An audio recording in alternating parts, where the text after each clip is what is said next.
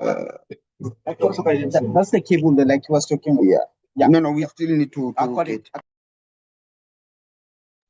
You got sound On mic.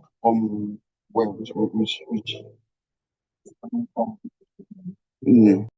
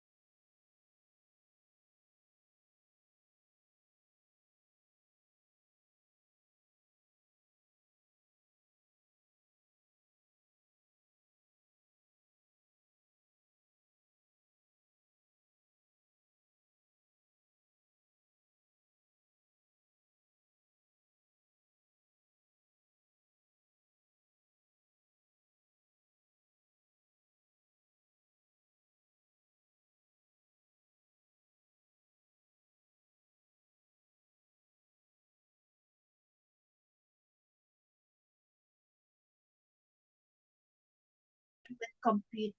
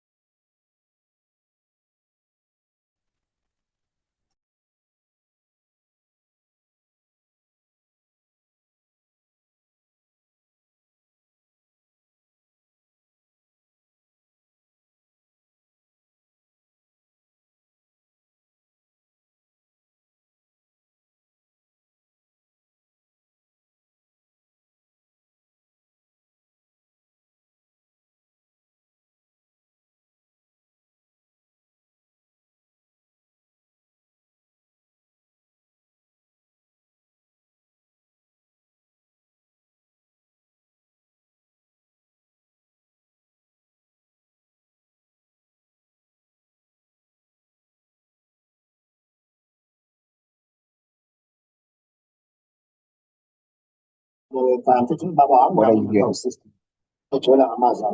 Are you hearing now? Are you hearing us or? Hello? Hello? I'm hearing you. It's not yet set up. You need to change it set up. Audio? Yeah, try now. Let's see now.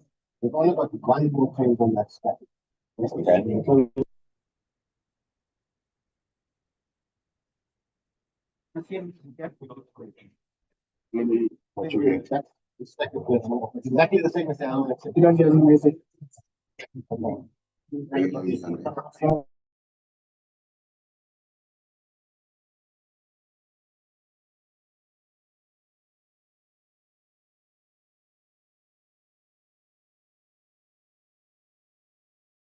How about now, bro?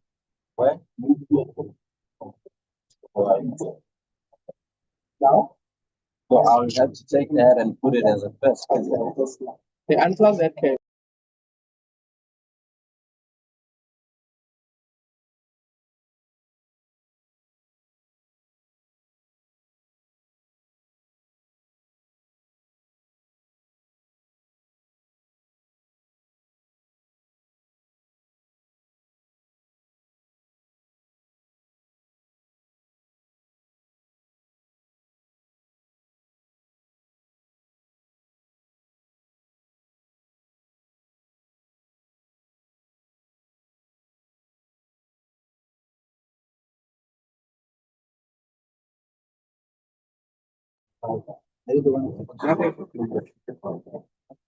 Yes.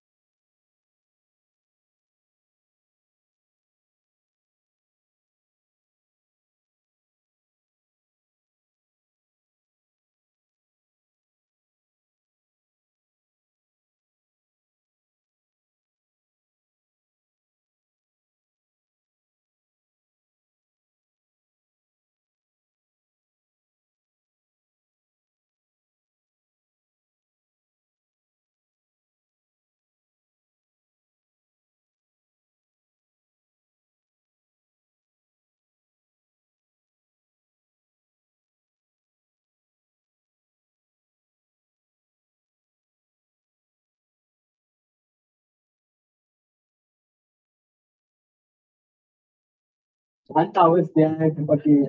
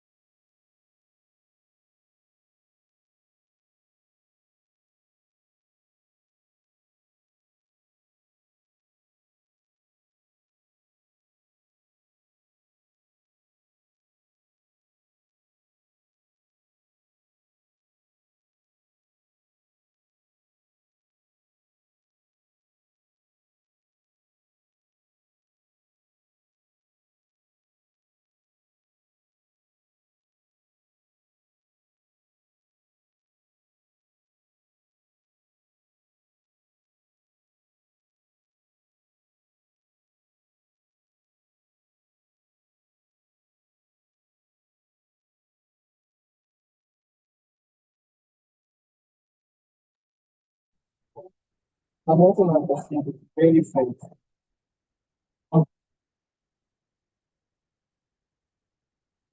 Whatever you want.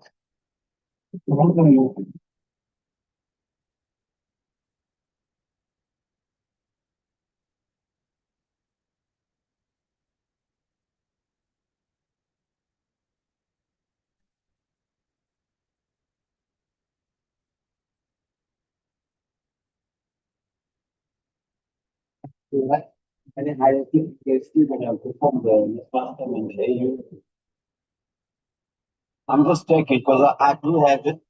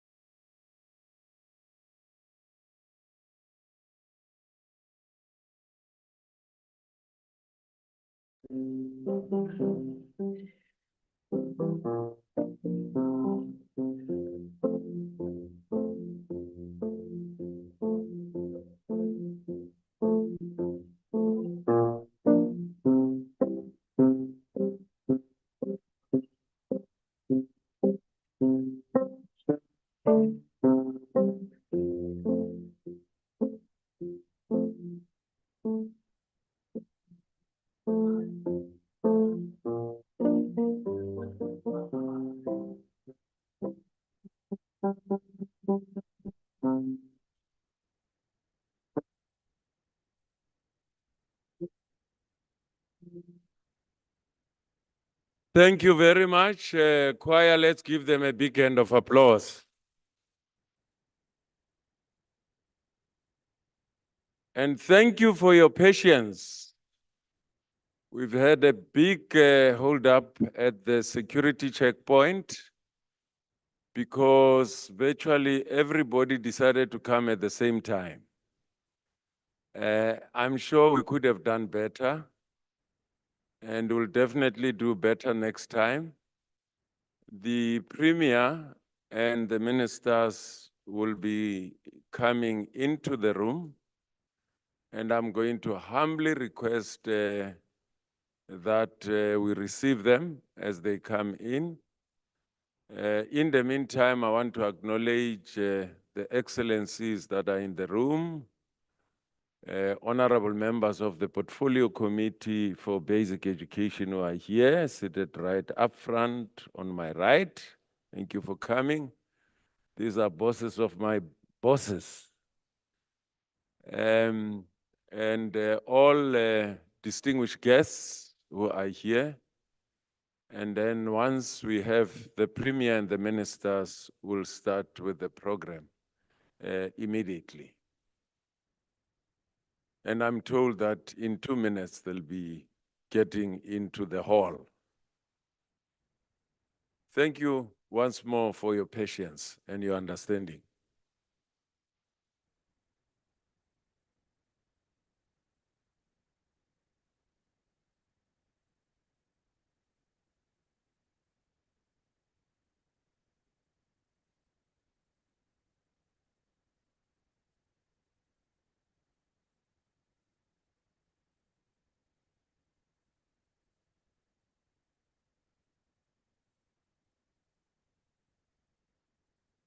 We still have lots of empty chairs in the middle and towards my left, the front rows are empty. Ushers, please usher people to the empty chairs. Let's fill up the empty chairs, especially the front rows, and then fill them towards the back.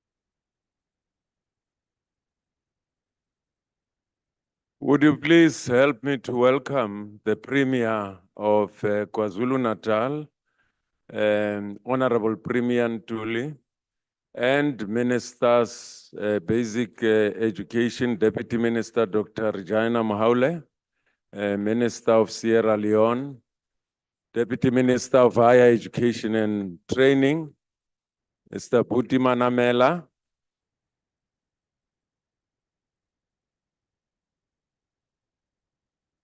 thank you very much and welcome, Premier, ministers, and distinguished guests.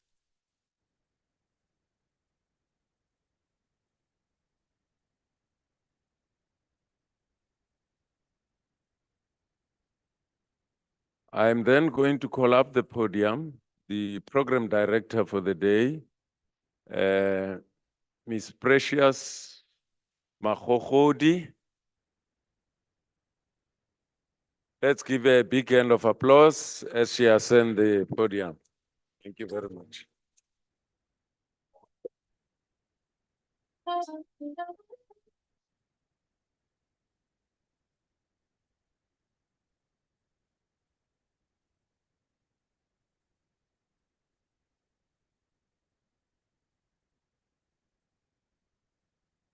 Good morning, Goeiemôre, Sanbonani, Dumelang. I welcome you all today as we start today's proceedings. But before that, let me acknowledge our leadership in the room, the Premier of KZN KwaZulu-Natal, Honorable Tami Ntuli. I would also like to acknowledge the Deputy Minister for the Department of Basic Education, Honorable Dr. Reginah Mahaule. I would also like to acknowledge Deputy Minister for Higher Education, Mr. Buti Manamela. I also want to acknowledge our Minister from Sierra Leone, Honorable Mr. Conrad Saki. I would also like to acknowledge other senior officials from the different government departments present here today, development partners who are here present, civil society organizations, Ladies and gentlemen, members of the media, delegates here from all other countries, Sanbonani. Now that we stand on these protocols, let's start with the proceedings. I am going to ask our wonderful young people here who are going to take us through the national anthem and the AU anthem, the Umlazi High School Choir. Please give them a hand of applause. May I ask everyone to rise? May I ask you all to rise? Thank you. For the national anthem. The Umlazi High School Choir.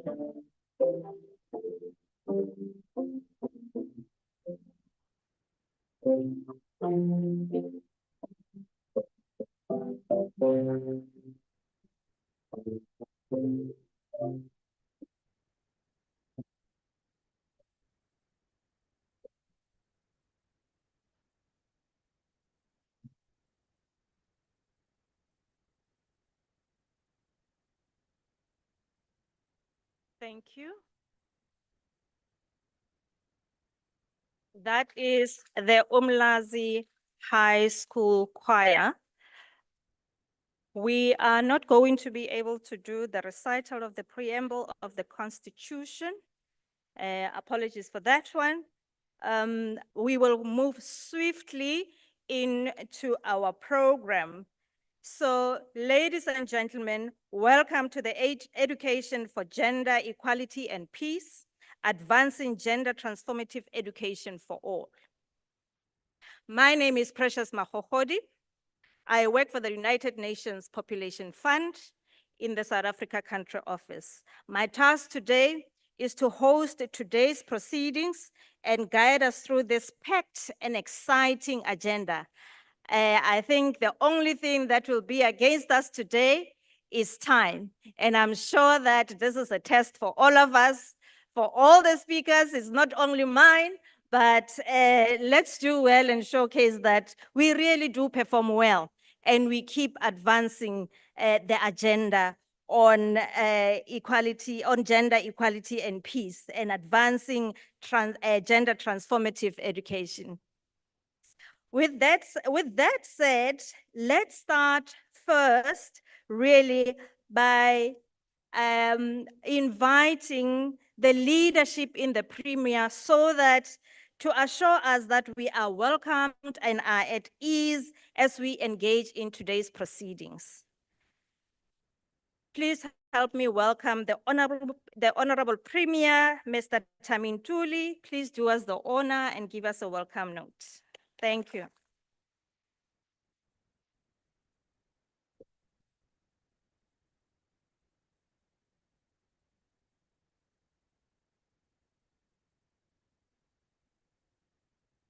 Thank you, Program Director, for the opportunity. The Honourable Minister of Sierra Leone, Honourable Conrad Saki, Honourable Deputy Minister, Dr. Regina Mahaul, Honourable Minister, Deputy Minister, Mr. Puti Manamela of Higher Education and Training, the distinguished representatives of member of states and invited countries, including the G20 Troika, if there are MECs or MECs, high commissioners and ambassadors, advisors to the Premier, head of departments, Dr. Maimona Kere, Director of Education, Burkina Faso, Deputy Director General, Senior Managers and Directors, Commissioners from the South African Human Rights Commission,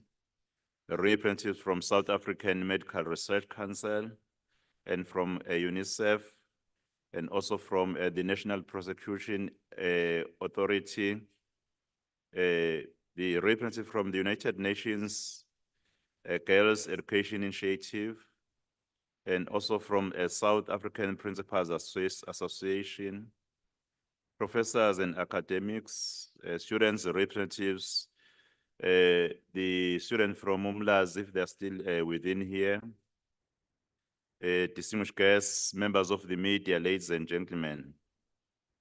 It is with great honor and pride that I welcome you to the province of KwaZulu-Natal, a province rich in diversity, heritage, and resilience.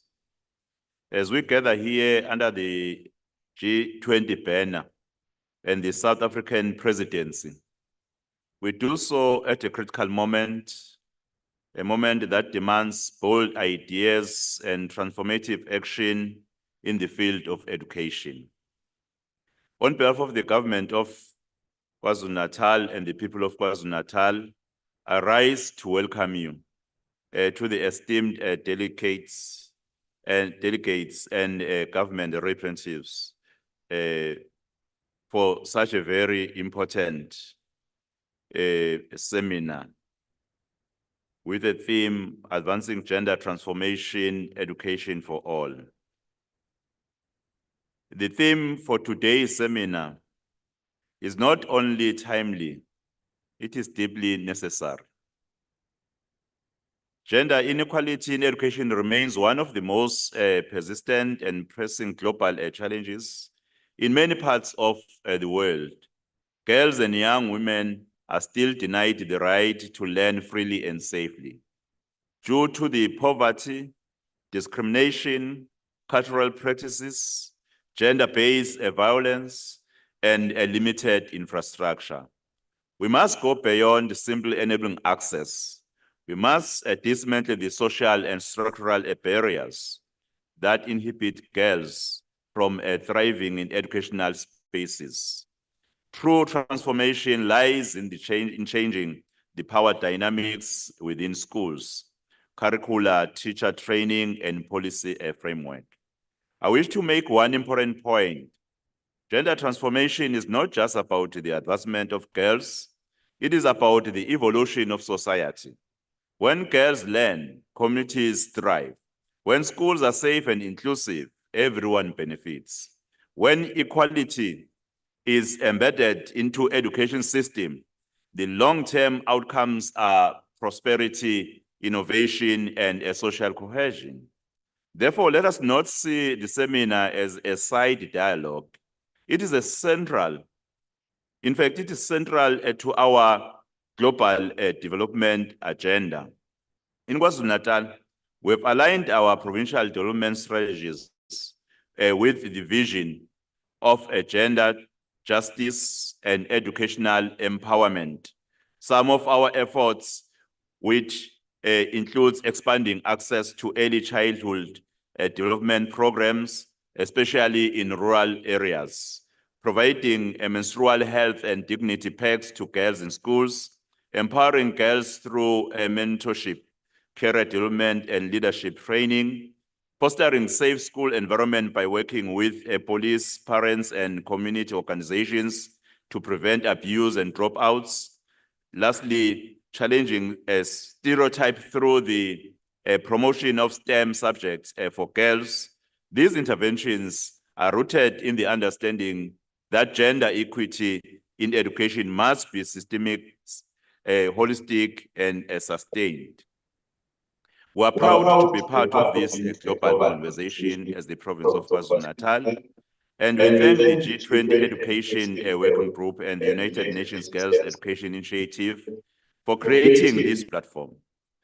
South Africa's G20 presidency under the theme Together for Solidarity, Equality, and Sustainability reminds us that progress in education is not the responsibility of government alone. It requires a coordinated effort by all sectors, including civil society, multilateral institutions, academia, and private partners. Let us reaffirm our shared commitment to transforming education system into engines of equality, peace, and inclusive growth. I must say, South Africa has taken that education is the key to resolving our pressing socio-economic challenges of unemployment, poverty, and inequality. And KwaZulu-Natal, as part of South Africa, we subscribe to the same.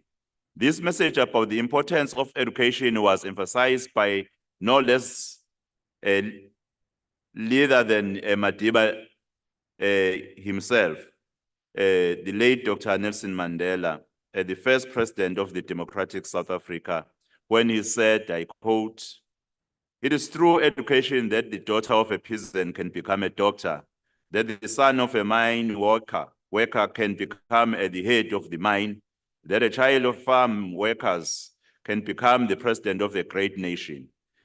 It is what we make out of what we have, not what we are given, that separates one person from another," close quote. As the government of KwaZulu-Natal,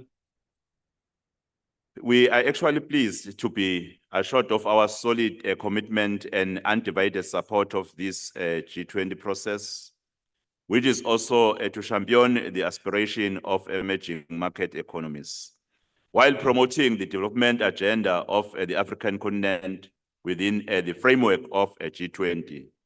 We reiterate our hope that the G20 working group will lead to better outcomes and decisions in November, ensuring accessible funding is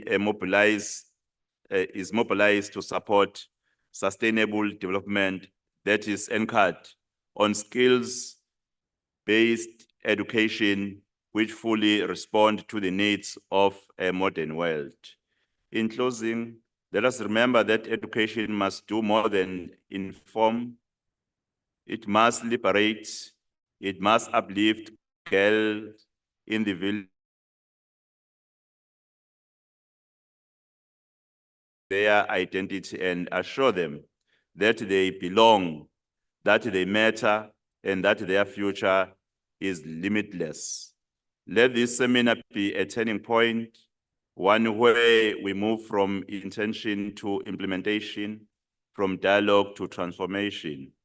With those few words, I wish to welcome you all into our beautiful province of KwaZulu-Natal. I thank you.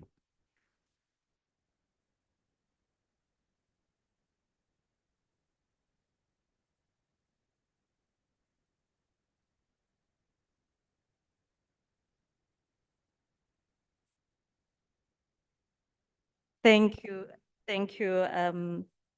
Honorable Premier, for the warm words of welcome to the beautiful province of KwaZulu-Natal.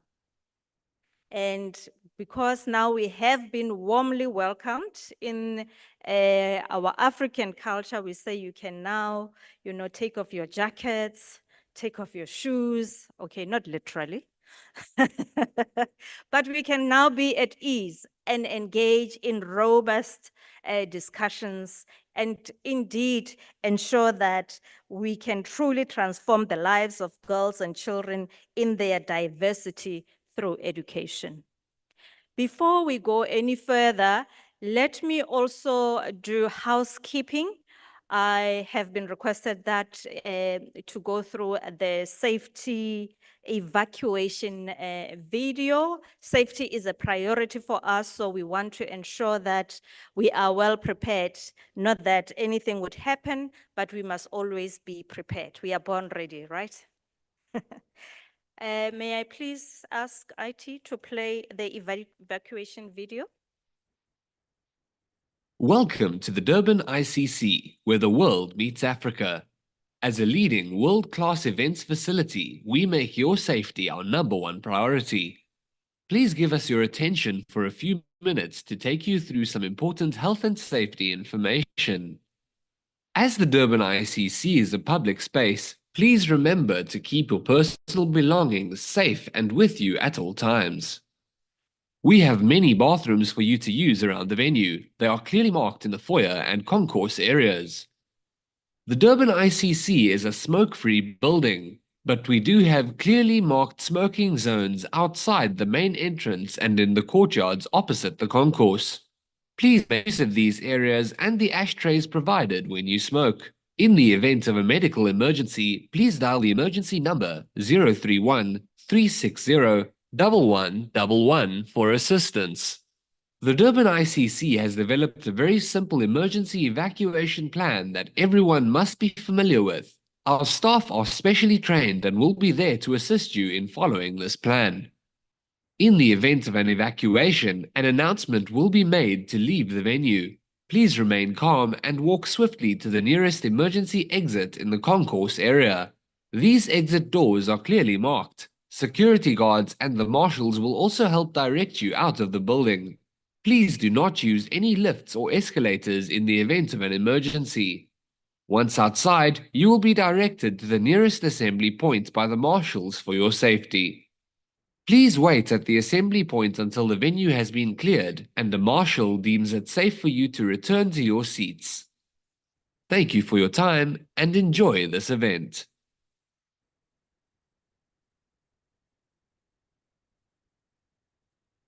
Thank you for that video. We are certainly prepared and know what to do should that happen, and hopefully we don't get there. Now, in keeping with our feminist agenda and gender equal principles, I will just ask that all our speakers and participants today respect and make space for diversity of opinion, experience, and approach. We look forward to hearing from the audience today. Please note that we also have a Google form that you can access via a QR code to share your comments, questions, and reflections. It is there on the screen. Please, you can scan it and engage as the speakers, impart their insights with us. For the next speaker, it is my honor to introduce and request the Honorable Deputy Minister for Basic Education, Dr. Regina Mahaule, to give us a opening address and set the tone for us. I know she's a quite passionate leader, and she certainly is going to give us a passionate gender transformative insights. And oh, please clap your hands together for the Honorable Deputy Minister, Dr. Regina Mahaule. If you don't request, people won't clap hands for you. I had to. The fact that I jumped, it doesn't mean that I must not get the good round of applause. Honorable Premier, thank you very much. You are a responsive Premier. That's why when they said, we didn't know the Premier will come, I thought, if he has been invited, you must be told. Greetings to you, sir. And thank you for the warm welcome. Deputy Minister Buti, if I can explain to people what Buti means, we are all forced to call him our brother. Buti means brother. So the parents were lacking better names, then they call him brother. Buti Manamela, the Deputy Minister for Higher Education and Training. The Minister from Sierra Leone, our brother, thank you so much for coming. We really appreciate. Our honorable members of the Portfolio Committee, Premier, the members of Portfolio Committee for both basic and higher education are in this meeting today. And we appreciate when our leaders, we invite them from Parliament that they come. Deputy Chairperson of the Commission of Gender Equality, Ms. Prabhashini Subrayan Naidu. She's always pushing us in Parliament. Director General of Basic Education, Mr. Matanzi Mamueli. The DG of Higher Education, Dr. Nkosinathi Sishi, represented by all the officials that I've seen from the TBE. I know that if they are all here, the DTGs, the DG is here. Director of United Nations Girls Education Initiative, Ms. Antara Kangole. Thank you, sister.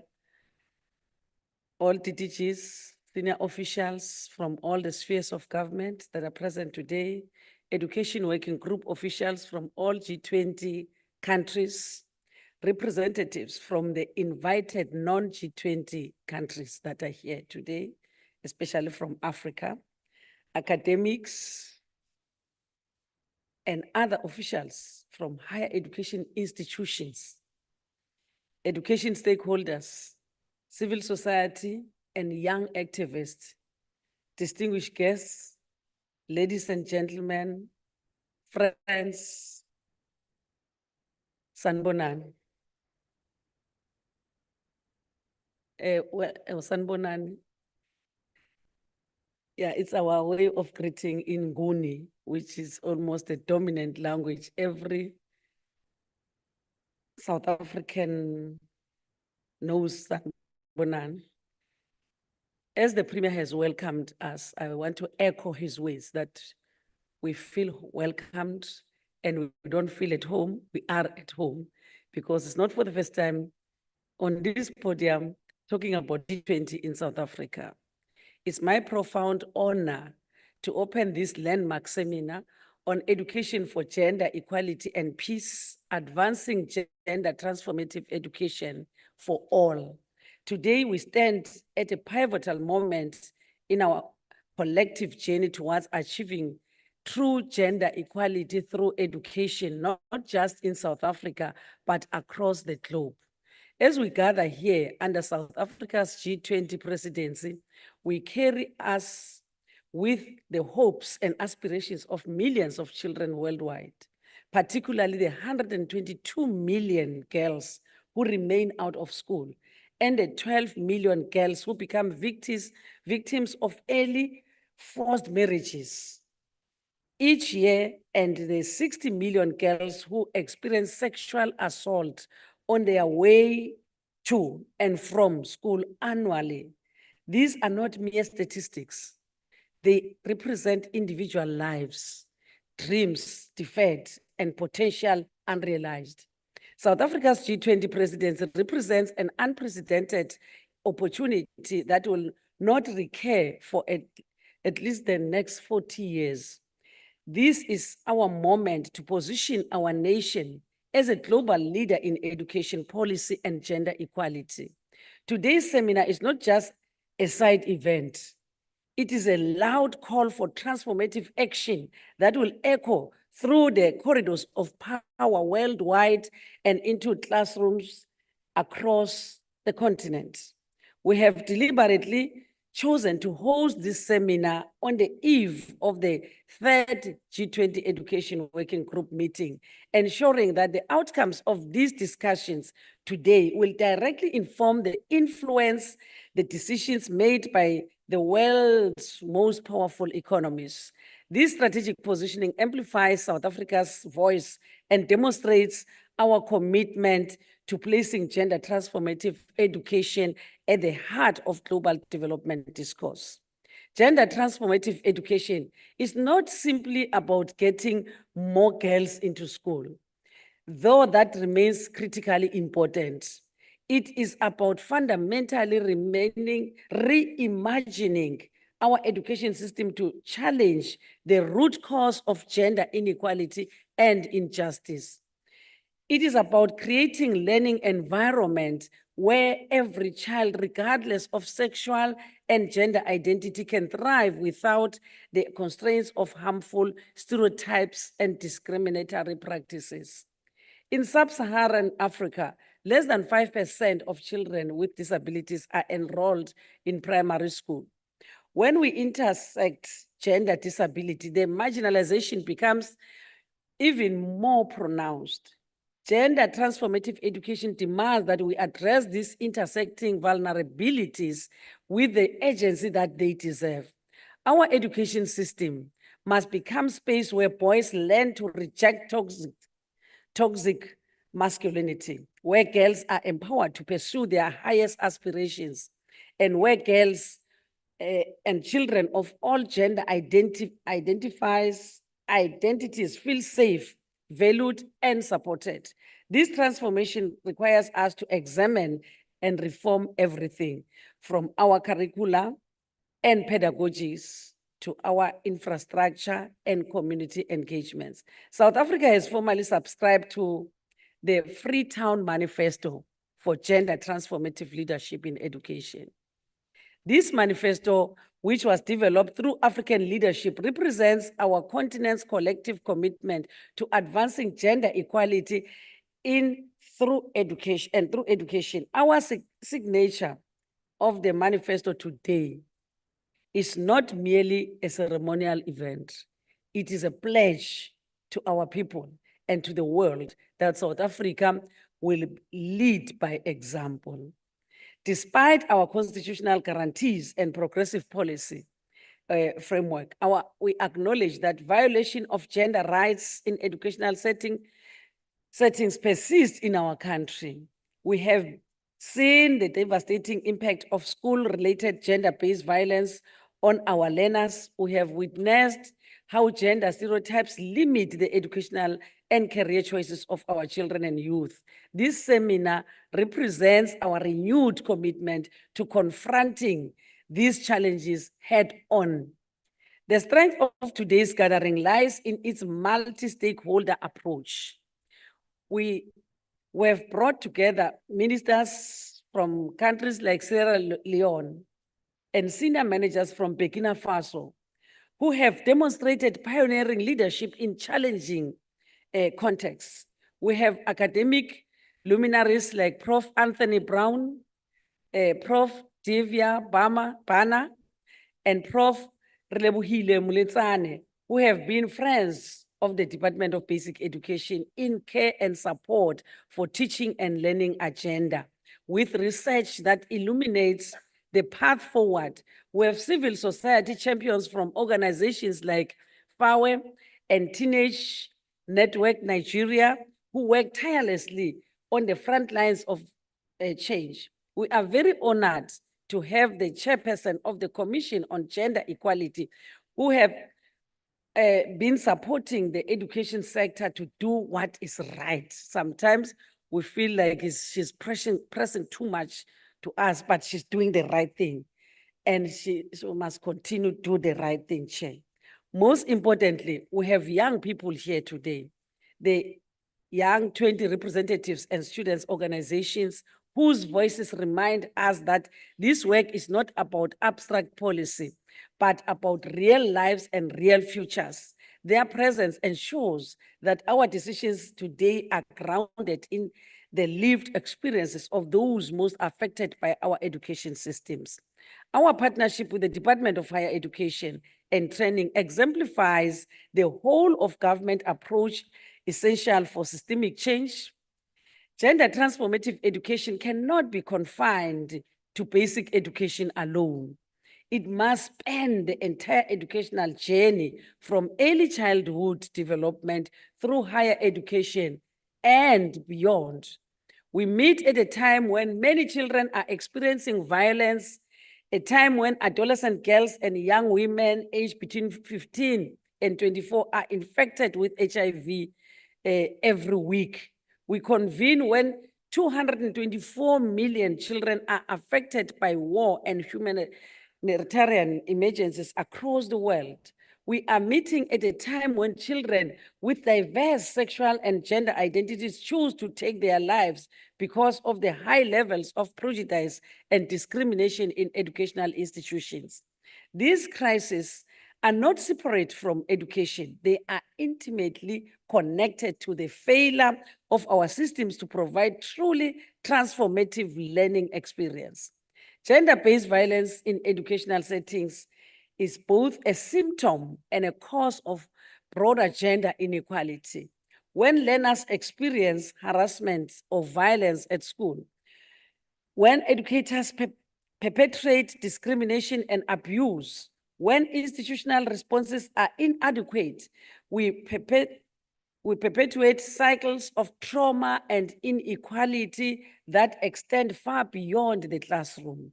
Today's program will address these challenges directly with dedicated sessions on combating gender-based violence in educational settings, supporting vulnerable boys and youth with diverse gender identities, and ending harmful gender stereotypes. We will explore practical, evidence-based approach that can be adapted and implemented across diverse contexts. As we embark on today's discussions, let us commit to moving beyond rhetoric and more to concrete action. Action, action, action. The four thematic areas we will explore: gender transformative leadership, ending gender stereotypes, addressing gender-based violence, and supporting all children in their diversity requires specific, measurable commitment from each one of us. This seminar is firmly supported by the United Nations Girls Education Initiative globally and UNICEF in country. We are extremely grateful for the support that we receive from both the United Nations agencies, and we launched the Education Plus initiative with the UN agencies in our request to make education and gender equality a reality for South African girls. Most of all, I want us to ask you that we center girls, boys, and children in all of their diversity in our discussions. I recently heard that adolescent girls leaders from Malawi, South Africa, Zambia, and Zimbabwe came together to dream of what they would like schools to be. They shared the following: a school where girls learn about their rights and boys learn about their consent. A school where girls are free to do any sport they wish. A school where everyone is equal and treated the same. I think this is a reachable dream by girls from Africa.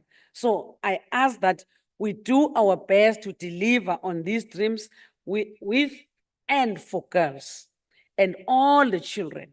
We must live here today with more than just inspiring speeches and good intentions. We need policy recommendations that can be implemented, partnership agreements that can be operationalized, and accountability mechanisms that ensure following through.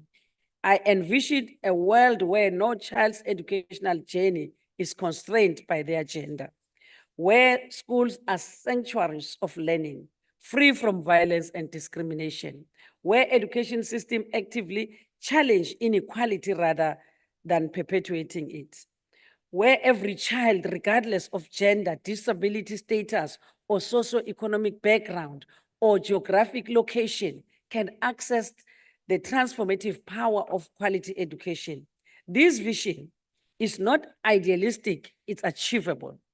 Countries around the world have demonstrated that with political will, adequate resources, and collaborative effort, significant progress is possible. Today, we have the opportunity to accelerate that progress exponentially. As we begin this important day together, I will call upon each delegate to engage with openness, courage, and determination that this moment demands. Listen deeply to perspectives that challenge your assumptions, share your experiences, and expertise generously. Commit to specific actions that you will take when you return to your countries and your villages. With these few words, which took the form of a keynote address, I don't know what my counterpart will say. I was giving a line of march. A line of march. May God bless you all.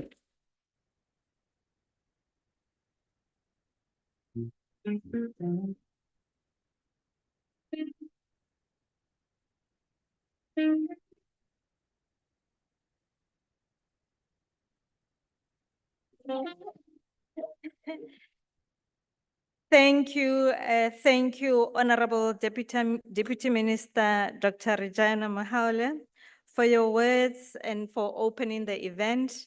It does, I did forewarn everyone that this is a deputy minister who's really passionate about the issues we are discussing today. And thank you for highlighting, some of the challenges faced by our adolescent girls, and also reminding us that we have a task not to just talk. We need to move beyond dialogue and really action what we are discussing and engaging on, and deliver a world where a girl's dream is really limitless, and also for all other children to know that they can dream beyond in all their diversity. I will now move to the next speaker.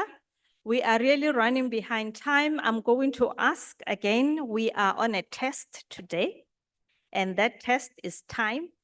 So let's make sure that we perform well and we do well with time. Our next speaker for today is to give the message of support This is from the Deputy Chairperson for the Commission on Gender Equality, our Chapter 9 institution that is mandated to lead on gender equality matters in South Africa. Can I call upon Prabhashni Subrayan Naidu? Please come closer to the stage. Please give her a round of applause as she comes to the stage. Thank you so much.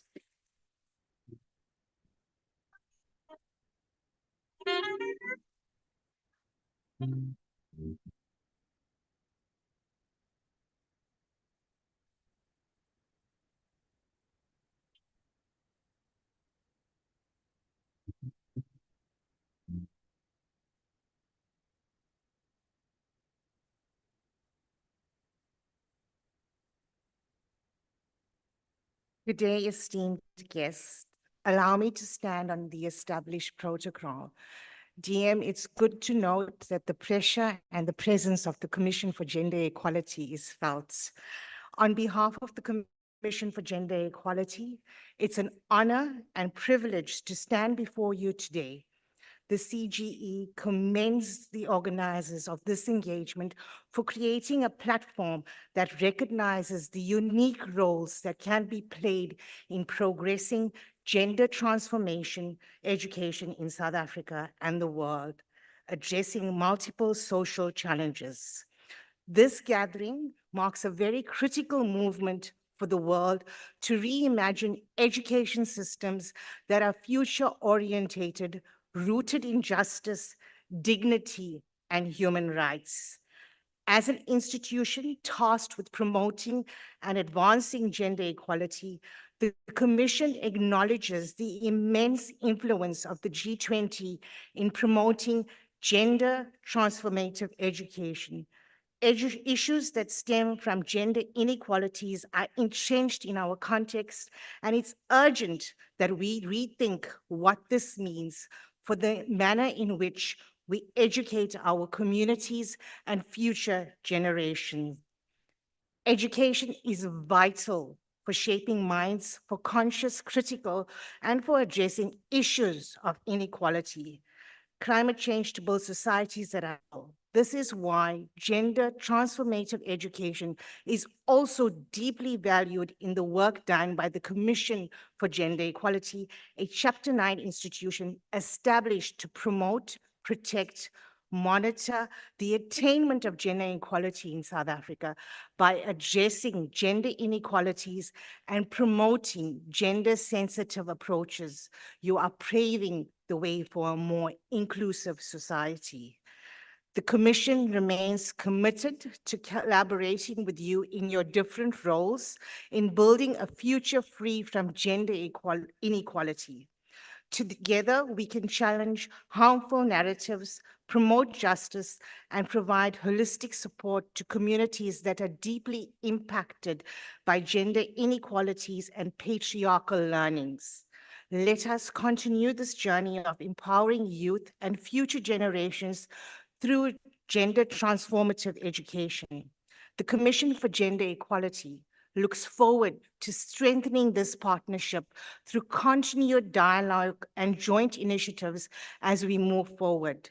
Working together can create communities that uphold all individuals' dignities, rights, and safety, especially that of the most vulnerable. Thank you for your dedication, resilience, and commitment to this vital work.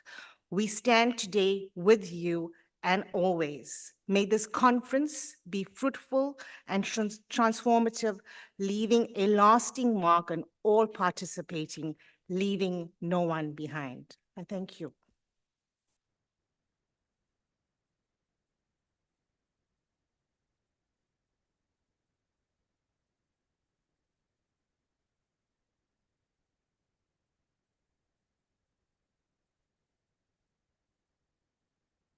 Thank you for those words of support and really emphasizing the collaboration that needs to be fostered at all times and ensuring that we leave no one behind in our actions and programming and interventions as we discuss today. We are trying to move at a really fast pace.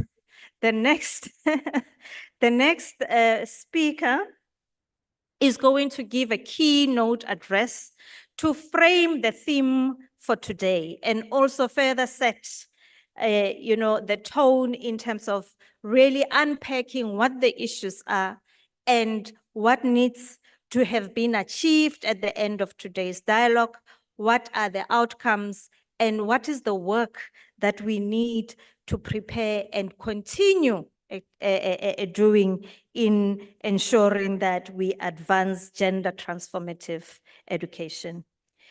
Ladies and gentlemen, please help me welcome the Deputy Minister of Higher Education and Training, Honorable Mr. Buti Manamela.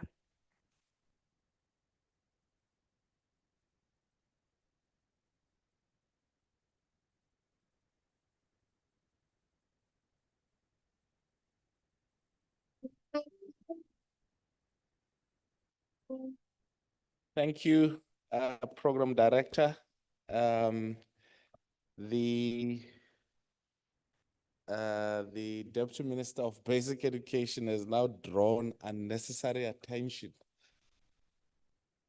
on what was supposed to be a very quiet keynote on behalf of our Minister, who unfortunately cannot be here with us today. She is representing us at the National Council of Provinces, where we are today as the Department of Higher Education and Training presenting our budget speech. And so she asked me to come and present on her behalf the keynote address, but most of it has already been done, rightly so, by our Deputy Minister of Basic Education. Thank you very much, Premier, for the warm words of welcome, and also welcome to our Minister from Sierra Leone. Thank you for gracing us with your presence. And so it's my pleasure and privilege to deliver this keynote on behalf of our Minister, Dr. Nobuhle Nkabane, Minister of Higher Education and Training, and as I said, send her warmest greetings and affirm our collective commitment to a future in which education is not only inclusive, but gender transformative, liberatory, and also just. We meet today to advance a vision where education is not merely about access or infrastructure, but about justice, where the classroom is not just a site of learning, but a battleground for equality, safety, and dignity. Because across the globe, education systems continue to reproduce the very inequalities that we seek to dismantle through discriminatory content, exclusionary practices, and unsafe environments. And these injustices cut across all levels of education, basic, higher, vocational, and also informal. The experiences shared here today, and I was quite excited to also be handed over some of the experiences that the teenagers in Mozambique, for instance, where teenage pregnancy remains or continues to be a systemic barrier. And I think it's one of the things that we can also relate here in our townships and in our rural areas, or some of the experiences of the young girls in Zimbabwe where corporal punishment and gendered violence persist. And again, not just peculiar to Zimbabwe. And I suppose our minister from Sierra Leone will also share some experiences in the course of the seminar. That all of this reminds us that our interventions must be rooted in the lived realities of learners. These country examples also highlights the value of collaborative approaches bring together teachers, caregivers, civil society, and learners themselves. We must center learners not as passive recipients of policy, but as active co-creators of transformation. Our country, under our leadership, under our G20 presidency, we are not simply hosting this dialogue. We are living it across our institutions, policies, and also partnerships. In higher education and training, we're taking tangible steps to mainstream gender equality and eliminate gender-based violence and discrimination. Through our entity Higher Health, we are driving a holistic program focused on student well-being, mental health, gender-based violence prevention, HIV services, and gender-sensitive care across all 420 public campuses, universities, TVETs, and CET colleges.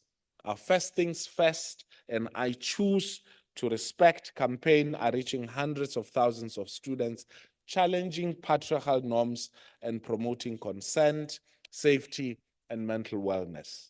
We are supporting the implementation of institutional gender-based violence policies, survivor-centered support systems, and transformation charters at universities and colleges, moving beyond compliance to genuine cultural change. One of our most exciting interventions, in collaboration with the United Nations, with UNESCO and other partners, is the Transforming Mentalities Initiative, a national effort to challenge harmful masculinities and reframe how boys and men see themselves in relation to others. Because gender transformation will not succeed if we only focus on girls and women, we must also address the socialization of boys, how they are taught to relate to power, to vulnerability, sexuality, and respect. This initiative engages young men and in schools, colleges and universities, prisons and sports, not to guilt them, but to empower them to be part of the solution. We believe education must be connected to a broader cultural shift in homes, in media, in workplaces, but also in government. In governance, and that it is not enough to have this work done in our academic institutions when patriarchal forms of social relation remain reproduced in other sides of socialization, such as churches, such as sporting fields, even in our own family homes. We're working with our sector education and training authorities, the National Youth Development Agency, the Department of Women, Youth and Persons with Disabilities, and international partners to embed gender equity into skills training, entrepreneurial support, and into leadership development. We're also working with artists, with poet activists, and youth organizers to expand the cultural narrative, because transforming education is also about transforming what society rewards, what it values, and what it teaches beyond the classroom. And so, given all of these things, we need to dare to lead. And so let me end by reiterating what our minister has often said, that education is not just a tool for economic development, but it is a mirror of our values. We must dare to lead, not with technocratic tweaks, but with political courage and with moral clarity. Let us adopt gender transformation education not as a buzzword, but as a political commitment. Let us ensure every learner, regardless of gender, identity, and background, can feel safe, seen, and valued in their learning environment. Let us hold ourselves accountable, not just in reports, but in budgets, in behavior, in policies, but also in bold actions. And so on behalf of our minister and also our entire department, I'd really want to thank you for the work you do in your different organizations, government and non-governmental, in your different countries, in your different communities, but also in your different institutions. Let us not only share good practices here today, as I said, but build a global moment for education that heals, that empowers, and that also transforms. I wish you a very successful seminar, and thank you very much for listening.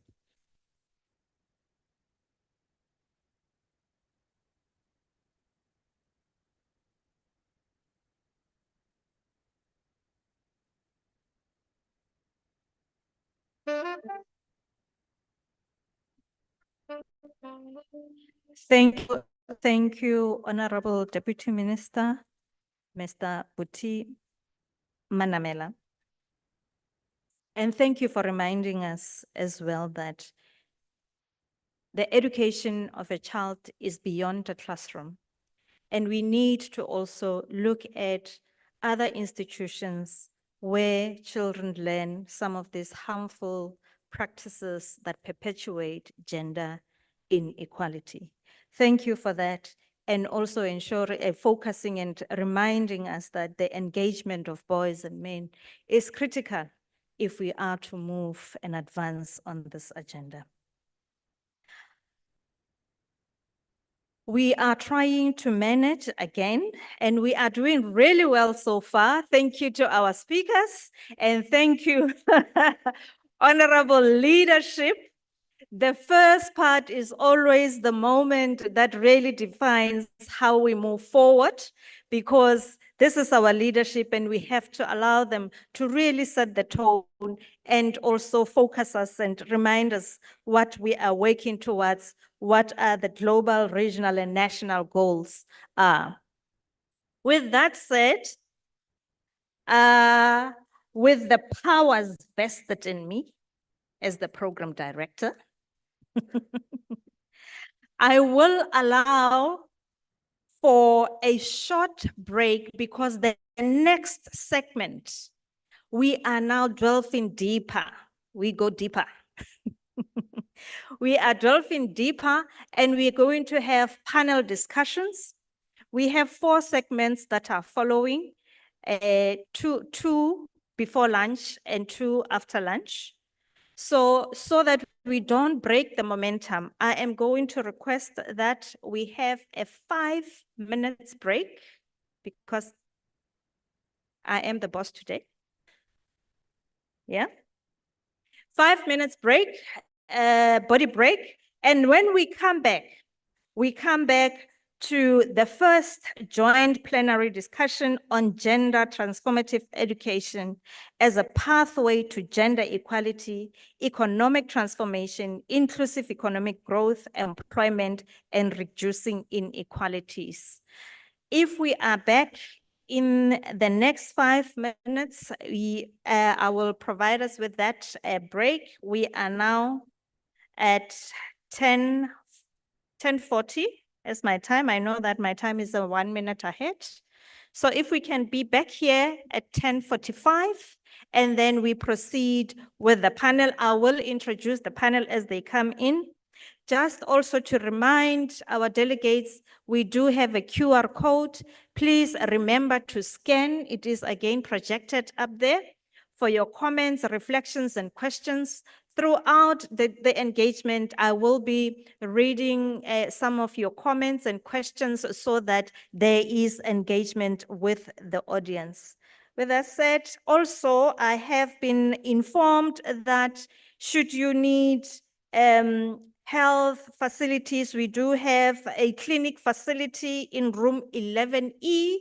So should you find yourself requiring some medical help, please remember room 11E. Thank you. We may break for 5 minutes at 10:45. We are resuming with our program. Thank you.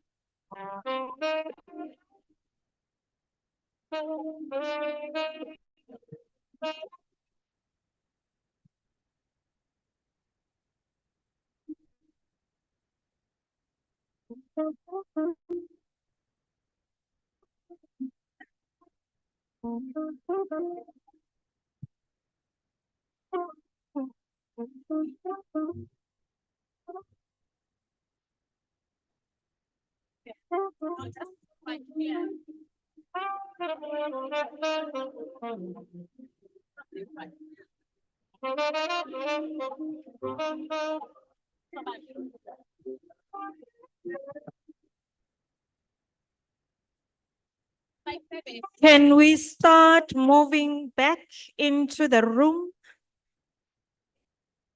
Ladies and gentlemen, we are about to start with the next segment. I know that it is good to interact and meet people, but can we come back?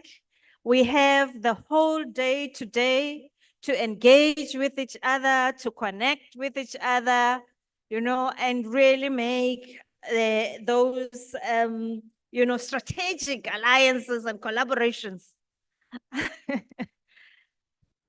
Can I call everybody into the room? Maybe it was not a good idea to have a break after all.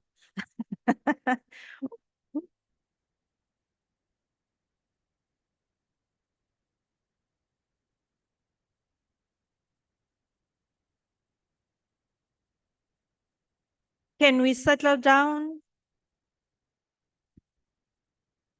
I don't want to go back to my previous lives as a youth activist and starting to make people jump around to acknowledge me here. And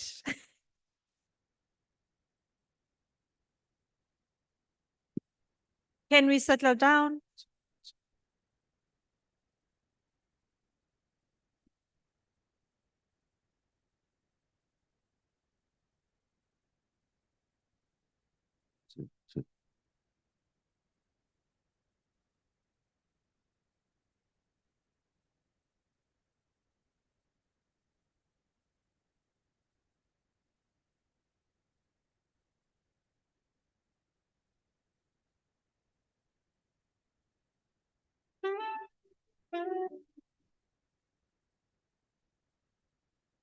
Yeah, what's about?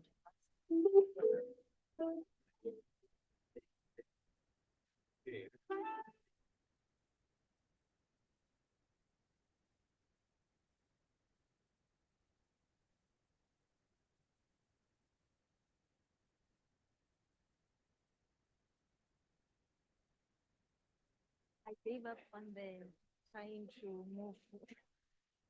I'll see you are doing. I'll do it for you. Okay, thank you. Okay. Okay, welcome back to the next session. Our first panel for today is going to focus on gender transformative education as a pathway to gender equality, economic transformation, inclusive economic growth, employment, and reducing inequalities. I am going to be calling our speakers to the stage and introduce our moderator for this session after all the speakers have ascended the stage. Please help me in welcoming our speakers. Firstly, Ms. Antara Ganguly, the head of the United Nations Girls Education Initiative Secretariat.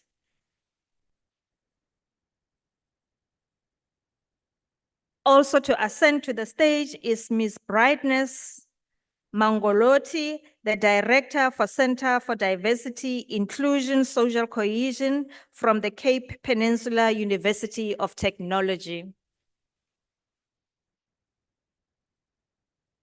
Also to come to the stage is Advocate Omashani Naidu, Deputy Prosecutor, National Prosecution Authority, South Africa. Also followed onto the stage, Ms. Mbali Shongwe, the founder of Mindful Organization.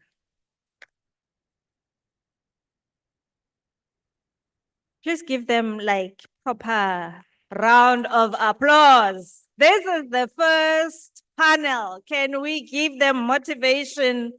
You know, thank you. Next to follow onto the stage is Mr. Levi Singh, the Y20 South Africa Shepherd. And the last speaker on this panel is Ms. Buyisile Sopazi, my apologies, Deputy Director, Department of Social Development, the University of KwaZulu-Natal. Do I have everyone on stage? And now, to introduce the moderator for this session, I am so excited because I get to be the first person to announce that our moderator for this session has now been promoted to associate professor. So we are not talking to Dr. Nabisa, we're talking to Professor Nabisa Jamashai, the Director, Gender and Health Research, the South African Medical Research Council. Congratulations again, Sissy. You make us so proud.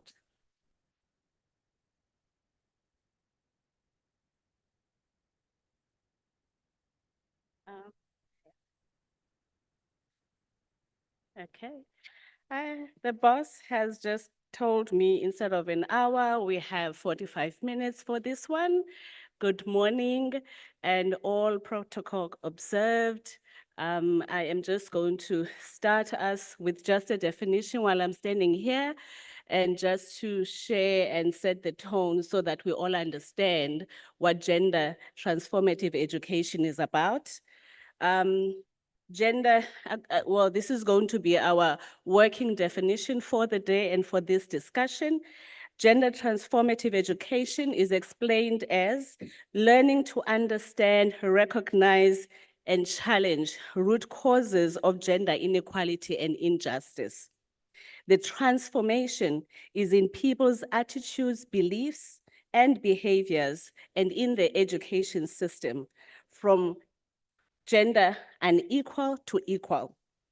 Gender transformative education seeks to utilize all parts of an education system, from policies to pedagogies to community engagement, to transform stereotypes, attitudes, norms, and practices. The goal of gender transformative education is a world in which a people's gender does not impact their access to power, resources, and opportunities. So welcome to our panel, and we shall begin. And the rules of engagement, I'm going to explain them sitting down so that we all agree. The mic is straight. Okay.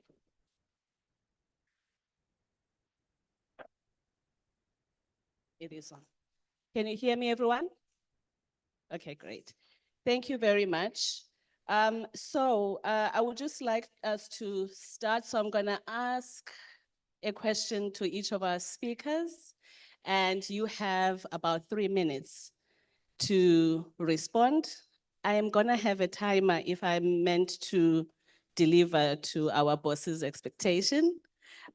So here's the first question to you, Antara Gangoli. So the UN Girls Education Initiative is the only initiative in the UN's dedicated to the shared agenda of gender equality and education. So how can integrating a gender transformative approach truly be transformational for children? What do girls need and why to be able to thrive at school and through higher education and training? Thank you so much, Dr. Nabisa Jamashai. It's such a pleasure and honor to be here on behalf of the UN Girls Education Initiative and UNICEF and all my sister UN agencies. A huge thank you and warm gratitude and respect to all the representatives of the South African government here, especially our deputy ministers of both ministries, and of course, Minister Saki from Sierra Leone. Today, the world is still very far from being equal. A 15 to 19-year-old girl is still much more likely to be the victim of sexual assault. In fact, 20% of 15 to 19-year-old girls around the world are survivors of intimate partner violence. The child out of school is still more likely to be a girl than a boy. And finally, for all those young people who are not in education, employment, or training, they're 33% more likely to be women than men. Men and boys also suffer because gender norms are like prison walls. They imprison each one of us. Each one of us sitting here in this room today can remember a moment where we were pigeonholed into being something that may not resonate with our hearts and souls just because of the gender that we wear. Gender transformative education can change that. It can really transform not just individual lives, but communities. Today, we're living in a world of so much conflict, and all of that conflict comes from power inequality, which really is the most basic definition of patriarchy. When we do gender transformative education, we see changes in people's hearts and minds. For example, in a program we did in Sierra Leone with Minister Saki's government, we found that for just in 6 months, in an election year, for not much money, young people said rape should not be kept a secret. So from a baseline where 13-year-old girls and boys said, no, no, no, rape should be kept a secret, from 30%, that number went down to 9%. So equality can be learned. It doesn't take generations. It can be taught, and it can be taught in schools. And that's what gender transformative education is about. I hope I stuck to my 3 minutes. You have. Thank you very much. Okay, so I'll come to you, Levi. And I mean, upon hearing what Ntara's just said, and given the layered challenges facing this generation in today's context, what kinds of gender transformative policies can meaningfully support young people through school and higher education? How do we ensure that girls, boys, and children in all their diversity are supported? Thank you. Can you hear me? Good morning, everyone. Good morning, everyone. There we go, much better. So I asked the organizers if I could be a bit provocative this morning, and it is my home city, so I will take the liberties to do so. Thanks for the question. I think we can wax on about inclusive, adaptable, and future-facing education policies all we want, but we have to address the elephant in the room. The elephant in the room is that there's currently a political assault on diversity, equity, inclusion, and sustainability. There are member states that are trying to take us back to a pre-2000 world, a pre-MDG world. And as young people, we can't allow that to happen. So firstly, I will say that we need to keep a focus on diversity, equity, inclusion, and sustainability. And I commend our government, the government of South Africa, for firmly entrenching its support for the Sustainable Development Goals and Agenda 2030, as well as the Pact of the Future and Agenda 2063 as part of our overarching presidential priorities. I think the second big thing that we have to talk about is the fact that there is a $4 trillion financing gap when it comes to both education and healthcare. As we sit here, countries are in Spain negotiating at the Financing for Development Conference what the future of development financing looks like. We all know that SDGs 3, 4, and 5 are the most underfunded SDGs that they are. We can't talk about gender transformative education without talking about the interplay between those goals. So we need to talk about the financial justice component, about achieving education for sustainable development. You can have the best policies, but if there's no financing for it, it really means very little. And I think we need to use this G20 moment as the last country of the global South chairing in the cycle to drum up greater political and financial investment. I like what both our deputy ministers said around this is a moment for bold political leadership. But I would challenge our deputy ministers to say, maybe we need to go a step further. The Sustainable Development Goals was a result of bold political leadership. But at this moment, I think we need unapologetic political leadership, will, and ambition to act, in particular for further investments, because we know what to do. Colleagues at UNICEF, colleagues at UNESCO have been writing policy briefs on this for years, as well as other esteemed academics in the room. But this is really a time to hold the line and to ensure that we ramp up investments. Thank you very much. Great points, and I can attest to the impact of DEI defunding, what impact it has had on gender-based violence research, and how it has impacted a lot of institutions, academic institutions, and other research organizations in South Africa today. Thank you. So I'll move on to brightness, Mangoloti. So why do you think we why should the focus on be on top leadership and management in government and institutions? And what specific actions can leaders take to drive gender transformation? Sanbonani. Oh, nice one. Ngiyabonga. If I can start with the issue of leadership. Leadership is basically a backbone or the mainstay of general transformation. When we talk about the leadership, it's at the center or the heart of formulating a vision, a strategies, values that drives organizations. And if we are to talk about gender transformation, that should be part of the vision of our institutions. And with that said, it is also important to appreciate that leadership, once it has formulated a vision and a strategy, the strategy follows a budget. That is the money part that you were talking about. And with the money, that also follows other forms of resources that are critical in ensuring that there is transformation. But we also need to be appreciative of the fact that leadership takes different forms, especially coming from the sector of higher education. It will be amiss of us to say leaders are those who are at the helm. Those at the helm are normally on contract. It's a 5-year contract. If they are lucky enough or if they perform, their contract are renewed for the 2nd term, and that's normally the maximum. But at the belly of the beast are those who are permanently employed within the institution. And I think that's a conversation that we need to critically engage on, because those are the people who stagnate the transformation that should be taking place in our institution. And I must also echo, as we talk about leadership, we need to begin and center into what leadership epistemology are we talking about? Because that also drives the type of leadership that we find in our institution. And I also need to echo the part of, we're talking about decolonization in our institution. Profoundly, is our leadership Eurocentric or Afrocentric?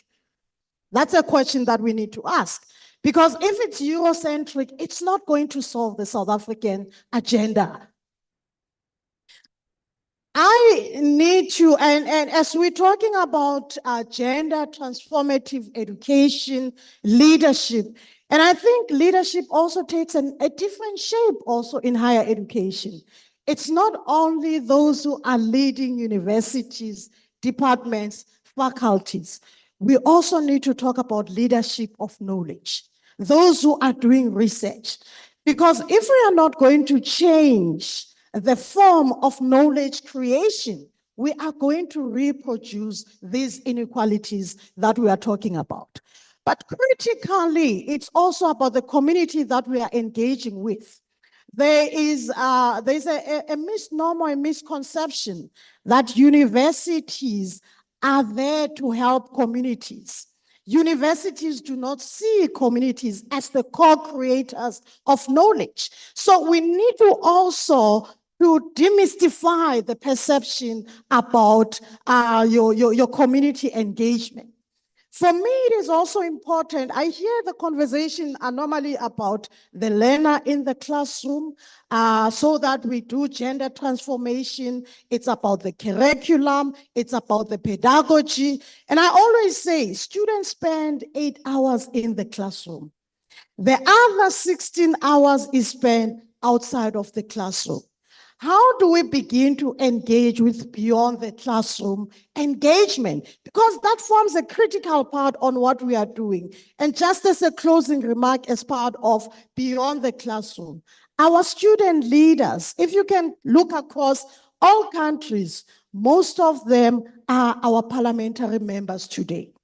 And Thank you what very training much, is being Brightness. done of those leaders? Thank you. Thank you. We'll try and give you another moment just to complete your thoughts as well.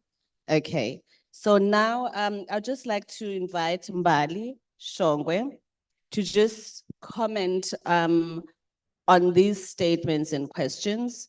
So as we all know, gender transformative education seeks to transform stereotypes, attitudes, norms, and practices. So mental health and well-being in education settings is a big part of this transformational process. So in your experience, Mbali, how has your work in mental health helped to transform attitudes and gender norms in education settings? Thank you. Can you hear me? Thank you so much for the opportunity to contribute towards this conversation. I think mental health has long been left out of the conversation when it should be integral. In my work as a mental health educator in South African school and universities, I've seen how mental health remains deeply minimized, especially in African contexts where it's still seen as a luxury or an exaggeration. And this dismissal has serious consequences. When we fail to center mental health in education, we uphold harmful gender norms and power structures that quietly shape how students experience themselves and others.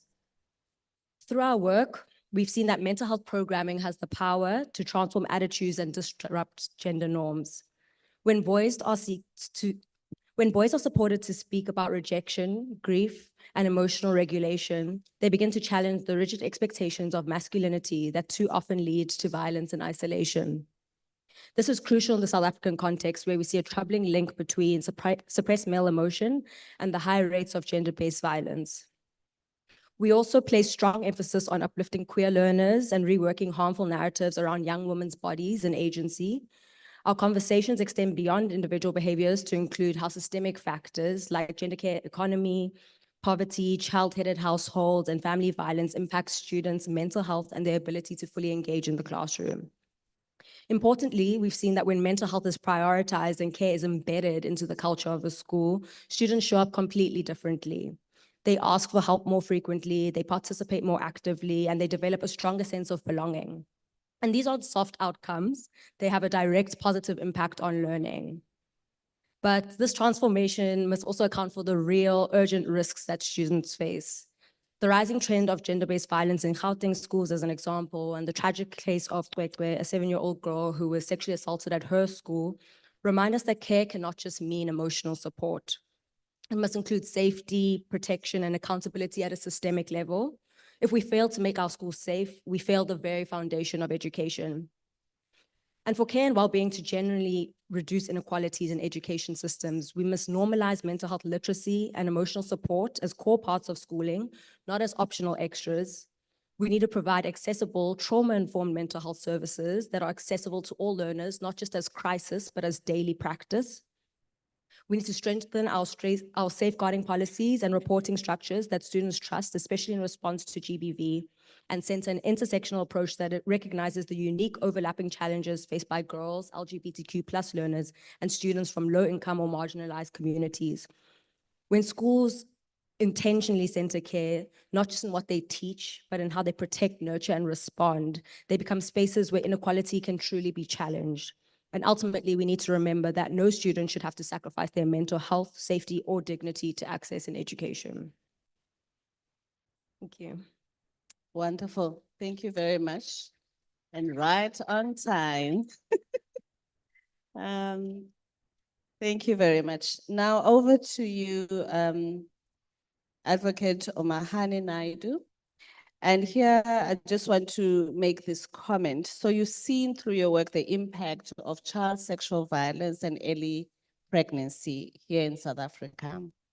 So what should the education sector do to help children and young people? Thank you. Good morning, everyone, and all protocol observed. I actually want to start off with a little quote first. And many of us would identify with it because it speaks really loud and clear. I quote, "I raise my voice, not so I can shout, but so those without a voice can be heard. We cannot succeed when half of us are held back," unquote. With that being said, thank you. The questions seem to flow so nicely amongst us. And when we're looking at the impact of sexual violence and child pregnancy in South Africa and how the education system or sector can help survivors, the law is there. We have laws in place that talk about a duty to report. And when we look at the duty to report, what are we talking about? We're talking about us, as in you and I, not specific individuals, being it doctors and teachers, but all of us have a duty to report a sexual offense. But this is not only in terms of our Sexual Offences and Related Matters Act. Our legislation has progressed dramatically over the past 2 years to say all sexual offenses. It also went on to include, and we'll speak, that's why I said all of the topics are so interrelated, because it talks about vulnerable persons, LGBTI, students in institutions of higher learning. By saying that, we have this duty to report where a sexual offense has been committed, but also goes on to say where I act in good faith, I cannot be held liable. So that is an important aspect. What too is important is that when we start talking about persons employed to interact with our children must be vetted against the register for sexual offenders.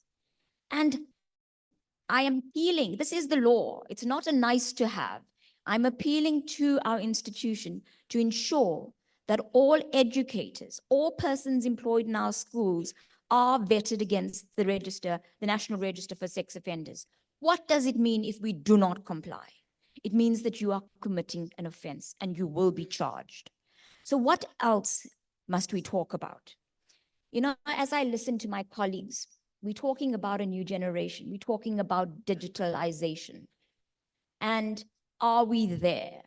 And yes, we're moving towards digitalization, but are we there? And the answer is really no. And let's talk about how our children are being abused in their homes. And what resources do they have available? What about protection orders? What about online protection orders for purposes of domestic violence? Also important, and I've been capitalizing on what you've been saying, mental health. Mental health plays such a vital role, and give me just 30 seconds. Mental health plays such a vital role for our educators, but also our learners. But more importantly, as teachers, these educators stand in the role of loco parentis. So as your child goes to school, as educators, you have that responsibility to take on the responsibility of children that come within your ambit. But more importantly, and a discussion we've often had, is that you have to be oblivious or not be oblivious to the fact that There are children in your classroom that are being abused. There are children in your classroom that are not yet coming to school. And what are we doing about it? Those checks and balances are essential. But more importantly, and I'll hand over right now, is the issue about accountability. Thank you, ma'am. Thanks, Advocate Naidu. I just want to park in our follow-up questions, this question, so you can ponder on it. With mandatory reporting, it gets to be quite challenging to consider the context of the child's life.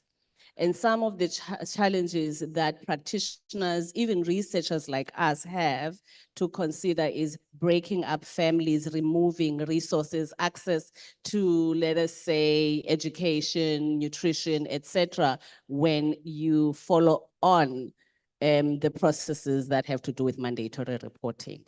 So what of those concerns that practitioners, from the communities, even the educators in schools, including higher education, all of that they have to consider. What should they do and how do they balance those concerns about breaking up families and taking away resources for children who are being abused? Thanks.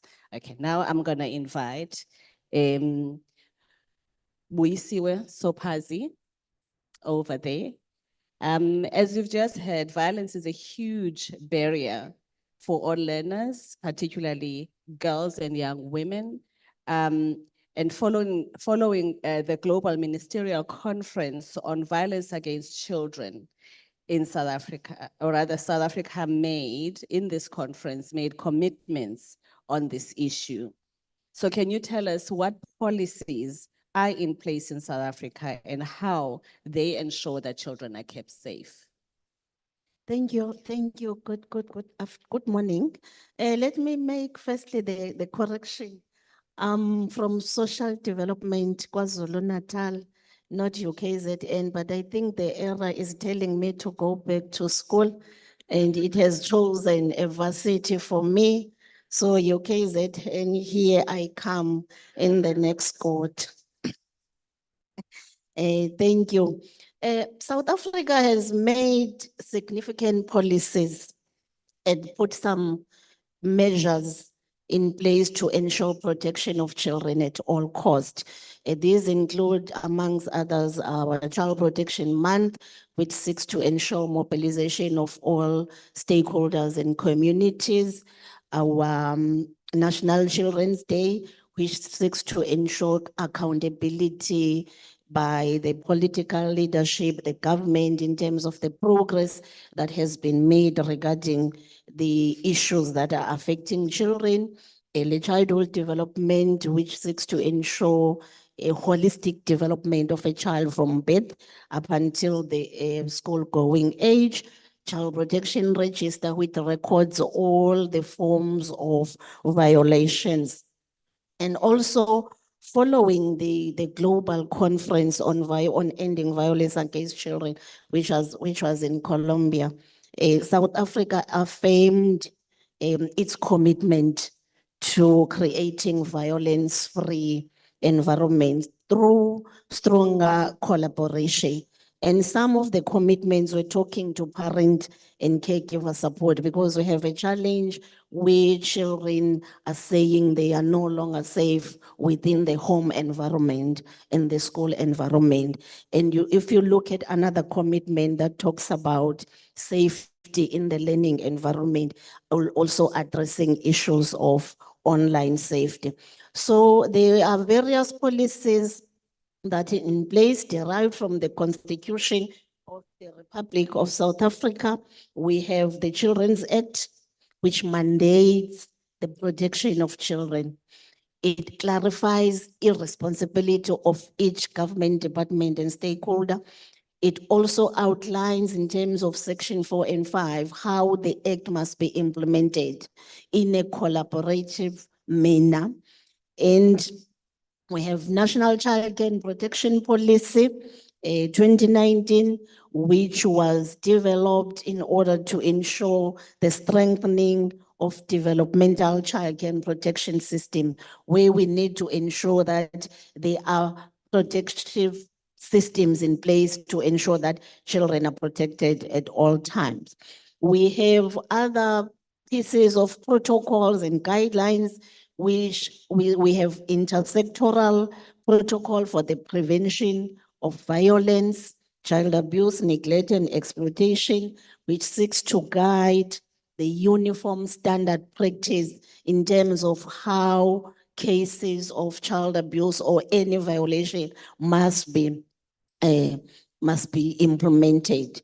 We have a national strategic plan on gender-based violence and femicide, especially Pillar 2, which targets schools and community-based child safety and community-based child safety efforts. And this includes early intervention and prevention measures in order to ensure mobilization against violence of children. We have integrated school health policy in place, which ensures integration of psychosocial support within the school environment, and also helping to identify and respond to traumatic circumstances and abuse more quickly. We also have the protocol for the management and reporting of sexual abuse and harassment in schools by the Department of Education, which ensures standardized procedures for reporting and managing incidents of violence against children. We have our Basic Education Laws Amendment Act that it aims to improve safety. But in all these pieces of legislation that are in place, what is important or critical is collaboration, because we must ensure that as we implement them, we integrate service provision in order to address and mitigate violence against children. Thank you. Thank you so much for the comprehensive, touch on all of the key policies and legislation that we have in the country. So in this second round, I'm gonna try and be quick, and now you have 1 minute. 1 minute to make these points, and I'm gonna start with you, Antara. I just want you to think about what we should all learn from each other in this room around the issues regarding, let's say programs and interventions that we should all take note of, that you would like to maybe, point out for us, that we should keep in mind, just for the proceedings today, that you want to drop in. And I'm going to see if we can get one question from the room. But I'm going to ask 3 people to just make notes, to respond to some of my questions. Thanks. Thank you so much. I'll try to stick to the 1 minute. I don't know if you caught it on the news today, but in Australia, there is a young man who worked in daycares around the country, and he has just been remanded into custody because he raped children. These are children in daycare. The youngest child he raped was 5 months old. And I read this as my 5-year-old daughter just graduated from daycare. So the first point I want to make is that this impacts each one of us. This is not something that just happens in a conference in beautiful Durban and we leave thinking we've done our bit. No, this nastiness of patriarchy, this nastiness of needing to hurt someone who is vulnerable is present in all of our communities and in all of our schools. And if we do not do something, our children are going to be impacted. And then the second point I want to make is that we can change this. This perpetrator was clearly extremely mentally unwell, and he has grown up with terrible patriarchal gender norms. There are many young men and older men like this out there. I say men because most perpetrators of sexual violence are men. I'll end in 1 second. This can be addressed. It can be addressed through schools. It is the biggest return of investment that is possible to ensure that children can learn in safety. Thanks. Thank you.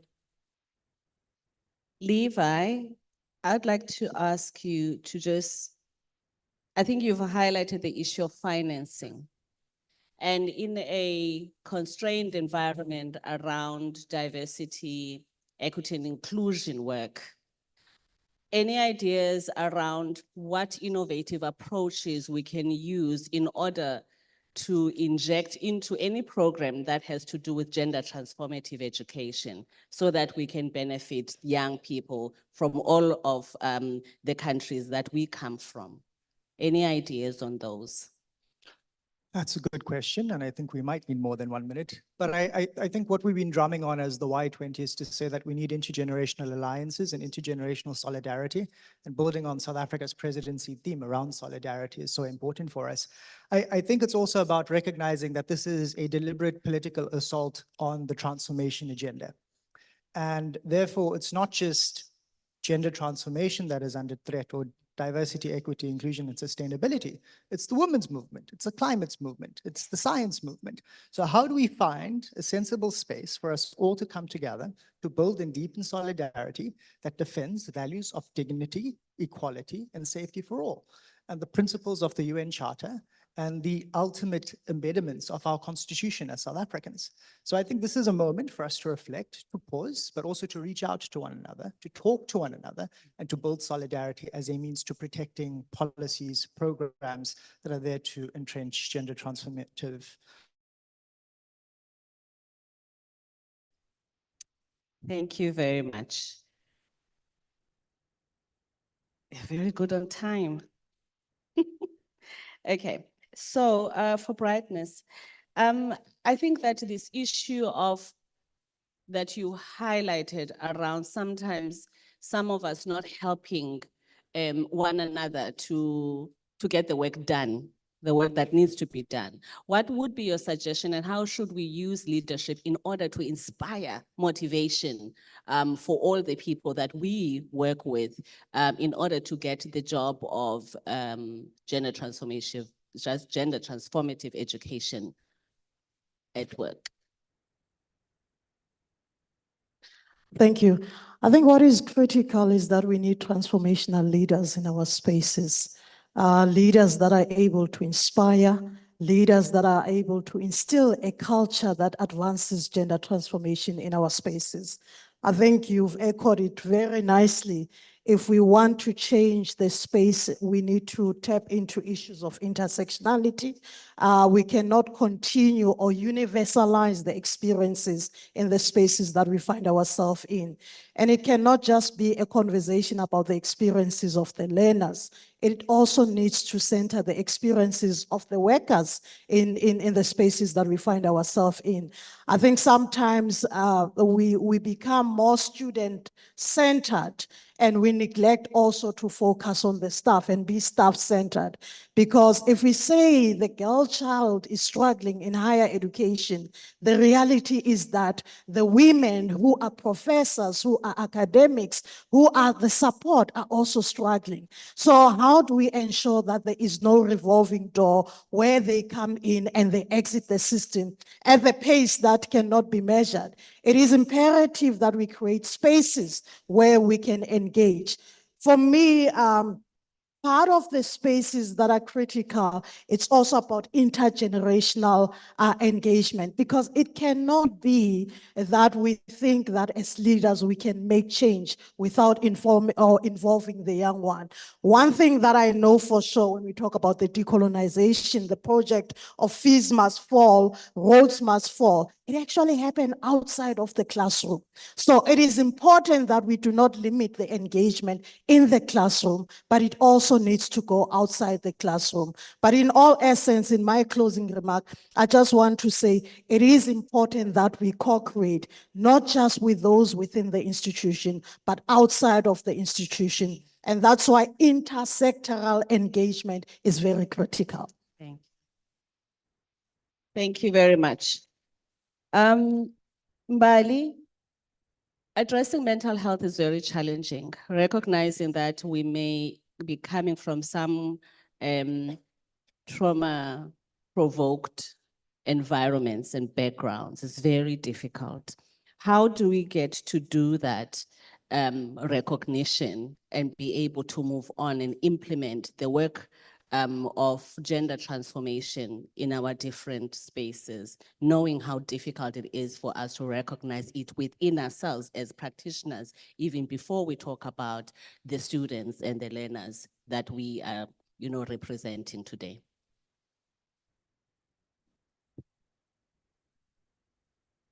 Too many mics, thank you. I think the easiest way for me to answer this is to speak from lived experience as a mental health worker and somebody who works very closely with trauma, especially related to gender-based violence amongst young women. I think that what we forget in our solution thinking or when we try to pave a way forward is the humanist approach and just getting down to who are we and what are we trying to deal with. And I felt like in our work and why we've been successful in it is that we've stripped it down to what does a person need at the most simple and most basic level. And in most cases, like you said, we also need to look towards the people who are enforcing the solution, the people who are the leadership, the teachers, the healthcare workers, and how are they being supported? Because as we know, you can't pour from an empty cup, and it's very unrealistic for us to expect, these grand interventions and this sustained support for people who are not being supported themselves. So the whole issue of co-creation at every level of the system. Yes, we need to speak about what do learners need in the classroom. How do we come with comprehensive gender-based violence responses, mental health responses, but then also looking at who are the people implementing these changes and how are they responded to do this work? How are they supported to do this work? When I, as a mental health supporter, I'm going into a space and I'm triggered also by that experience and I'm dependent on to solve something, where do I go to for support and how do we create a culture of comprehensive care for everyone at every level? Yeah. Thank you so much for that. Over to you, advocate. Mandatory reporting. How do we deal with the difficulties around it? Very much so a contentious question. As a prosecutor, I'm going to say the law tells us that we must report. And I hear you because we often have this argument in a number of discussions. The law is the law about reporting, but I also hear you when you say, and I hear educators say, but you do not understand where we're coming from. So let me dissect that a little bit. So when we're looking at a duty to report, why do we have a duty to report? A duty to report on us because we are at the front line and you are going to hear and experience children that are being abused. Why do we have to report? It's because you are going to prevent any other abuse from taking place. It is not your job to make sure that the child, it is your job to report, and then there's a referral matrix that happens thereafter. The multidisciplinary approach that we have right now is what we rely on. And what I also want to applaud KZN specifically for, because we rely on each other in terms of when I report, I'm preventing a child from returning to an environment where he or she is being abused further.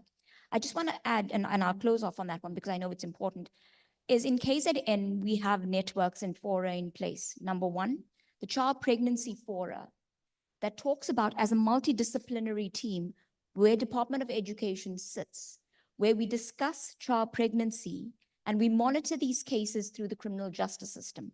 What would you like to see at the end of the day? Perpetrators being brought to book. What you also are seeing is that not many persons will report because of psychosocial and socio-economic factors. And that's what this particular conference must talk to. In addition to that, Madam Moderator, is another fora that we talk, and specifically to Department of Education, NPA and SAPS, where educators are perpetrators. And what happens in those particular cases is we start monitoring those cases to see what happens to those educators through the disciplinary process, which is an education responsibility, and then the criminal justice responsibility where SAPS and NPA become involved. So when we talk about stakeholders, and the last part is that it's not only about us working together as stakeholders, but it's also talking to our children, and issues around bullying is quite an important area where our girl child and vulnerable persons are being bullied, not only in school environments, in communities and at home. Thank you. Thank you very much for such a comprehensive response. It's very helpful to be clear about what each of our roles are and to understand that my role actually works in tandem with yours, but I still need to do mine because somehow you're going to support the part I can't finish myself or impact on directly myself, because we're working within a comprehensive, system, ecosystem. Yeah, thank you very much. Siwe, now I just heard you speak a lot about the different policies that we have. Can you just tell us a little bit about how we have localized the National Strategic Plan on Gender-Based Violence and just touch on the parts that have to do with preventing violence and the victimization and the lack of gender transformation in the context of education? If you could just highlight how we have localized the NSP for our context in South Africa. Okay, thank you. We have, as I indicated earlier on, that we have a strategic a plan. Then we also have what we call a 365 days program of action, addressing violence and crimes against children, which is an integrated plan. I will talk on the province of KwaZulu-Natal now, where we have pillars in terms of how to ensure that we address and mitigate violence and crimes against children. So we have that plan that we review on an annual basis. And there are pillars that are talking to gender-based violence, suicide in children, because we also have, we encounter children who are faced with traumatic experiences that result in them attempting to commit a suicide. So we also have that pillar. And the one that is critical also is the violation of children's rights at all levels within the province. Currently, children are more violated within home environment, as I indicated, in school environment. So this 365 days program of action, it's led by Department of Social Development, but coordinating progress from all the government departments. Because what we have also done, we have formalized the institutional arrangements. I think advocate has talked about that one, where they are intersectoral childcare and protection forums that ensure that there are integrated interventions aiming to address the violence against children. And we have operationalized those institutional arrangements. So we sit as the province of KwaZulu-Natal in partnership with the stakeholders who are rendering childcare and protection services in order to ensure that we integrate and collaborate to mitigate the violence against children. Thank you. Thank you very much. And thank you very much for being a panel that keeps time. I think we have 1 minute to spare.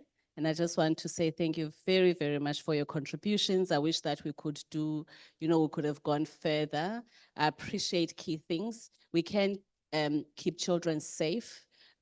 We should be observing the different approaches that would help us to move forward, collaboration being part of the strategy. We need to be transformational in our leadership. Mental health can be addressed, and we can do well to be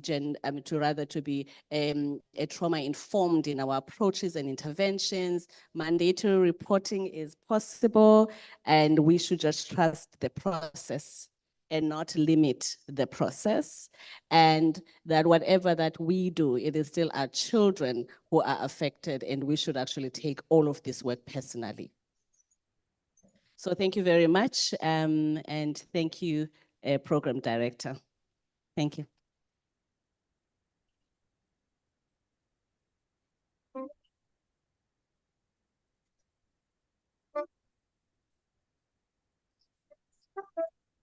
Let's give them a round of applause.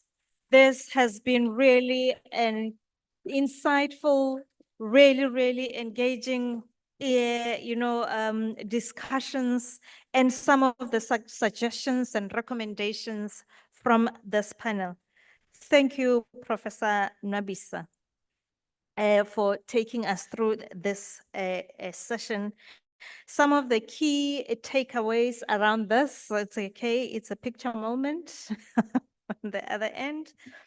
Some of the key, takeaways from the sessions around, highlighting the enabling policy environment that we have, but really looking at also issues of mental health being highlighted, the importance of really having a holistic approach and a humanist approach in how we deal with mental health, not only of learners, but also of the whole system and those who are taking care of these learners.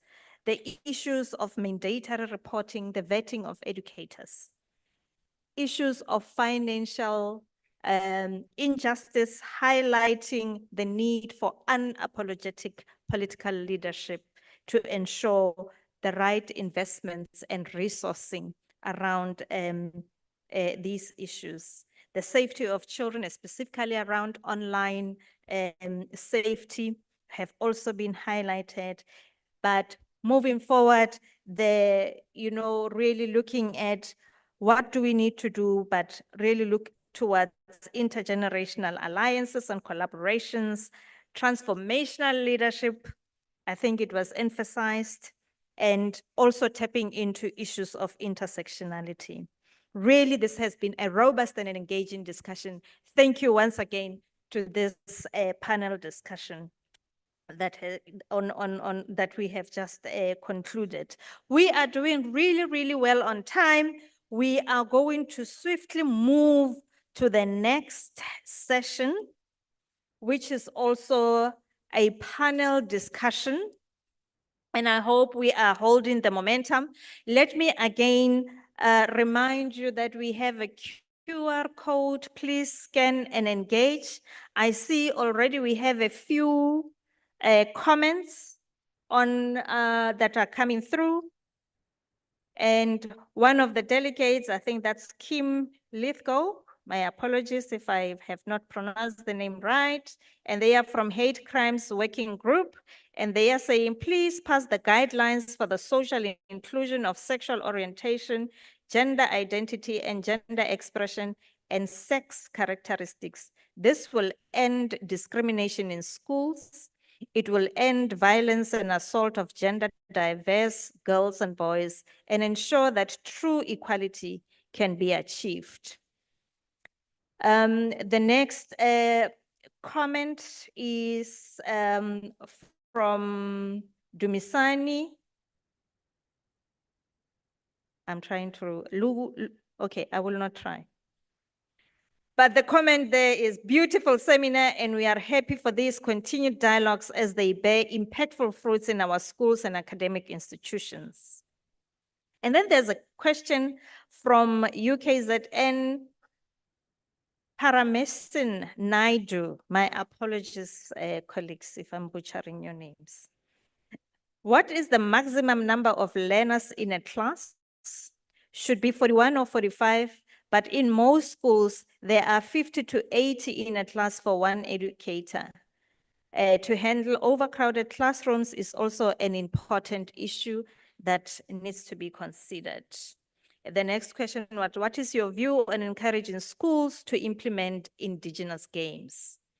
And another question also was, what is the progress on eradicating pit toilets from schools? And a lot of the other comments are really commending this discussion and finding it inspiring, and that it is really it promises to be a fruitful engagement with concrete actions moving forward. I'm hoping that some of the questions here with our next panel, they will share insights on some of the questions that have been asked, and also what happens in other parts of the world. The next panel discussion is on Freetown Manifesto and the critical role of gender transformative leadership. Let me introduce the panelists that will make up the next this next session. The speakers or the panelists, please join me as I call upon your name. Can please help me welcome to the stage Honorable Mr. Conrad Saki, the Minister of Education from Sierra Leone. Thank you. Dr. Maimuna Kere, the Director of Education from Burkina Faso. Linda Shezi, the National General Secretary from South African Principals Association. Olanike Timipa Uge from the Teenage Network from Nigeria.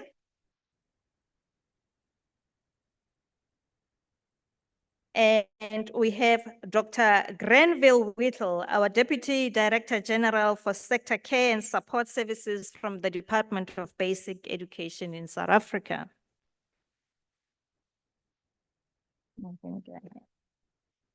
And to moderate this session, may I welcome back Ms. Antara Ganguli, the head of the United Nations Girls Education Initiative Secretariat. Thank you. Please, let's give them a warm round of applause. I'm going to hand over to the moderator for the session to take over. We have about I like that we both laughed at each other. Yes, I know. You're looking at me like, God. Yeah, we'll have about similar time, about 45 to 50 minutes. Okay. Thank you so much. Is my mic working? I think my mic is working. I have loved hearing the South African greetings of welcome. So I'm going to start with greetings of welcome from my part of the world. Namaste and Assalamu alaikum, everyone. It is such a pleasure to be here today. I am thrilled to be here with this very august panel. And we are very, very excited that South Africa today has signed the Freetown Manifesto. And we extend our warmest gratitude to the Deputy Minister of Basic Education, Honorable Regina Mahaule. Thank you so much for your leadership in this. Of course, it's extra special for us to talk about the Freetown Manifesto today because we have the Minister of Education from Sierra Leone, under whose leadership we brought together 14 African governments in 2022. The Freetown Manifesto for Gender Transformative Leadership in Education is the first global initiative led by ministries of education for girls' education and gender equality in and through education. So it's exciting and right that African countries are leading in this space of work. We applaud Sierra Leone's leadership in being one of the founders of this manifesto. And since its endorsement, just to clarify that this isn't just something that ministers sign off on and then forget about, I'm going to share with you a few actions that have already been taken by these African countries. In Burkina Faso, and we have the Director of Education here from Burkina Faso, gender equality is now a required criterion for approval in the national education budget. You can't get anything approved without showing gender equality. Mali endorsed a budgeted 5-year gender action plan for education, which includes strategies to promote women's leadership. Chad developed and disseminated a new teacher's manual for gender equality in education. Many other African countries are building movements for gender transformative education, and not just through their governments, very much through civil society and very much with the leadership of young people. Angai has a program that works on this Gender at the Center initiative. We're working in 11 countries with UNICEF and other UN entities to support ministries and civil society to implement this. So it's my absolute pleasure to introduce these 4 leaders for gender transformative education: Honorable Conrad Saki, Minister of Education, Sierra Leone; Dr. Maimouna Kere, Director of Education, Burkina Faso; Linda Shezi, National General Secretary, South African Principals Association; Olanika Timipa Uge, Teenage Network, Nigeria; and Dr. Granville Whittle, Deputy Director General, Sector Care and Support, Department of Basic Education. I'm going to ask you some questions and then ask that you keep your answers to 3 minutes. I don't have the very knacky little timer on my phone, but I'm going to trust us all to just keep to the 3 minutes. I'm going to start with you, Minister Conrad Saki. Sierra Leone is a leader in this field, showing the real impact that can happen when a government recognizes the value of investing in gender equality in and through education. Why did Sierra Leone champion gender transformative education? And what can other countries learn from your experience? Thank you very much. First of all, let me take this opportunity to thank the organizers for inviting me and for the very warm way that South Africa has received me. Secondly, let me take this opportunity to congratulate South Africa for signing the Freedom Manifesto. I'm absolutely delighted that you have done so, and I will take back that big news to my president. So why? There must be a need for you to do this. So on the first instance, let's look at the history of Sierra Leone and why it was important that we responded to this positively. First, the history: we've had 11 years of civil war, for which rape was used as a weapon of war. And we suffered the consequences of that. We also had an Ebola pandemic, for which 59% of the people who lost their lives were women. Culturally, like most of the African countries, we have early child marriages, we have high teenage pregnancy. Religiously, in some parts of the country, the girl is considered to be at home and not in school, nor in the workplace. Health-wise, we have a high maternal mortality rate. And if you look at education, there is a high dropout rate. Girls come into the school, but as they progress, they drop out. I think, let me also, as a politician, because I think I'm the only politician on the panel, as a politician, 51% of the voters of Sierra Leone are women. So you could see now why we had to make this decision. But the most important is about political leadership. We recognized that this was a problem. We recognized that we had to approach it. And the first gentleman, the president himself, took the leadership in doing this. And in Sierra Leone, in terms of education, we've introduced a pro-pop education policy, which means that our kids don't pay school fees, they don't pay exam fees, they have free teaching and learning materials for the core subject. We offer free sanitary pads.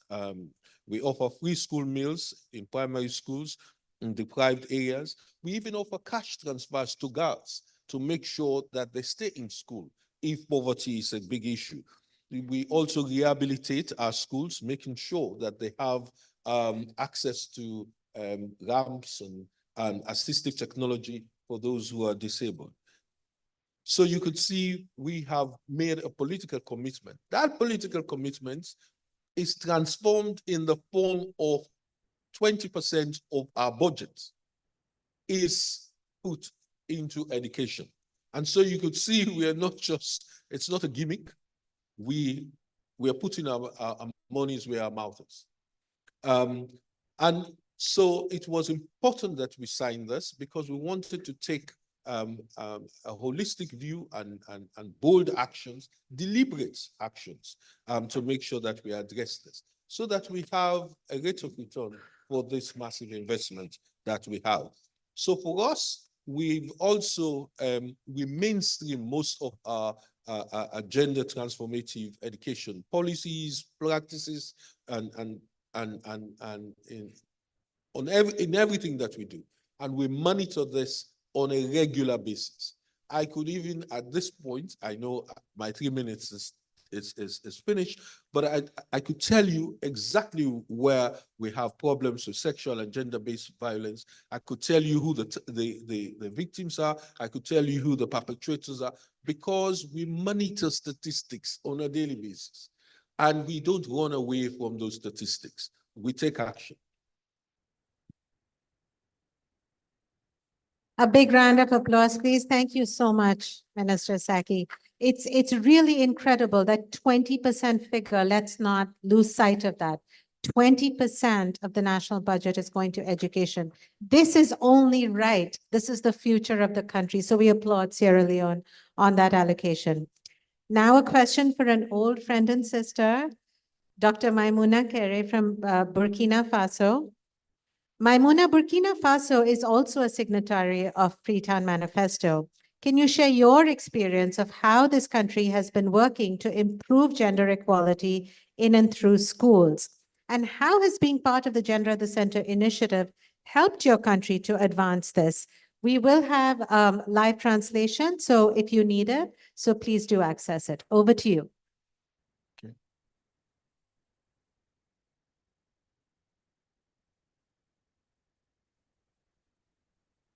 Bonjour à toutes et à tous. Greetings Merci to everyone. beaucoup pour l'invitation. C'est vrai que le Burkina Faso fait partie des 13 pays qui ont signé le protocole de Maputo, le manifeste de Maputo de Freetown en mai 2022, où les responsables du pays se sont engagés à influer sur les décisions, surtout financières, pour pouvoir lever les barrières, pour permettre à ce que tous les enfants, qu'ils soient filles comme garçons, ou qu'ils soient, puissent accéder à l'école, y rester et réussir. Dès cela, ils se sont engagés à travers la formation des principaux responsables financiers sur la budgétisation sensible au genre. Yes, Burkina Faso has really signed the protocol of Freetown since 2022. And through its Ministry of Education, it has committed to improve its budget for gender transformative education. Allez-y, madame.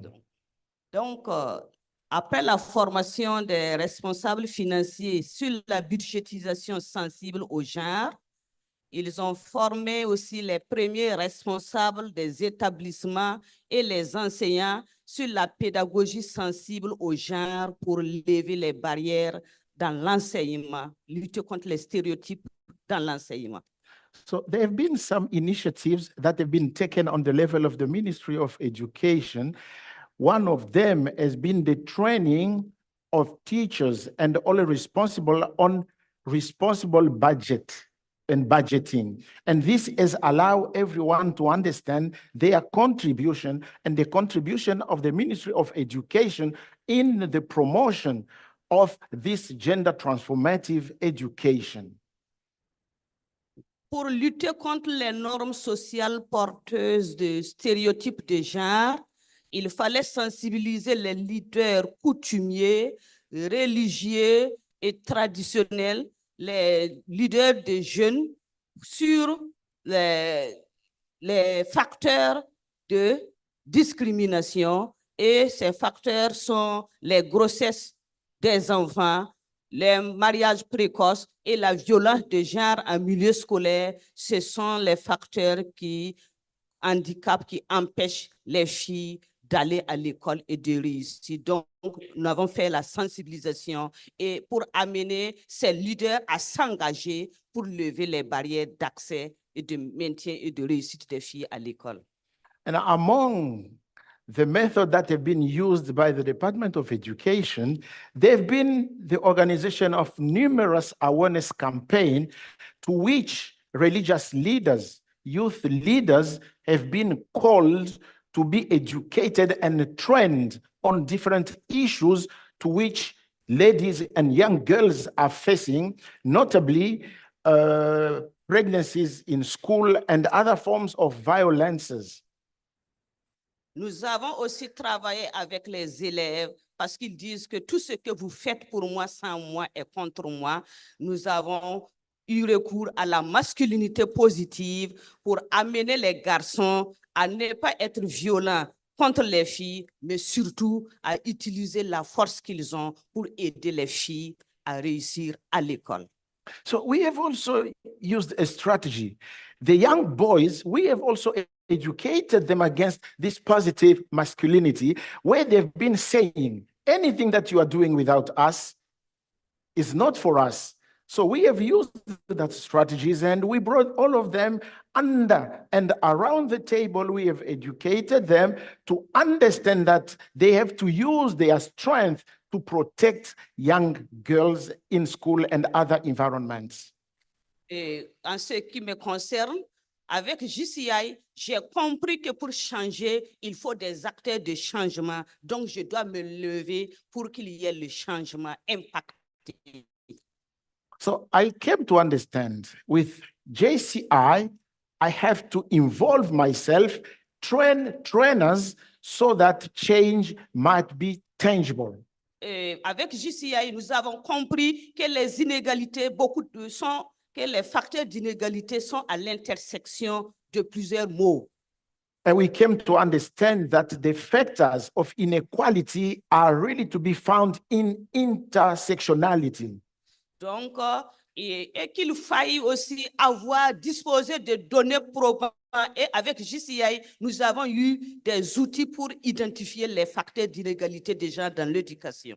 So it was therefore very important to have probative data. And with JCI, we came to understand that having probative data will allow us to be proactive and have better results in our work.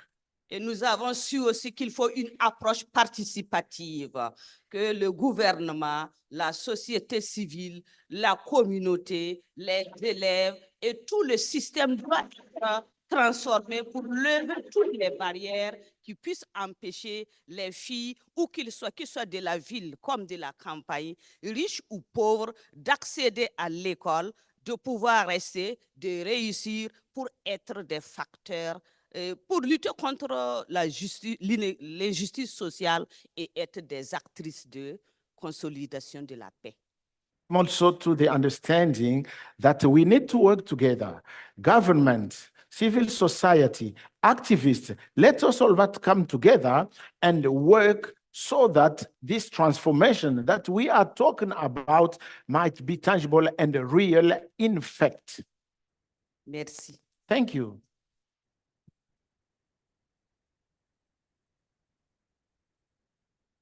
Merci beaucoup. Thank you so much, Maimuna. And thank you so much, both of you also, for keeping to the time.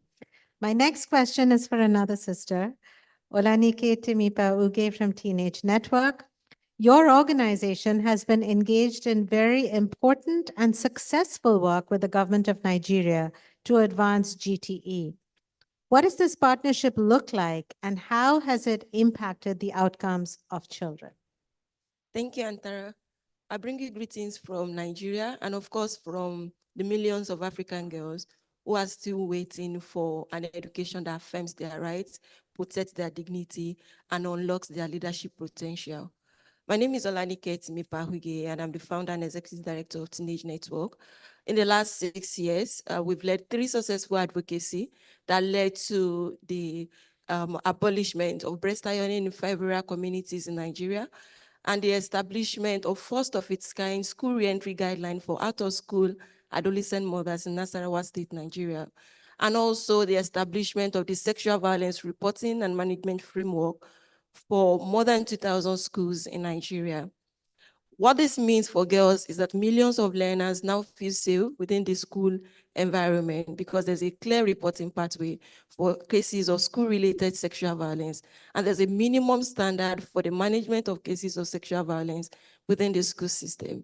And in a country where we have more than 20 million out-of-school children who are victims of child marriage and teenage pregnancy, what this also means for them is that they can safely return to the learning environment without fear of discrimination or any form of stigmatization.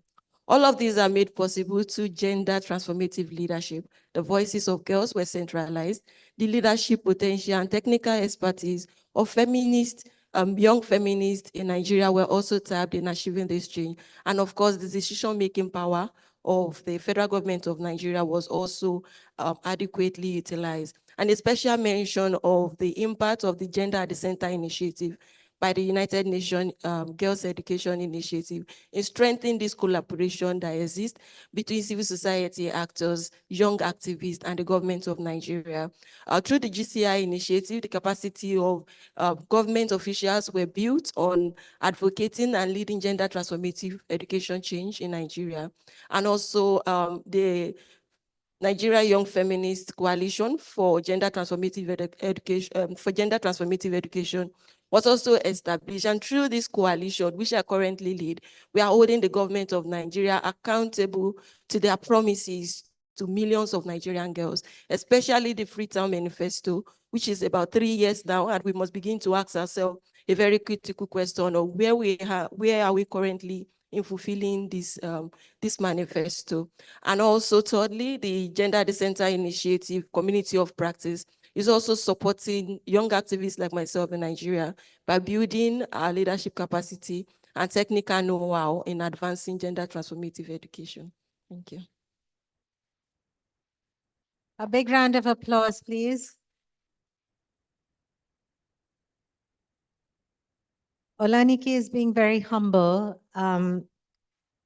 She is really one of the faces of success of a strategy that Angai with our sister UN agencies employ in many countries, which is to introduce and facilitate young feminist leaders, not just activists, experts and leaders, to work directly with the ministries of education. And it's really a huge, huge success that the standards developed by Ola's organization are now going to be implemented in schools across the federal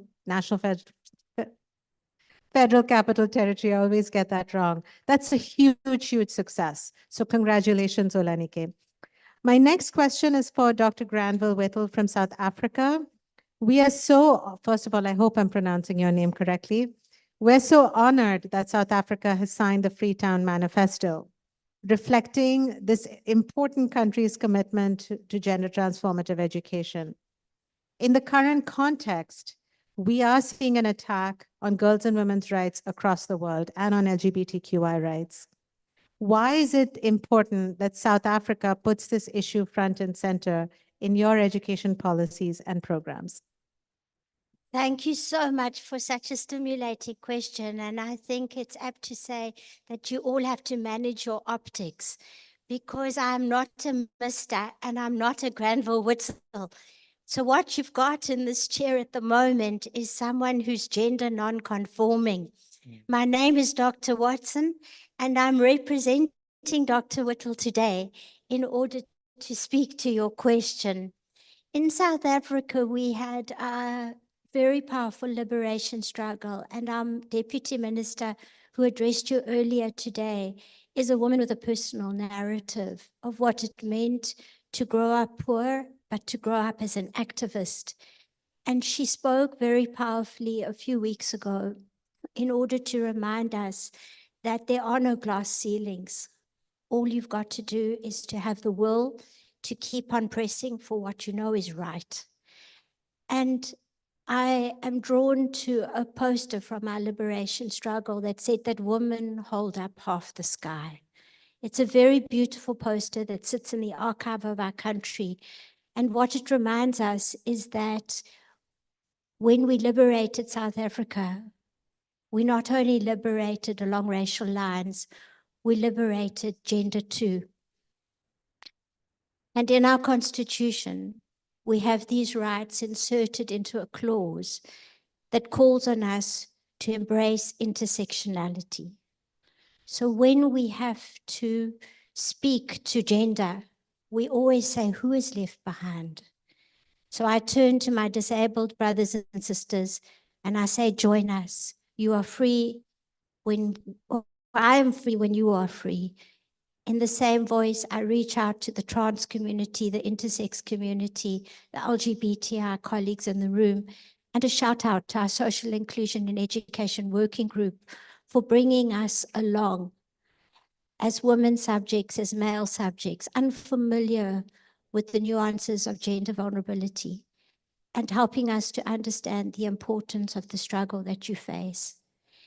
It is not for me to say it is right or wrong, but it is for me to create space at the table for each one of us to know that we are seen and we are fully human, and that the struggle continues when we stand together. I thank you.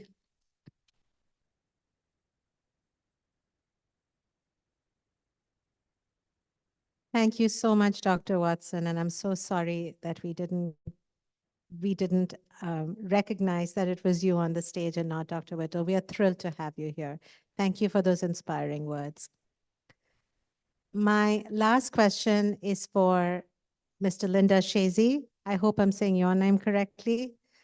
What have been some of the challenges that school leadership has come across in the efforts for gender transformation in schools, for gender transformative education in schools? And why is it important for the South African Principals Association to support this work of the Department of Basic Education? Thank you for the question and good afternoon. School leadership, I'm sure you will agree, plays a critical role in advancing any kind of transformation in schools, but the journey is often fraught with complex challenges. Principals are required to lead the change in environments where their own personal belief systems, whether they are religious or cultural, and those of the staff that they lead, learners and parents, may sometimes conflict with the gender inclusive practices that we advocate for. Staff will implement, when I say staff, I mean the entire school structure, be it in the people in the classroom or outside the classroom.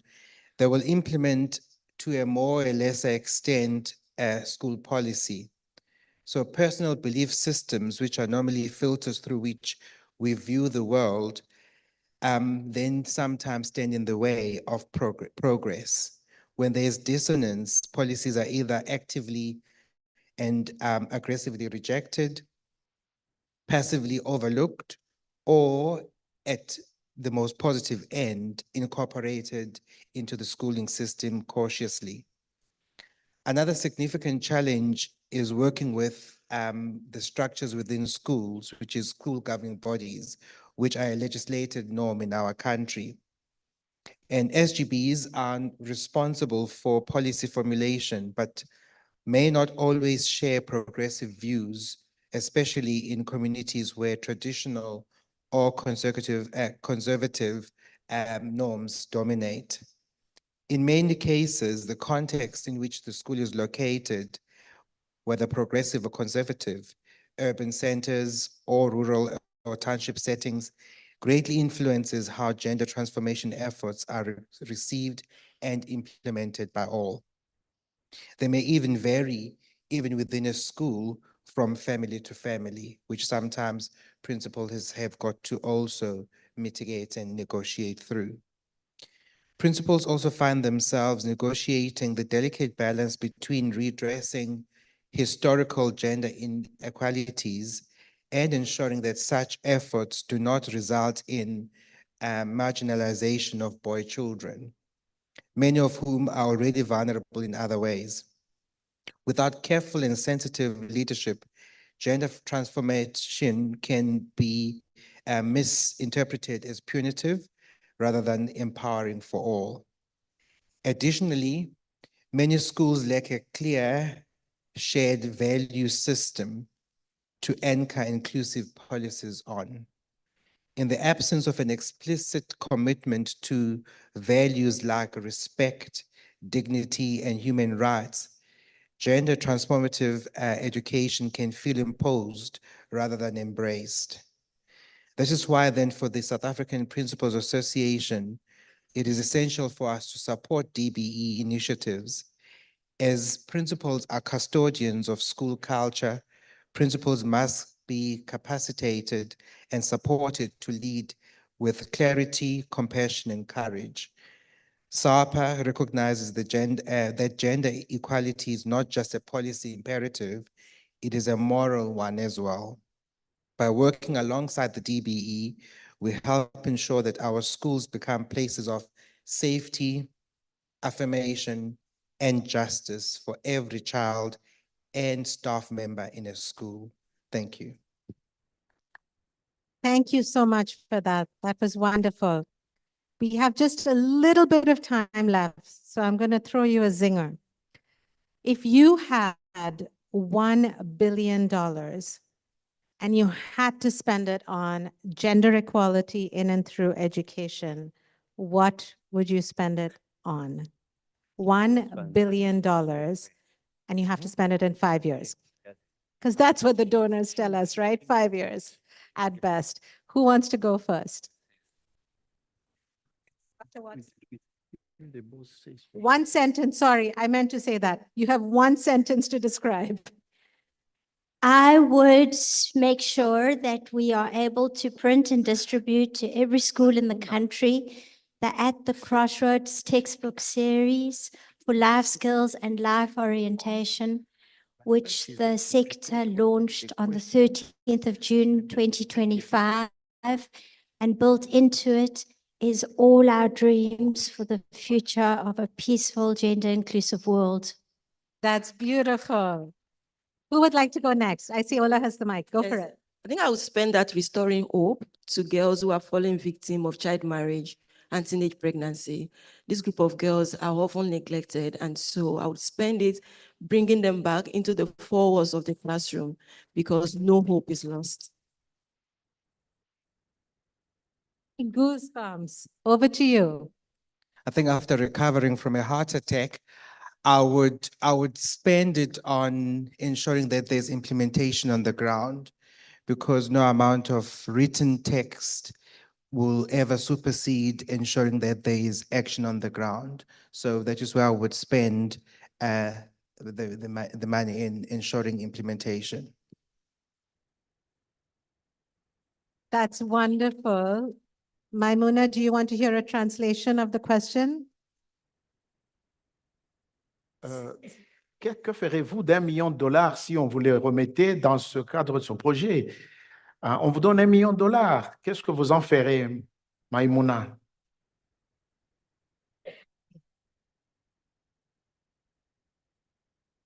Did you hear? I'll repeat the question. If you had $1 billion and you had to spend it on gender equality in schools in 5 years, what would you do? $1 milliard qu'on vous donnerait et qu'on vous demanderait de dépenser en 5 ans, qu'est-ce que vous en ferez?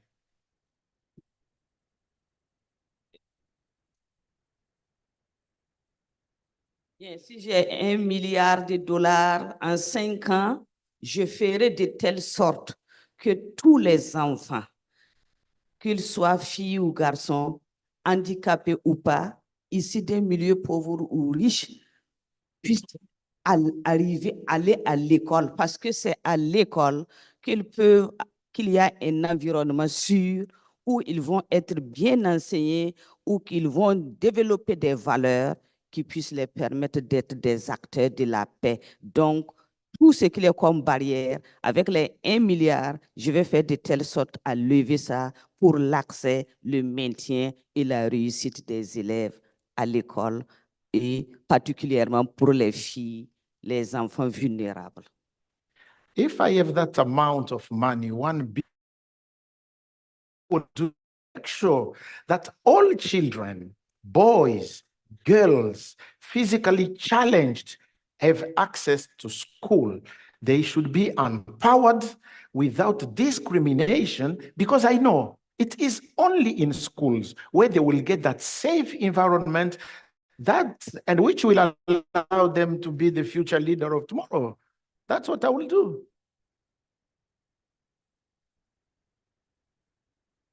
I think I've decided to wait for a while. Okay, I think for me, we have all introduced quite a lot of legislation that are gender friendly. But that is only an intention.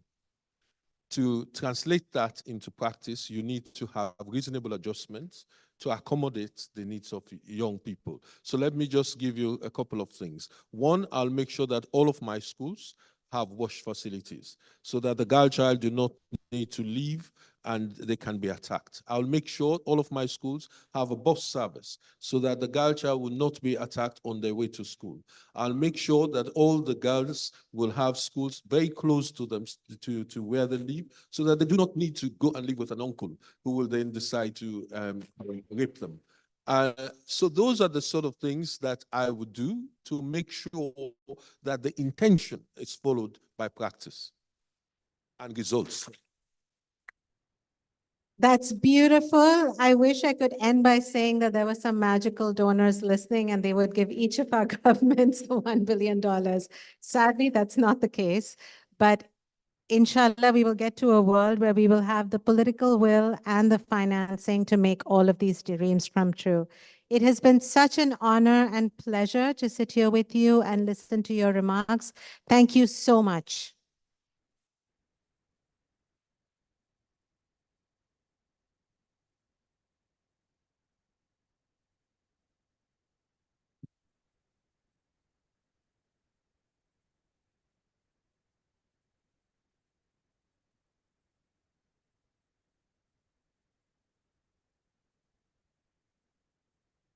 Wow, very, very well done on time. And also what an insightful session this was, learning what happens in other countries and how we can learn from each other and advance, gender transformative education. This has really been inspiring in so many ways. And I hope that we are engaging. I see on our shared QR code, I have not received any further inputs. Please share your comments and questions there so that we can share them. This session has brought us closer, or rather has delivered us to lunch. So we really are doing well. I am happy that this class is performing really well. We said we are on a test. So far, well done, It's not A for effort. It's really, really well done, So what is going to be happening next? But before we go to what is happening next, can you indulge the last question? I thought that is so thought-provoking. Maybe let me invite from the audience 3 to 5 questions, or rather comments, dovetailing from the question that was asked by Ms. Antara on if you had $1 billion to spend in the next 5 years, what would you do? Let's extend this question to you and let's engage. I'm sure I have my colleagues on the ground who will help me identify. Are there any hands up? Who wants to take that question? I see a hand there at the corner. You have a mic in front of you, and I think you can press just in front of you and go ahead. Before you go ahead, do I have another hand? I noticed there's another hand there. This side, I have 2 hands. This side, can we have another? Even if you have a comment or question, but please be brief to the point. It is not another presentation. We will go into other presentations. I see one hand, I recognize one hand there, and right there at the back, colleague in black and sunglasses at the top, there's 2 here and 2 there. Thank you. Can we start with the lady there? Please introduce yourself and from where you are, and then go ahead with your question or comment. If you had $1 billion to spend in the next 5 years, how would you invest it? Afternoon to everyone in the room. My name is Pilasanda Mkhuzo. I am from the Equal Education Law Center. If I had 1 billion, the first thing I would do is change the SOGI guidelines from guidelines to an actual policy then continue to distribute money to each school for purposes of supporting and training educators in order to implement that policy in the way that it needs to be. Thank you. Thank you so much. And I see you have agreement with quite a number of colleagues in here. Can we go to the next gentleman here? Sorry, the light is in my eyes. I hope I'm seeing proper. Thank you. My name is Ceci. Okay. I would spend the money educating senior managers and leaders on gender equality and how to implement it, because many of them have an idea of what gender equality is, but not how to implement it. That's why many of them see it as something that is not core to the business of government or the business of their departments, but see it as something that is an add-on. So I would really make sure that all leaders, all managers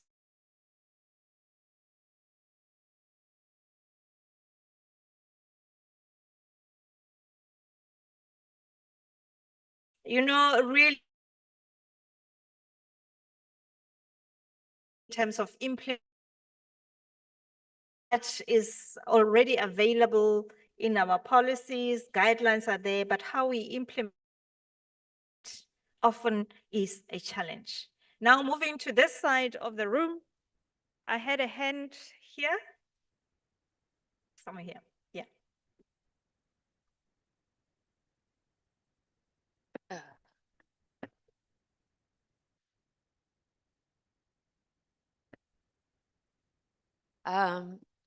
Good day. Thank you. Yes, I would just like to agree with the education for equality, that I would also spend the money on making the guidelines for social inclusion of sexual orientation, gender identity, gender expression, and sex characteristics. A policy. I would also spend that money on implementation, training the schools, especially the principals, on how to implement the policy correctly, and also in holding schools accountable for not implementing these policies.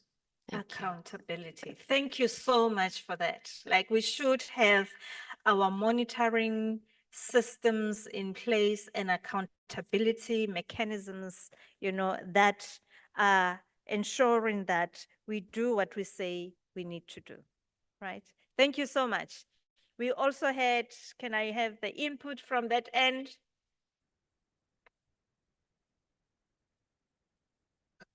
Thank you very much. My name is Mr. Mongezi Keswa. I'm a teacher from Umlazi High School. If I would get a million rand, first of all, I would invest it in transforming infrastructure of schools in South Africa, because there are many schools in South Africa that are actually suffering in terms of proper infrastructure. When I'm talking about infrastructure, I'm talking about the classrooms available. They are not conducive enough to actually being able to be used by all kinds of people, including the disabled learners. So secondly, in terms of, I also have an input in terms of incorporating the policies of discipline as well as gender transformation in South Africa, because in my view, in all our discussions, we can never leave aside the discipline, because once learners are actually taught to be disciplined, it is very easy for us as teachers to actually enforce gender transformation in schools. So what I'm also concerned about is in the policies of discipline is that we do not have clear points in terms of what to be done in schools in ensuring discipline, simply because we are also, I mean, we are actually only having a policy that is telling us what's not to be done. I mean, in the discipline of learners, but it is not telling us exactly what to be done in order to ensure discipline in the schools. Thank you very much. Thank you so much for those remarks. I think it again highlights from the ground level what needs to be considered when we move forward with the action plan and the commitments that need to be made from this session.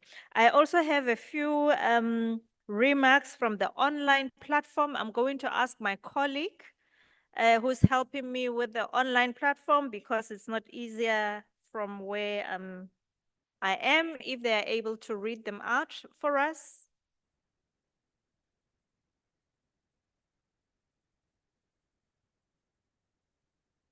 You can just grab any mic where you are at.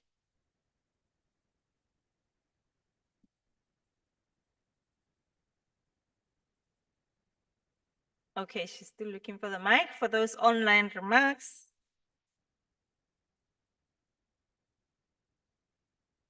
Oh, okay. Thanks, Precious. Some remarks from online. Engagements are thought-provoking and challenging us to take a lead.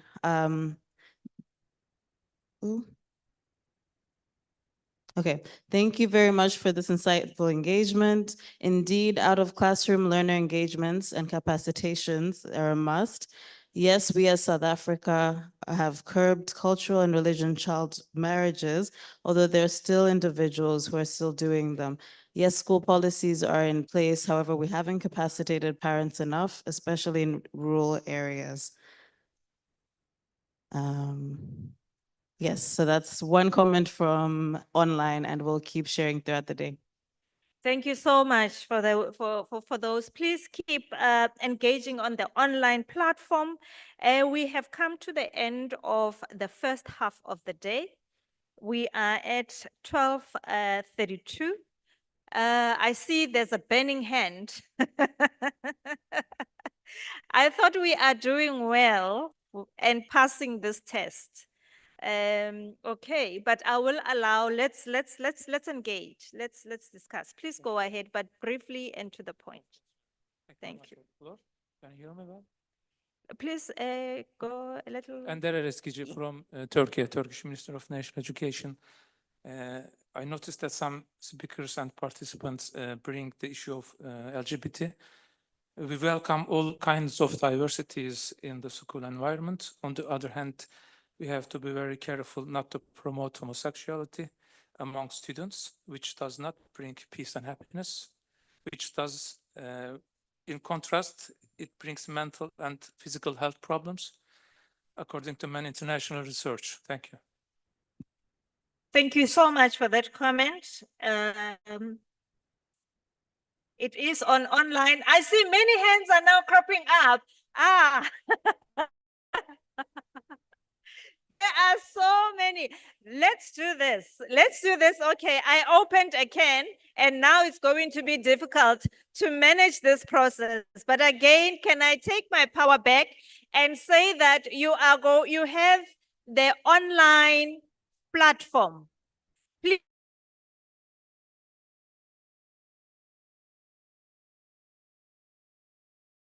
Through those comments and questions and engage further with your comments.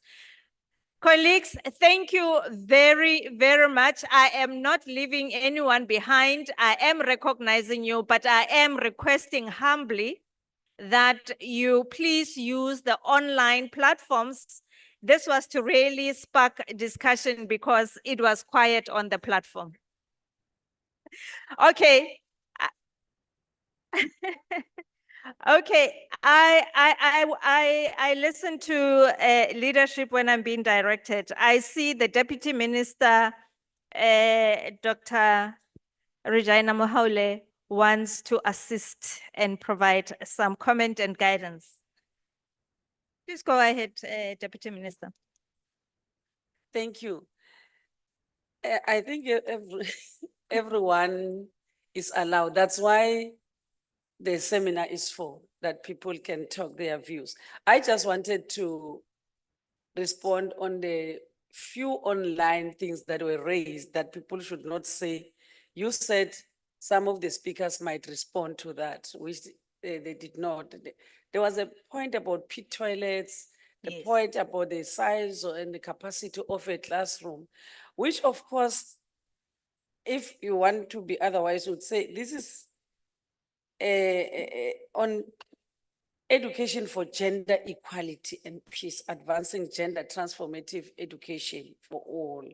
But yes, pit toilets, they do come in because girls, when they see their menstrual, they must get a hygienic toilet, same as the infrastructure. But the size of the classroom, I don't see it fitting very well here because these are some of the things that the department is still dealing about. But remember, we're still a growing country. We're in our developmental stage. You cannot just say now the size of a classroom is 50.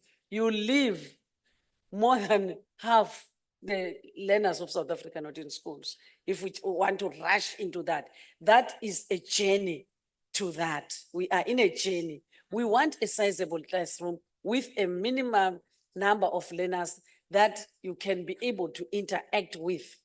But let's not rush. On the pit toilets, we've been working on this since 2018. We are left with very few schools with pit toilets, though this thing is a moving target. Remember now we've just experienced floods in KZN and Eastern Cape. When you say you have dealt with this, it erupts. But we were left with less than 500 pit toilets in the country. But I'm saying, but as it is a moving target, we are working on that. That's why our infrastructure budget want to close that chapter and move on maintaining the schools that we have and building more classrooms before we jump into a gun. Thank you. Thank you, Deputy Minister, and thank you for responding to that question and assuring us of the continued efforts by government to improve on the infrastructure in schools, and that it is a process, and that these are already work in progress, but it is not results that will be seen immediately, but it is happening and there is consideration and it is regarded as important as it has been asked. I will now move us to lunch. Okay, politics of the stomach are calling, and those are also very, very important.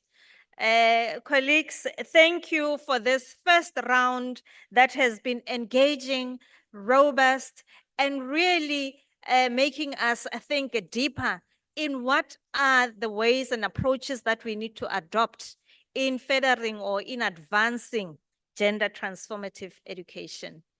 Thank you so much. Please come back. You have an hour to watch lunch. I am told that lunch is served for everyone. It is the room next door. So if you exit, you turn left. The room next door, that is where lunch is being served for everyone. And for our dignitaries, we will go back to the holding room. And we will be back at about, we are now at 12:40. Can I humbly request that we are back at 1:40? Exactly an hour. If you are not here, the bus will leave without you.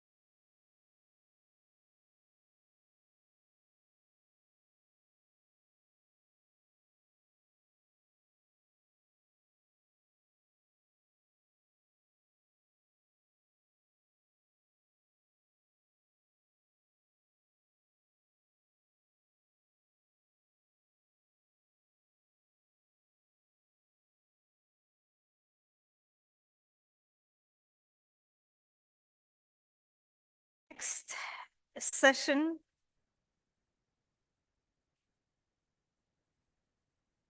is a thematic. We're going to go into thematic sessions, listening to some of the civil society organizations, experts from government, and really on specific elements and approaches that will help us define and implement gender transformative education.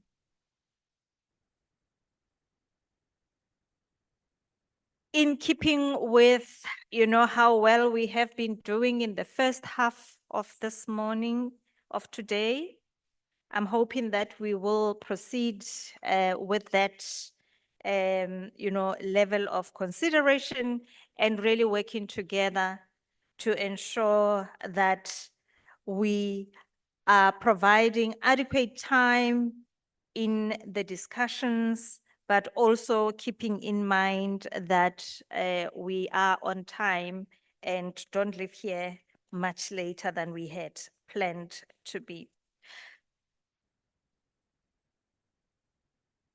I have been asked to move around and in your program. We have moved just one speaker up, but I will introduce the speakers. I hope that all the speakers are here who are supposed to be here.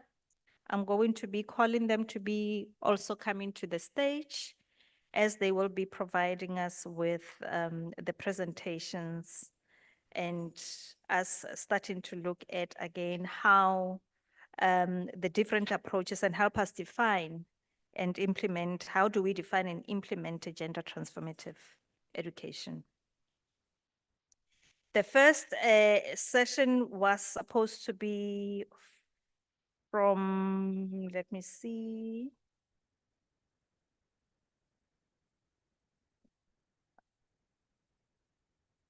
This was supposed to be from Teresa Omondi. She will now be our second speaker, but let me call all our speakers to the stage. I hope they are all back again. Our first session, let me call them in their order as they are. Our first session will be focused on ending gender stereotypes through education. Let me introduce Teresa Omondi, the Deputy Executive Director, Forum for African Women Educationalists. Is she here? Okay, please give her a round of applause.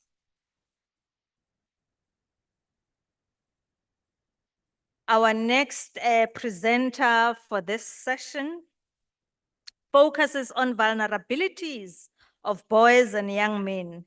And I am happy to introduce Wessel van der Berg, a PhD doctor, Senior Advocacy Advisor, Equimondo.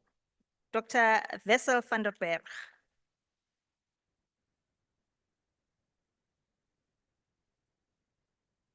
And we will also discuss inclusive and diverse sexual gender identities. And I'm introducing Professor Anthony Brown, specialist in gender and sexualities in education, University of South Africa. Prof. Anthony, please join us. And our last presenter on this segment focuses on the role of cross-sectoral collaboration. And please allow me to introduce Professor Ramnik. It always is a problem. But let me try. Professor Ramnik Asuwalia, from Higher Health. Please forgive me for butchering that one.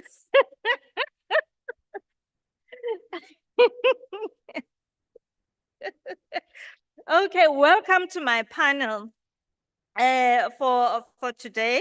For this segment, we are going to ask each one to present, because this is a thematic area. These are presentations, and they are a little bit longer than the panelists that we had earlier, where they each had a few minutes. to engage in discussion. They will be presenting on the different thematic areas as I have introduced them, and we will allow them to go through their presentations, and then at the end, we will discuss, have a few minutes to engage and comment and ask questions where we need to make comments. First, again, Professor Ramnik had requested to come first. He was supposed to be the last, and he will take us through his presentation. Dr. Ramnik, please, I know Dr. Ramnik can speak until the sun comes up. So please, we've been doing very well.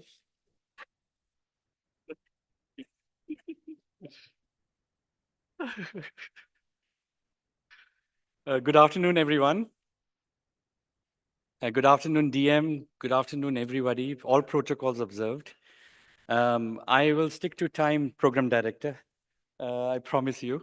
But you must hint me if I am going too long, To all the international guests, after lunch it is tough, but please let's try to go through this. I have a small presentation which I like to present. Can I have the slides onto this? Thank you. First of all, I'm a medical doctor. For all of you, just to let you know, I mostly treat kidneys. So if you have kidney problems, I can see you outside. I'll charge 10 rands. Sorry, 1,000 rands. But when I came to higher education, they said, you're not the real doctor, We need the real doctor. So I had to do, can become a doctor. And then program directors cannot introduce me doctor. They said, okay, then let's give him professorship. So let's call him prof. All right, thank you, guys. Higher health, very proudly, is with all public universities in South Africa. I'm going to try to give you a best practice model, what's being doing in South Africa, and what we do think for gender equality, for peace, to fight gender-based violence, gender transformation, what South Africa is doing, some impact data we have seen where we've done well, and to show the world, can we take this forward with G20? Very importantly, working with all the vocational colleges, working with community colleges. We got about 1,800 sites across this country on 1,800 in every rural town, every village in South Africa. And the most important thing is this slide. And I call it our mandate. We can't deal with gender-based violence, gender equality, transforming mentalities without not looking at other indicators on this slide. And that for me is important. When I say 1 in 4 young South Africans are living with mental health challenges in higher education, 1 in 5 globally, how do we solve gender-based violence or discuss gender equality when that epidemic remains right in front of us? And can you disassociate gender equality, gender-based violence away from mental health? I think that's the importance what I'm trying to say. Can we remove gender-based violence from sexual reproductive health, HIV? We can't not discuss HIV and sexual reproductive health when we are discussing gender equality, we're discussing gender-based violence, because the predominant reason of HIV in Southern Africa spread comes from sugar daddies. It comes from the fact that there is a poverty and it's driven to a level that older men take chances and take opportunities to prey on young women and causes HIV and sexual reproductive health and rights are impacted. So you can't dissociate those two again. You can't dissociate unplanned pregnancies or teenage pregnancies. In fact, teenage pregnancies are one of the worst kinds of GBV that exist. To be very honest, those are criminals. If we have to put a policy behind bar into the reality. So you can't move these things away. You can't move this major driver called drugs, alcohol addiction. We can't speak gender equality, gender-based violence and stuff without not talking about drugs and alcohol addiction. 65% of every GBV case in South Africa is preceded by drugs and alcohol. 65%. The country next to us is the United States, if they're there, 58% as per WHO. So we're not too far away as a world together. We can't without this. We can't talk about young resilience and youth resilience, or young women resilience, or young men resilience to tackle this. Physical health becomes critical. It's estimated that 11% of higher education population are living LGBTQI plus people. Brilliant minds, but only 30% of them graduate. Not because of any intelligence or issues, it's predominantly because of stigma, of human rights violations. When are we going to stand for that? How do we equate gender equality without not addressing one of the most important issues called gender diversity? 11% of our economy. And then it all bogs down to civic education. I'm very grateful to our president, for which I am here to present. Because it was president's idea, our president, President Cyril Ramaphosa, build civic education first, build humanity first, build human beings first, before we tackle these issues of gender equality and gender transformation. And that's why civic education becomes critical. 5.5% of South African population lives with disability, or people living with disability. And only 0.5% put into economic dividends, and the rest gone. Why? How do we equate gender equality or equality in general without not looking at marginalized population? We need to consider economic dividends. We're serious as G20, we're serious about economic dividends from the world, and that's your population that we need to work with. Similarly, climate. Biggest factor for climate is climate with health, climate with gender, green economy, blue economy. That's the future. You can't relate the two away from each other. If climate change jobs are going to affect something, the most is going to be the jobs for gender. And that's the reality. So the elephant has to be spoken. And the most important is financial literacy, poverty. The little money that comes gets abused to drugs, gets abused to gender-based violence, gets abused to other things. So I think we need to see a young person holistically. And for that, I'm very proud of South African government in this one. Not bragging, but just being honest. They came to us to discuss this issue. This is what the employers are looking for. 85% of job success comes from soft skills. Let's build humans first before we build economic dividends. Let's treat a human, treat a man, treat a woman, treat people who are not gender buying with each other. It's okay. So this is what we produced. And I'll show you impact data. The first ever qualification in Africa, a skills program at NQF level 5. NQF level 5 is one above matric in South Africa, which is higher certificate. But this is the only qualification or skills qualification that allows anybody who is grade 9 in South Africa to enter because of its national importance. So DG, I'm coming to you for schools. As much as my job is TVETs, community colleges, universities, which they are doing very, very good and neat, not in education and training. But it has to start there. Civic education, 10 credits. You work and learn your constitution. You learn human rights. You learn how to deal with conflict management. You how to make critical decisions, digital citizenship, saving our democracies, voting. If young people will not vote, our democracy will finish. And that's our reality. That's civic education. Model 2 is gender education. Teach every South African gender-based violence, gender equality, gender diversity, transforming mentalities. Put it into the core curriculum, and that's what we've done. 7 credits every South African young student in any institution of higher learning will and is taking this. And this is not just to read. You have to pass. The 60% is your pass mark assessment, because soft skills need 60% understanding. Module 3 is mental health. Teach every young South African on mental health. Empathy, emotional intelligence. Don't see just suicide and depression. See mental health from many angles that empowers a human being. Module 4 is disability. Learn to live with people living with disability. And people living with disability needs to know their rights. What reasonable accommodation exists for them. Module 5 is sexuality education, physical health, sexual health. Cannot disengage each other. Module 6, specifically drugs, alcohol addiction for South African students. If we have a menace called 65%, then we need to tackle this menace through education. President Mandela is correct. There's no other tool better than education. Whole world acknowledges this man, and he is where it originates from. Module 7, climate. Every young South African should know green economy, blue economy, hydrogen economy, climate with gender, climate with health. And the most important module we have created is indigenous African climate change. We were far before understanding the climate mechanism, but we didn't put it into a curriculum for our youth to know.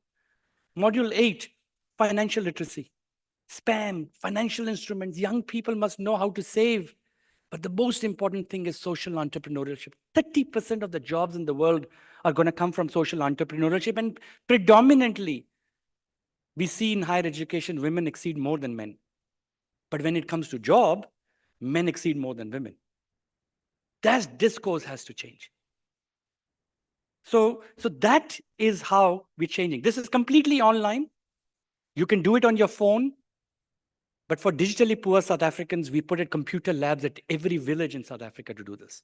And I'll tell you exactly. Very grateful to UNESCO. Thank you. Carlos is here. Very, very grateful for our partnership with UNESCO. It's accredited by QCTO, which is our qualification system and skills program. It's built at a basic literacy level for a grade 9 learner. It's available in all South African languages. We're making 60 languages possible for everyone. This is the 9th module we're launching, Digital Literacy and Ethics of AI. Every woman, every man in South Africa. I am not discarding between gender equality between women, and I'm not going to be here only talking about women. I'm going to talk about to men equally. We all need to be civic and soft skills. Soft skills is not for only managers to become a CEO. Soft skills is for every youth, because what outcomes you will see is different. This is the future. Every South African needs to learn this. There's no other way. Sorry, it takes time. But the beauty of this project is to build this. Every module, you get assessed on the 10 soft skills. Empathy, emotional intelligence, critical thinking, decision-making, digital literacy, presentation skills, confidence, resilience, teamwork, leadership, time management, goal setting. That's what South Africa is building. It's going to take time. This is the only qualification for my UN friends. It's linked to all the 17 SDGs. So 17 SDGs is not for us in this group of people who are very intelligent. 17 SDGs is to take it to the youth at the ground and make them understand and connect. So we are taking it to the youth on the ground with 17 SDGs into the system. So very simple, apply, do these modules, build micro-credentials. Tell me a learner having these 8 certificates in their hands and then a qualification within few days when he or she does. Universities in South Africa has put this as a bridging course. You enter into university, first year, do it. TVET colleges are preparing as a job preparation course. NEET students who are not getting jobs are coming here. And what are we chasing? We're chasing this. Every village in South Africa has a computer lab. For digitally poor South Africans, there's Wi-Fi, there's computers. We train them. Every weekend in South Africa, in higher health, around the villages, students are coming. So it doesn't make a difference if you don't have a smartphone or you don't have a device. You come, we will do it. But we need to build a digital South African. There's no other way. You can't build civic and soft skills and say we will build a digital South Africa on a book. It's not going to happen. You do it and learn by doing. Look at these. And I show you the impact data. Just from February of its launch till today, 6,000 South Africans have graduated out of this. 91% pass rate, 82% throughput. And these are young South Africans whose CVs are rich. They're rich with soft skills. They understand gender at workplace. They go out in South Africa with digital literacy. They go out with financial literacy. They understand SRHR. They understand drugs, alcohol addiction. They understand conflict management. They understand critical decision. They understand empathy. So why won't South Africa win this? I'm going quickly. You see, I'm listening to the program director. We are impacting here, DM. Have student marks improved? So the results are longitudinally following those 6,000 South Africans who have done soft skills. Do they perform better compared to the ones only focusing on let's make engineers, let's make matrix, let's make technicians? Let's make a human first. Second, student employability. Have their chances of employment increased? Because if they have soft skills, they have hard skills, their CVs are decorated, they're getting these modular certificates. Imagine when they're going to go to the interview, the first thing, and all of you do interviews, you're all senior people, you look at an attitude of a person, not gender. You don't look at the individual in terms of anything else like, oh, skills, I will build it. He or she will come into my factory, she'll come into my organization. But all you're looking for is an attitude. An attitude is soft skill. We need to build attitude among the youth in this world. That changes the equation. They will find employment, either themselves or somebody will give them better. And that's what longitudinally we're checking. And we're checking job success. Are young people with soft skills better than young people with hard and soft skills? So for my education coalition meeting and the technical teams, focus on soft skills, not just your hard and technical skills. You're doing very well. China, America, you're all doing very well when it comes to building technical skills. But let's try to build a human, otherwise this world will not exist. And that is the future which I am trying to let you know about the impact. I'm almost done. So let's build soft skills to complement hard skills. Let's build resilience among young people. Let's build social entrepreneurial. 30% jobs come from there. We neglect them. Let's not rush towards only plumbers and miners and engineers and doctors. Let's make their CVs look, sorry to use the word sexy. If you want to kill me after that, please do. But CVs have to look sexier. There's no other way. Imagine a grade 9 high school learner from school, teachers in the schooling system, understanding mental health, understanding drugs and alcohol, understanding gender, correlating, building a South Africa from the base. I'm very grateful to, I don't know whether the UK is here, United Kingdom. Is anyone from UK? Thank you, sir. Manchester government, GMCA, greatness to Andy Burnham, the mayor. He has loved this. And we have now piloted Higher Health UK because of this success in South Africa in Manchester. Manchester University, Salford University, University of Manchester Med, 17 apprenticeship programs, serve 800 learners have already qualified out of this.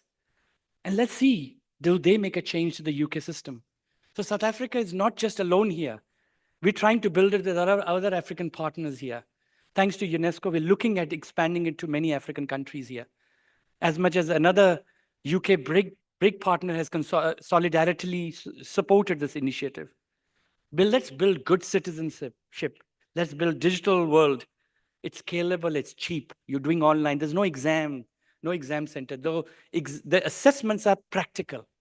We'll see a video of a gender-based violence in your workspace or in a school. The question is, how do you feel? There's no correct answer. The second auto-generated answer will be is, what will you do? How will you do? It's real life. And that is what young people want. And that is why our throughput is very high. People engage, people interact. And the most important thing is community education. We had a slogan in ANC called each one, teach one, reach one. We've changed it to each one, teach 10. So you can't qualify this qualification if you reach 10 people, and that is your assignment.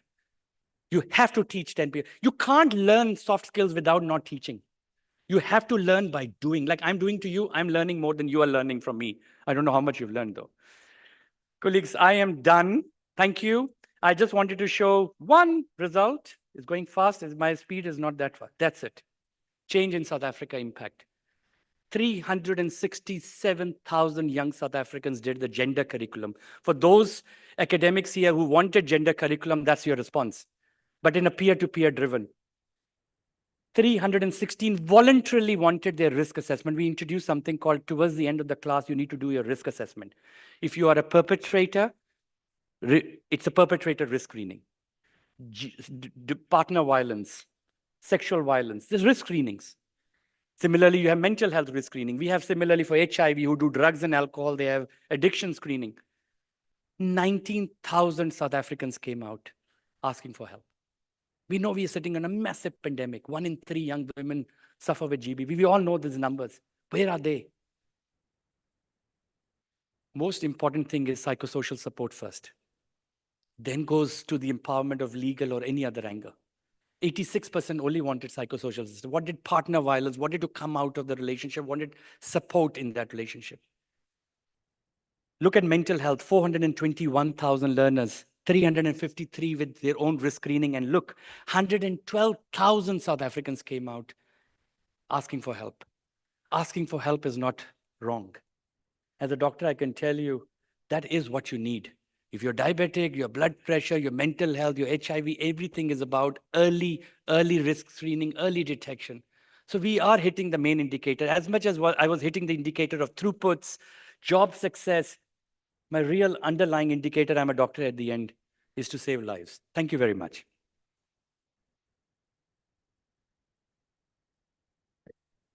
Thank you, Dr. Ramnik.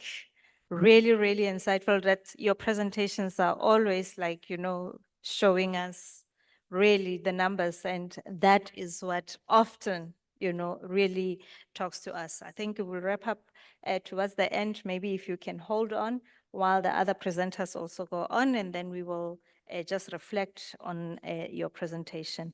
The next presentation is from Ms. Teresa Omondi, the Deputy Executive Director from Forum for African Women Educationalists, and she will be focusing on ending gender stereotypes through education.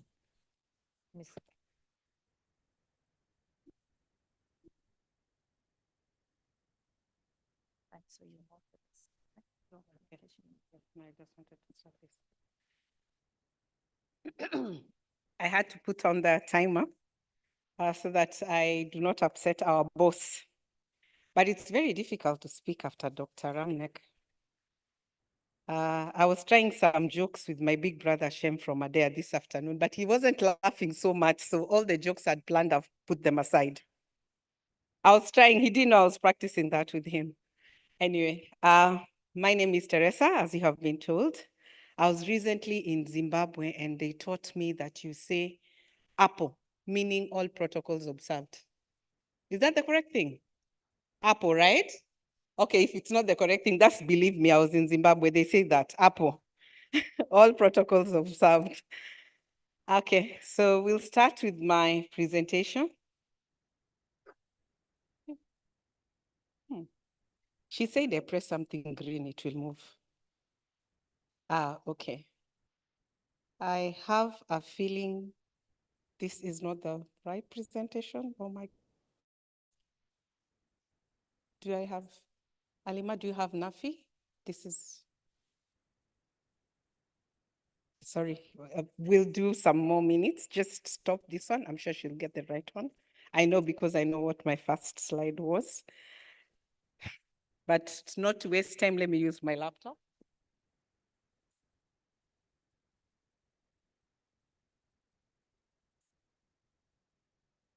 Okay, so my first slide had some pictures that I wanted us to look at, but as she's setting it up, we'll look at it. How many of us have been to a baby shower of late? Because we're talking about gender stereotypes. You must have carried a pink sweater for a girl, right? Oh yeah, she goes like, yes. Who tried something like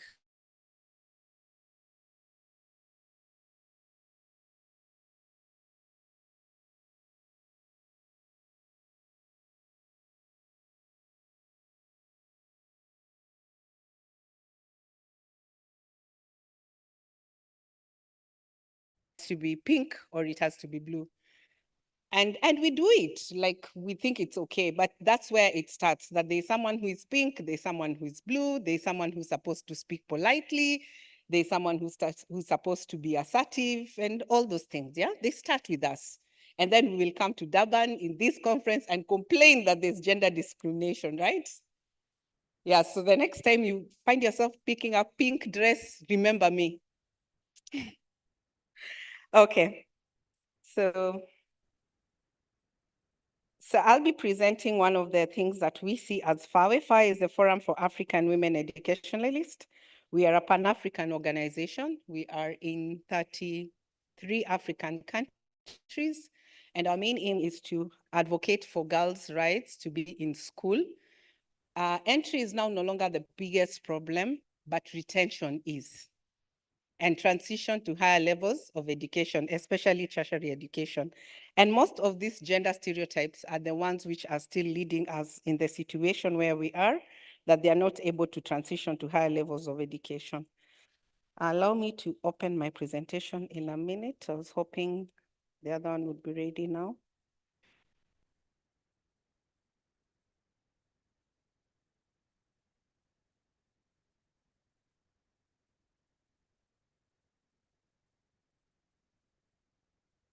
So our mission is an equitable and inclusive society where all African girls and women are thriving.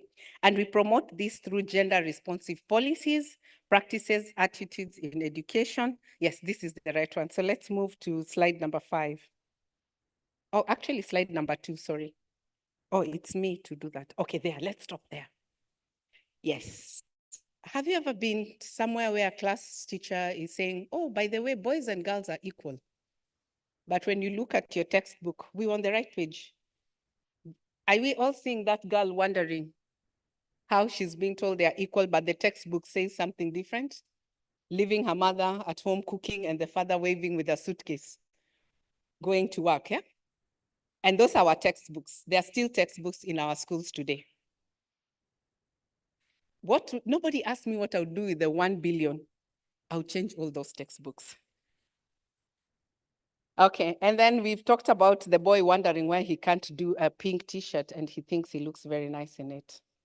So to my topic of today, are we seeing those pictures, beautiful pictures? Anyone in this room who can relate with those pictures?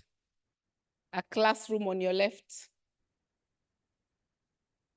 None of you went to a classroom that looks like that? Wow. Oh no, at least I see a few hands. Join the club. I went to a school that has classrooms that look like that, where we'd clean it and put some mud on the floor so that at least you prevent jiggers. I know I don't look it. Believe me, I don't lie in big conferences. I went to such a school.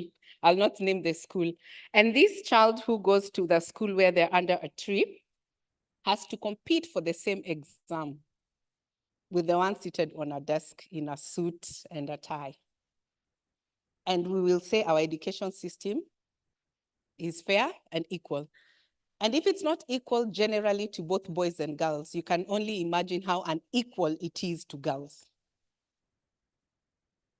So that was the slide on Horace Mann. I really like this, in as much as he was an American educationalist. He says the greatest equalizer is education.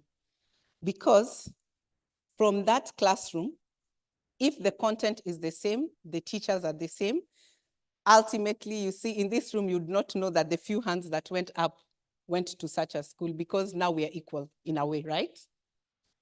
But we can still do better. And our father also said education is the engine for development. If we are talking about ending gender stereotypes for education, that's where we're going to. I already spoke about FAWE and where we are based. I spoke about our vision and mission. So I'll move to the next one. Great. So these are some of a few, I didn't pick many, just a few. Cultural practices today, as we are here. Last week, someplace in Kenya, there was a video going around on social media of a Moran group that went to remove a girl from the class. because she needed to be beaded. And we all know when you get beaded, you're being prepared to be a wife. I'm not talking of 1946, 1848. I'm talking of 2005, June. So when I was coming here to make this presentation, I thought, should I repeat the same thing that I've been saying for the last 20 years in the gender sector? Or should I assume everybody knows? But after watching that clip last week, I think we just need to continue talking about it until something is done. So cultural practices are still limiting our girls, and one in 3 girls in sub-Saharan Africa, they marry before the age of 18. We all know that the age of majority is what age? Age of majority is what age for most African countries? 18, right?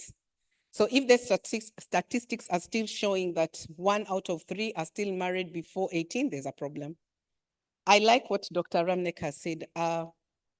Teenage pregnancy is the greatest GBV. I live with that.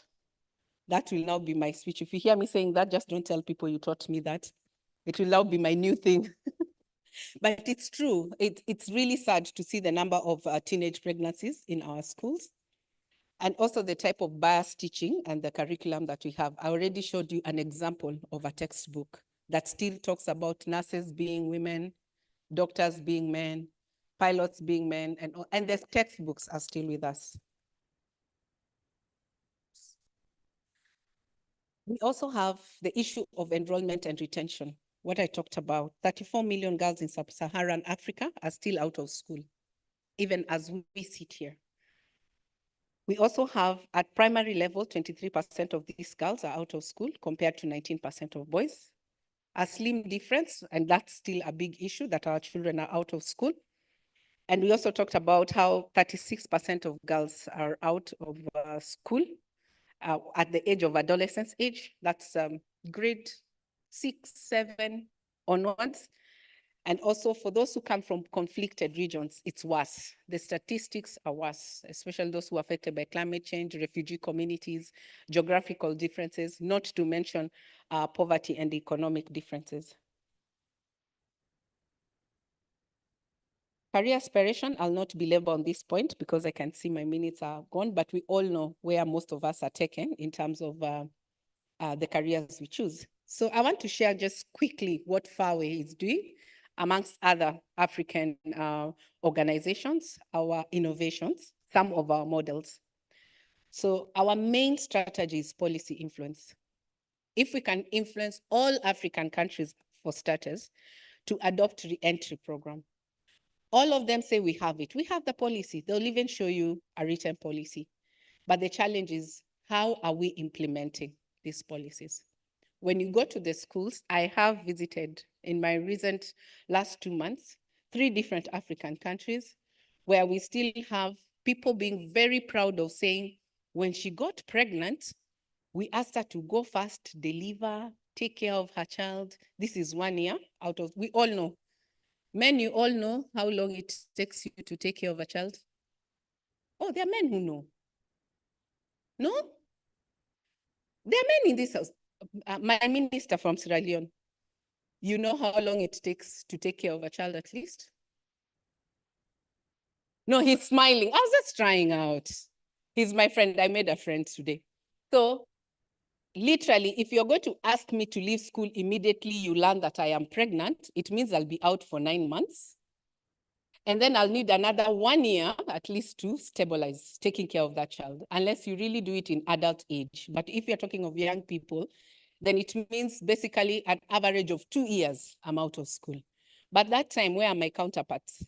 2 years of missing education, where are my counterparts? Quite ahead. And what will happen? I'll get discouraged to come back to school. I really need a very strong social network to bring me back to school. Because by that time, my peers have already moved on, if not graduated. So I'm calling upon different countries, and this is what FAA is saying. Allow them to be in school. Pregnancy is not, it's not what? Yeah, it's not contagious. If I come to class pregnant, you will not get pregnant. Trust me. Science has confirmed that. Okay. So let them be in class. Then we have Tuseme programs. Tuseme is a Swahili word that means let's speak out.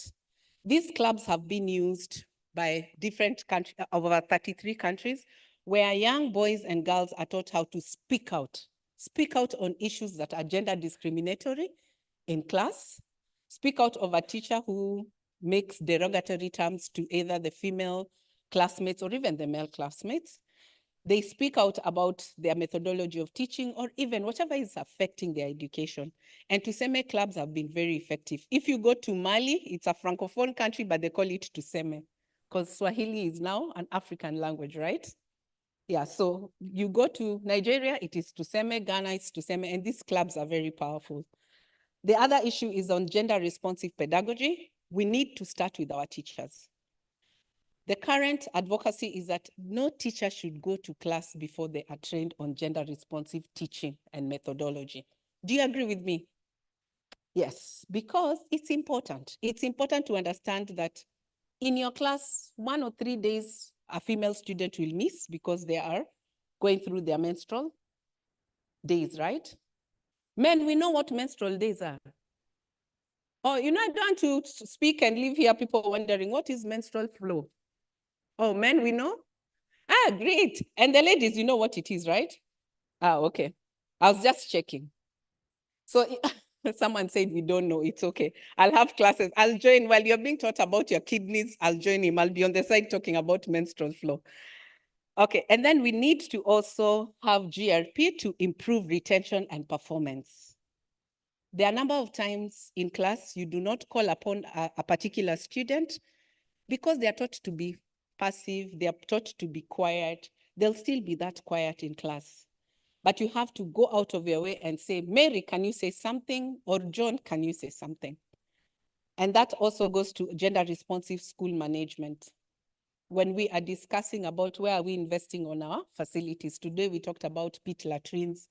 Tomorrow we can talk about better desks, not those very low desks. When I sit, my skirt is showing up and I'm uncomfortable to sit in class, where we are talking about the length of break time, school and homework time. Next slide, please. I know someone is, yes, thank you. We also talked about centers of excellence. These are ordinary schools made to be better schools than just what the Ministry of Education gives you a list and says to be a school, you must attain all these items. So as far as we go ahead and say to be a center of excellence, a school that can be said to be a center of excellence, you must be gender responsive in terms of your teaching materials, methodology, dropout rate, retention, re-entry, and the list is long. And including items like mentoring and role models, and also the safety and inclusiveness of the school. We can go to the next slide. I want to discuss about this one program that is a good innovation, I would say, for Fawe, where we are talking about equal education for the marginalized. And this program is one that's supported by the MasterCard Foundation and also together with Fawe. And we are asking ourselves, is it possible that ministries of education can reconsider the scores that we give for access to tertiary education? How many of you know of a secondary school whose children are put in a bus to go to experience a science laboratory for the first time before their national exam the next week? What does that mean? Yes, no? Let me try my question again. How many of us know of secondary school students who are taken to a laboratory maybe 2 weeks before the main national exam, where they are going to, for the first time, see a pipette, a Bunsen burner, and be taught how to use it? Okay, I can see a few hands. Something is happening in Durban. Maybe we have all the elites, or they are shy to say they went to that school. Don't worry, education has now made you equal. That's why you're here. But this program says, can we have affirmative action for, in terms of reducing the points of entry into tertiary school or allowing bridging courses for this access to tertiary school? It's one of the ways of equalizing the opportunity for those who've come from marginalized communities, persons with disability, and refugee communities. The next slide, as I wind up. Coalition building, I will not be speaking to the choir. I'm sure this is what we do every day, partnerships with ministries and AU. As a next, you're right. So as a next step, or what I think, Again, with my 1 billion, do I have that opportunity? Okay, the last one now. Evidence building research. Let's not talk about issues without the evidence and the research. And this is one of the ways that is critical. I understand there's quite a lot of even pushback for the development that have been made for girls, but a lot of times when you ask, where is the research? It's not there. We need it. Gender transformative leadership, that's all we spoke about early in the morning. Mobilization of communities, not leaving anyone behind. But I want to finish with this one on personal commitment and accountability. The first one was no more pinks and blues. But the next one is when we see this happening in our communities, it is first our personal responsibility and accountability before we see who else needs to join into the club to make the changes on our gender stereotypes so that we improve our education system. Lastly, last slide is that education can be both an equalizer, but at the same time, a big division. We all remember my first picture. It can really be a big division, but at the same time, it can be an equalizer. So we need to be vigilant and alert through our own personal initiatives and accountability. And I believe we can make equal and safe education be a lived reality. Thank you very much.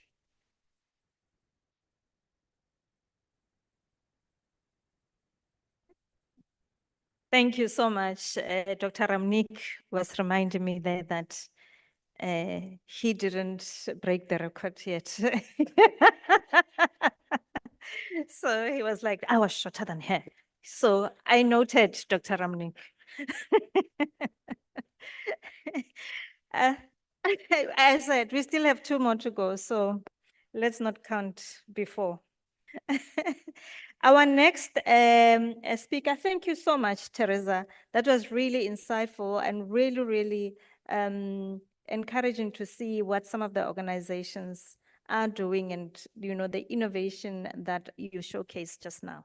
Thank you so much for sharing that.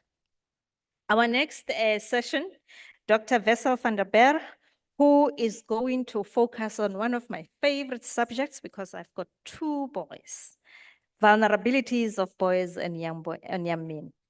Dr. Wessel.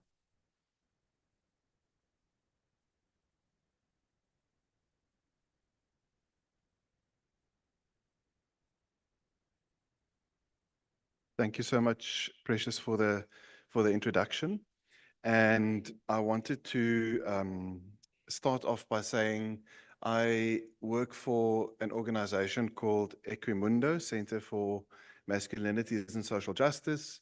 We do work on masculinities, boyhoods, fatherhood, men and care around the world.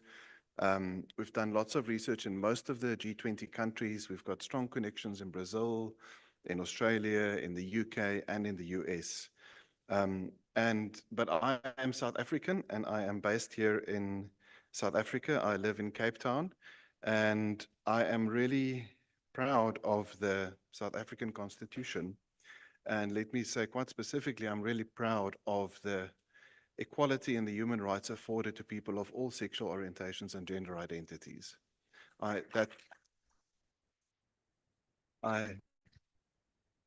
think it is safe to say that in my personal regard, and I speak for myself, I can say I promote homosexuality.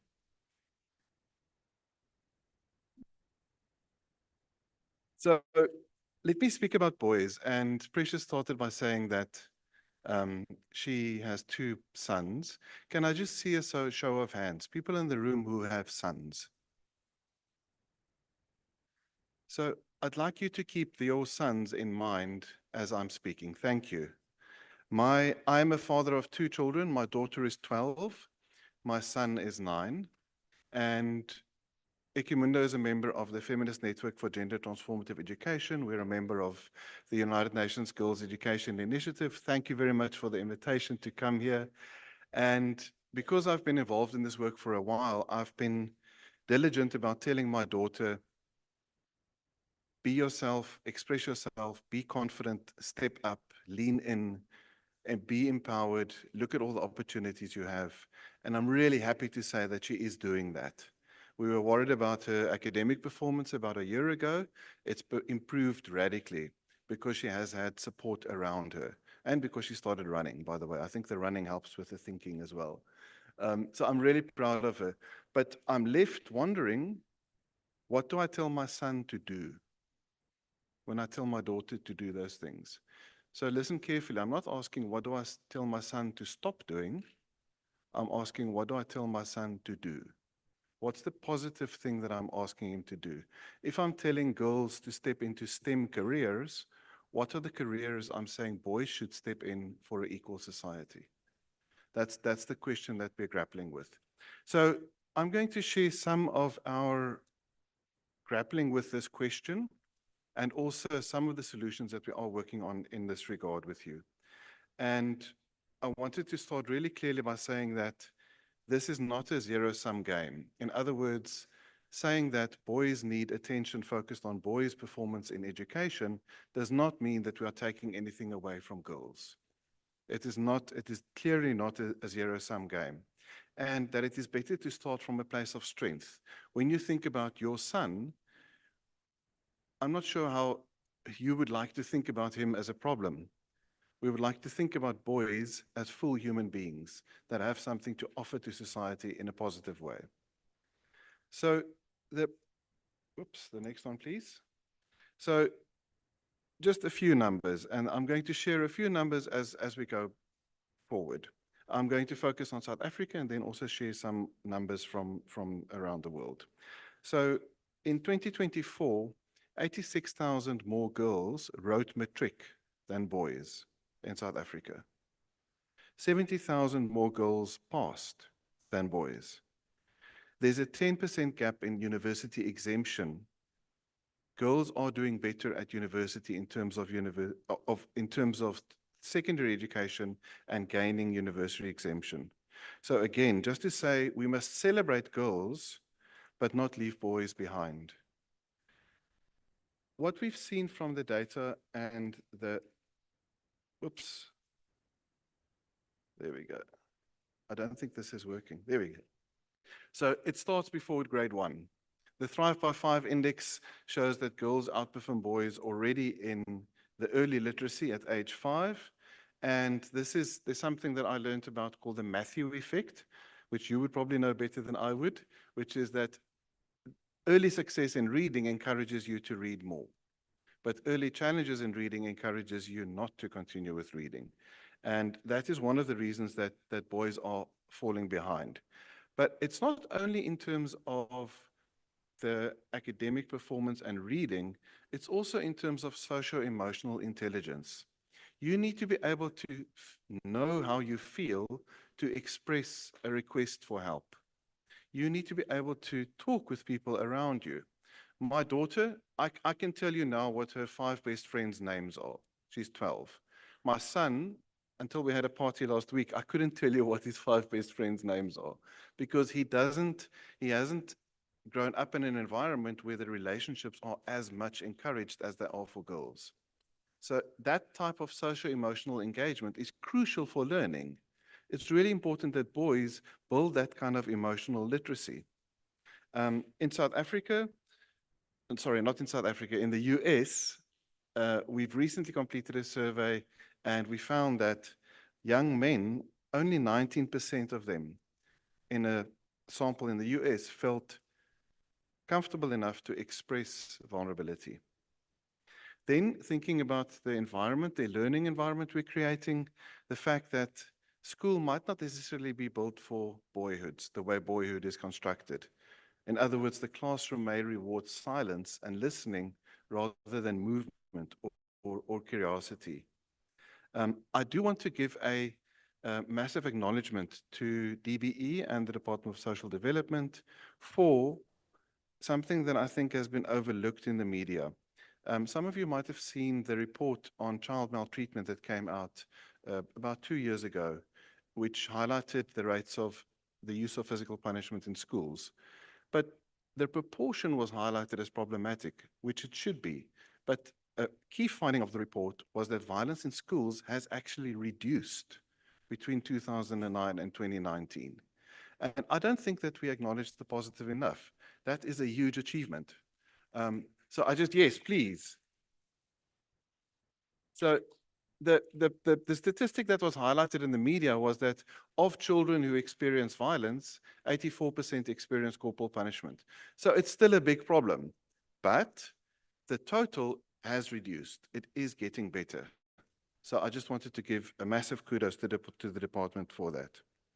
So going back to boys, in 2022 to 2023, 11% of boys aged 15 to 19 dropped out of school versus only 8.7% of girls. And across Africa, we are seeing in some countries that this is also a problem. So again, we are saying that boys have particular needs that need to be addressed. We are again not saying that boys should be invested in at the expense of girls. So one example is from this report, which I would love to give a copy to the Deputy Minister afterwards. A report that we did on navigating boyhoods in sub-Saharan Africa, that the Gambia reversed from 88% girls versus 100 boys who are completing school to 100 girls versus 90 boys.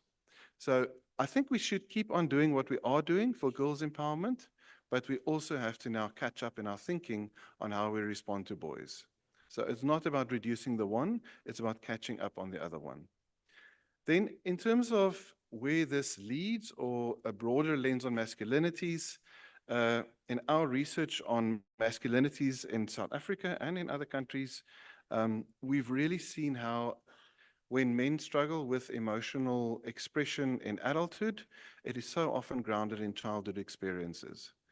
And that it's not only a learning problem, but it is contributing very clearly. The What Works program, lots of evidence, the work from the Medical Research Council, both emotional and physical abuse of children is a major risk factor for those children to become adults who use violence. So that's really clear. But on a more subtle level, that's also experiencing silencing is also a key determinant of becoming an adult who can't necessarily negotiate difficult moments in a relationship. So one finding from the US again is that men don't feel man enough. Most men wish they were more masculine in quite problematic ways. Men were experiencing economic anxiety. Men who were experiencing economic anxiety were twice as likely to say that they feel the need to feel more masculine. So there's a clear identification between being a provider, being financially successful, and being a man. That is a major problem that we need to address. And we did a research project called the Man Box. So this is basically restrictive norms that repress or that basically convert to quite misogynistic or unequal norms. So a man has to be in charge, a man has to make all the decisions, the man has to be the financial provider, etc., etc. And the really striking thing that we're seeing more and more is that in addition to the harms that this causes to women and children, it causes severe harm to men's own mental health. And again, it's not a zero-sum game. I'm not saying men are more vulnerable than women. I'm saying that men also suffer from a broken system. It's men who also need to be supported to address our own mental health needs. So in South Africa, we did a report called the State of South Africa's Fathers Report. And it was really interesting to see, just from Stats SA General Household Survey data, that most children in the country actually live with a man in the same household. It's just over 70% of children in the country live with a man. Listen quite carefully, I'm not saying they're living with their father, I'm saying they're living with a man. So it's their uncle, it's an older brother, it's a grandfather. And the question is, unfortunately, these men are quite likely to be at risk rather than an asset. So, but on the other hand, anecdotally, you would ask a man, was your father there? He would say no. You would say, who was there? Malume, my uncle. Good or bad, there's an opportunity there, I think, that we've neglected to look at. How can we mobilize the men that children are living with in a positive way? They might pose a risk, frankly, but we simply don't have the data to know really what type of interactions are happening between them. In our little sample that we did see that they are involved in educational activities, in financial support for children, more than we expected, which was encouraging. But there's much more research to be done and interventions to be developed. So the simple message is that boys need models, not myths. And this picture is from a project that's in Gauteng and KwaZulu-Natal and the Western Cape. It's called the Character Company. They basically identify safe, trustworthy father figures and connect them to young children, boys and girls, who need men in their lives to step in as safe role models for a long-term relationship. So I'm going to close with a few slides that gives a sense of what we are doing. My son is currently very into Roblox, and I tried to remove the device from him. I wasn't very successful. I switch off the internet sometimes, but then the effect of switching off the internet leads to a lot of distress in our house. So I went with the approach of, if I can't fight them, I'll join them. So I'm now joining my son in Roblox. I'm playing with him. And in addition to kicking a football outside and going for a walk with the dog physically in real space, I'm also entering his space where I can, so that I can see what he is experiencing and interacting with him. And it feels like that means a lot to him. He would be happy that you are clapping hands for that. Thank you. And I think the boyhood adventure of today, let's be clear that the division between virtual living and in real life, IRL, is fading. He's got a group of friends that he plays soccer with at school. He keeps on playing with them. The environment around them just changes from a physical environment to a digital environment. That division is less and less clear. And I think it's something that we fight it, but we also could do better to just understand it and perhaps join it. So we've got the Global Boy Initiative is the project we have got intervention development in the UK, actually, in 40 schools in London. We're working on a program that is called Beyond Gender Stereotypes, that is opposing gender stereotypes in school. Some of you might have seen the Netflix series Adolescence, which was shot and filmed in the UK.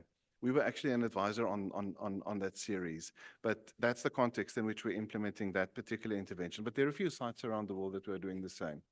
The three advocacy points that I wanted to share with you before we close are an A+ in education, better representations, and creating caring connections. So an A+ in education, some of you might know the UNESCO report that shows the global situation in terms of some of the statistics that I shared for South Africa.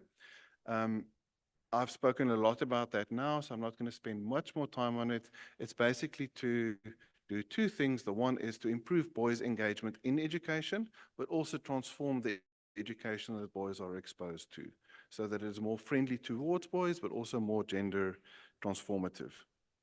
This is just a picture of the model that we are now testing in the UK. And if anybody's interested, happy to speak to you about that. The second one, B. So we've spoken about A+, B. As I said, the media landscape has changed. And what we hope to see is that when a boy leaves school and he sits in front of a television or a screen and he watches the films that he's interested in, that those representations are more gender transformative. So in South Africa, Takalani Sesame has done a great job with the character Uzikwe and the triplets. I'm not sure if you followed that, but it seems that the mass media companies, and particularly Sesame in South Africa, Takalani Sesame, have picked up on this and are using mass media as a way to create better representations for boyhoods, the type of boys that we want to see. And on this point, I also wanted to then just say that I've got a little button here that's a game that's a game device, and to say that it's not enough only to work with mass media, but also to be present in Roblox spaces, to read the chats that are happening between children, to be in the spaces where they are, so we can understand what they are experiencing, so that we can then intervene if it's necessary. The last thing I wanted to say as I close is that in answer to the question of what do I tell my son to do if I tell my daughter to do STEM, is I am encouraging my son to explore HEAL jobs, H-E-A-L. So STEM is science, technology, engineering, and maths. HEAL is health, education, administration, and literacy jobs. Encouraging boys in caring professions and to raise the status of those professions, firstly, but also to encourage men and boys to become interested in those professions as a way to shift the landscape that we are working with.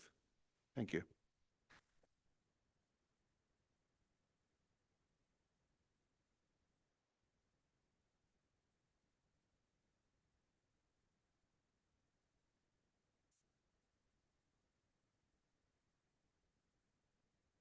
And thank you so much, Dr. Vessel. And with that, we will also excuse Dr. Ramnik, who has other engagements to rush off to, and we really appreciate your presentation, Dr. Ramnik. We have the last presentation coming up, and I will call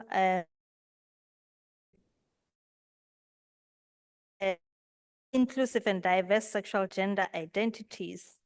Professor Brown, thank you so much. Please give him a round of applause. Thank you. I see you have learned well from Honorable Dr. Mahola. You need to ask that they give a round of applause, otherwise they won't. Thank you so much. Thank you so much. I stand on the protocol established earlier this morning. I'm always excited when I'm in the presence of Dr. Mahola.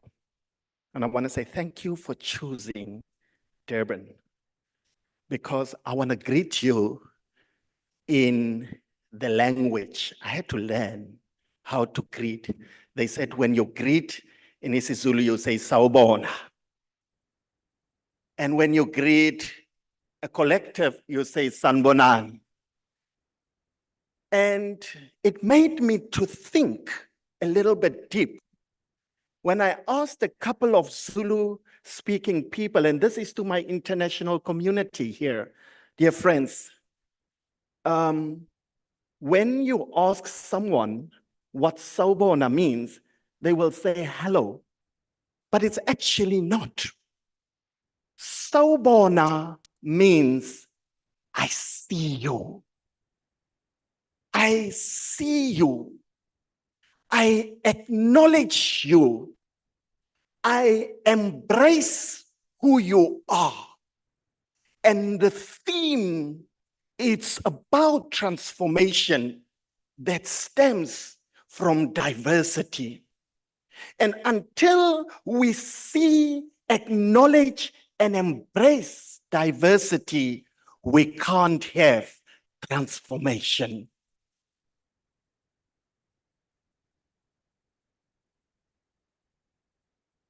And therefore, it was important that I greet you. And please don't forget, whenever you greet your fellow person saying sawubona, you say, I see you with all of you. Your differences, your sexual differences, your gender differences, your disabilities, your race, your color. I see all of that and I embrace it. That is what this greeting means. Think twice when you greet again. And as I prepared for this, I need to calm down. Somebody said, calm down, breathe, breathe. Because I think in my previous life, I was a Muruti.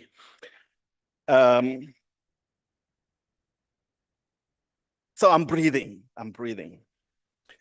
But as I prepared for this presentation, I was reminded of one of my research participants who said to me. He was a grade 10 learner from Rooigrond, there in the northwest on the other side of Mafikeng. And he said he so badly wants to become an engineer. But he was afraid in the mornings when he go to school, on his way to school, not because of the tests that he would be writing, not because of the complexity of mathematics, but because of the slurs, the ridicule, the discrimination that he had to make from home right into the classroom. Why? Because he did not act, behaved, and perform like a traditional boy. He was a bit soft. He was a bit effeminate. He was different. And while in South Africa we celebrate difference, he was punished. He was made invisible. He was made silent. Distinguished members of this very important gathering, what happens to a nation's future when children must shrink themselves to survive? We were reminded from the opening address all the way to some of that education is the great engine of personal development. We've been reminded. But that engine, when the learner faces discrimination, that engine stalls. When that learner faces bullying, that engine stalls. When that learner faces discrimination because of who they are. Young people who identify as lesbian, gay, transgender, gender non-conforming, do not suffer because of their sexual and gender diversity. They suffer because of this dehumanization that they are subjected to. And we can talk about numbers here. We can talk about statistics, but in South Africa, these statistics has got a name. 12-year-old Sibusi Sumbata committed suicide in 2023 because the teacher said, don't bring your gayness in my classroom. We will not forget there's a face and there's a family still crying. 17-year-old Matthew David here in Durban at a school committed suicide because the deputy principal asked him, the type of hair that you have, are you gay with that hairstyle? He couldn't handle the dehumanizing, the condescending way of which he was looked at. He committed suicide. In 2022, Tiro Malausi was subjected in Soweto at his school to homophobic violence. And who remember exactly a month ago, on the 1st of June, 2025, when Lukhona Fose were brutally murdered in Johannesburg and his genitals were removed and put on his body because he was different. Young people who identify as LGBT are not suffering mentally because who they are. They're suffering because of the violence subjected by society on them.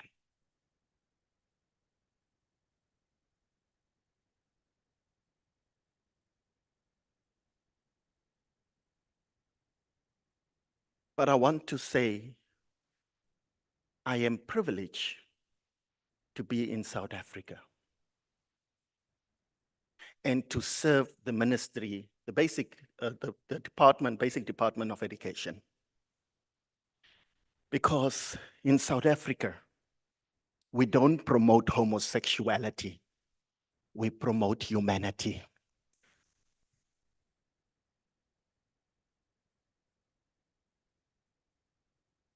Our Constitution upholds the dignity of everyone, regardless of our diversity and difference.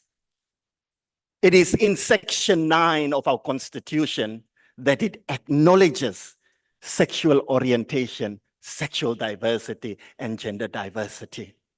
And from there, all our policies are developed. Our Education Act prohibits all forms of discrimination. That's why we are talking about sexual and gender diversity in this platform. Because we uphold our Constitution, that is the highest dignity that we have promised the people in this land, because South Africa belongs to all of those who live in it. It is even in our professional standards and our education, in our educators' professional standards, that we uphold, and we say in those professional standards that we see difference as a strength and not as a weakness. We celebrate diversity. It is in White Paper 6 that we also embrace diversity. And then South Africa has developed one of the few countries in the world that developed guidelines for the inclusion of learners of diverse sexual orientations, gender identities, expressions, and sex characteristics. A few countries. I thought you would clap. But there's something missing there. We've been battling, Honorable Mahola, for the implementation of this. We need to move forward. We need to implement this so that we can avoid the loss of life.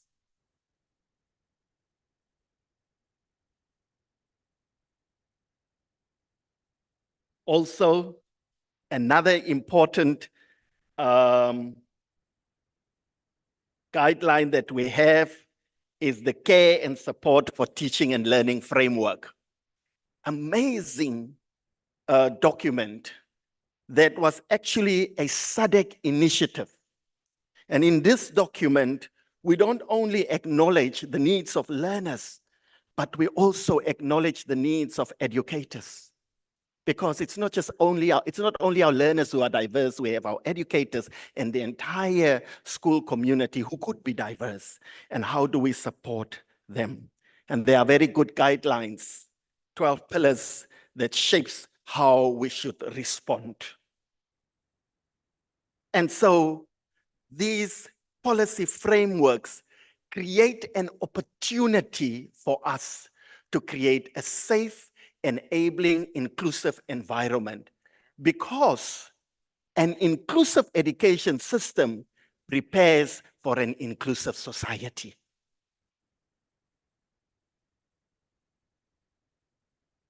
The problem is that we have amazing policies. We've got amazing policies in this country. And we are doing well. We are hailed for it. But the gap between policy and practice is quite wide. What do we need to do? I only have 2 slides. I think I'm going to be the winner of today. The first one was my name, and the last one was thank you. So it's just 2 slides. You see, what is important is we need to have concrete responses for educators and the schooling system to deal with bullying and discrimination and violence by educators and peers. We need to know, and we need to have them proactive. We can't wait that discrimination happens and then we want to respond. We need to be proactive to prevent that kind of behavior in our schooling system. And it is to strengthen the acceptance of diversity. We don't, and I want to emphasize this, we don't promote homosexuality. We promote the acceptance of diversity. Many a times we don't see ourselves in the curriculum. How many of us have attended modules and you see families there, and family is always mom and dad, and you have never seen a dad in your life, and you cannot recognize yourself with this family. Some of you have not even seen a mother because you grew up with a grandmother, and you ask yourself, am I abnormal because my family is not represented in this curriculum? Do we have a representative curriculum so that people can learn about the diversities that exist? Have you ever learned about intersex variant developments in the school curriculum? Nowhere. I spoke to my colleague at the back and she said she has a case when the learner developed differently, had to carry the bag in front of the chest because all of a sudden, the body is changing into a female while it was a male all the time, and nobody knows what's happening, and this child will be called a freak because we don't learn about variant intersex developments. So curriculum. Also in initial teacher education, we can't be tokenistic about it. That you teach, you learn about it in 2 lessons. It should be across curriculum. In all the modules, we need to learn about this. And then also, professional development must be continuous on this subject. Somebody spoke about peace education, and I want to talk about values education. Do we still focus on teaching about diversity, social justice, empathy? Dr. Mahola, what happens, what is at stake when we don't deal with these matters? The future economist who will stabilize your country's finance, we might miss that. The microbiologists who will find the next vaccine might not come to the fore. The agricultural scientist who will solve food insecurity, the engineer who will bridge literal and societal divides, we might miss because they will drop out, because there's no space for them, because they are different. They may be a child battling to feel unsafe simply because they are different. We must create schools that do not weed out difference, but water it. Indeed, diversity is not a problem to be solved. It's a resource to be harnessed. Let us build schools that prepare our children not just for job market, but for a shared life. A life where coexistence is not merely tolerated, but it's celebrated. Peace is not the absence of conflict, but the presence of justice. And education is not only about excellence, but it's about empathy. I want to end with this. The measure of schools is not only in the marks it awards, but in the lives it affirms, the humanity it cultivates, and the society it seeds. Inclusive schools prepare for inclusive societies. South Africa don't promote homosexuality. South Africa promote inclusive, just social societies. I thank you.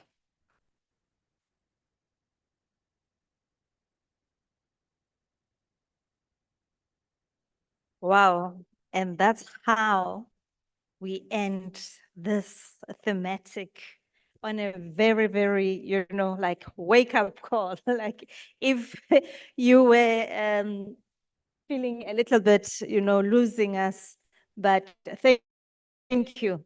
Thank you.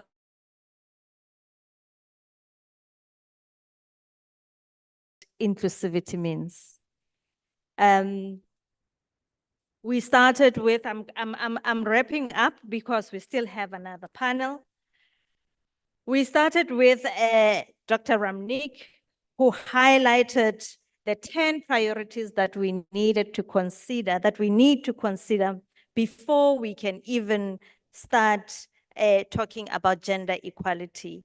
He highlighted those 10 priority areas and highlighting that a holistic approach is quite important, that soft skills are linked to positive educational outcomes, and also showed the value proposition of investing in soft skills and focusing in that area. And then we can start moving towards, gender equality.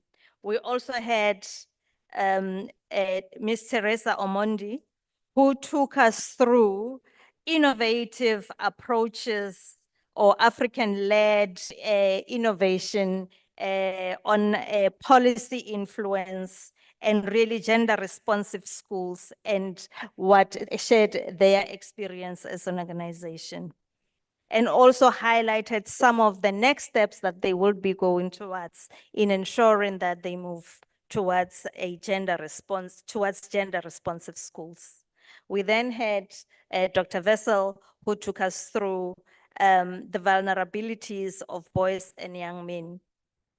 What it is that we need to consider, that it's not just in the classroom, but it goes beyond the classroom. He shared the Global Boyhood Initiative and took us through what that means and the good work, the great work that they are doing in encouraging boys. Also emphasizing that not only STEM careers should be focused on when you're talking with boy children, but you should also be encouraging them to be taking up caring professions. You call them heal, right? And then we ended up with Professor Anthony. And Professor Anthony brings me to, guys, we have the online is buzzing.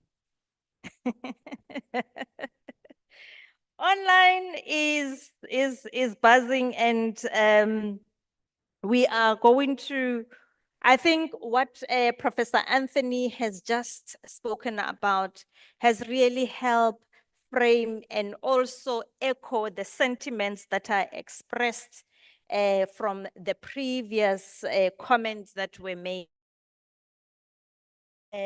We're looking at homophobia being promoted in the school environment, but what you said has really addressed and echoes loudly and boldly, and also with unapologetic about the inclusiveness of education and how it creates inclusive society. You highlighted that the curriculum needs to be inclusive and promote diversity. I will just read one of the comments that just coming from our online, just to share feedback.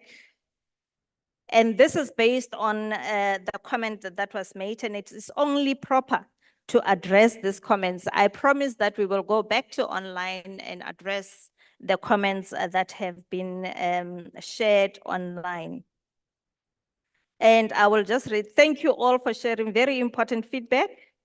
Like I said, it is important that we acknowledge and support the rights of LGBTQI+ community, especially young people.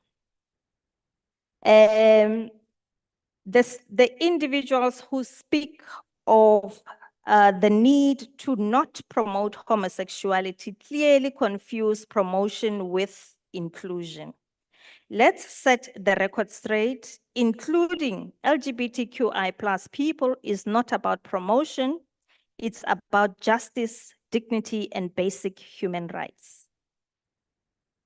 LGBTQI+ communities have been excluded from many spaces in society for generations. Ensuring their inclusion is not optional. It is essential. It's about correcting historic and ongoing injustice.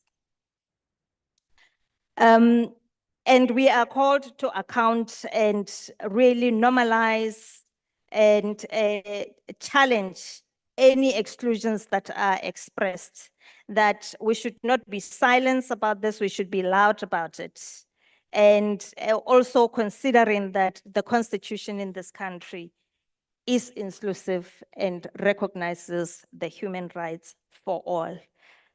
I think with that said, we can agree that I cannot even say anything further. Professor Anthony really articulated it very well when he spoke about,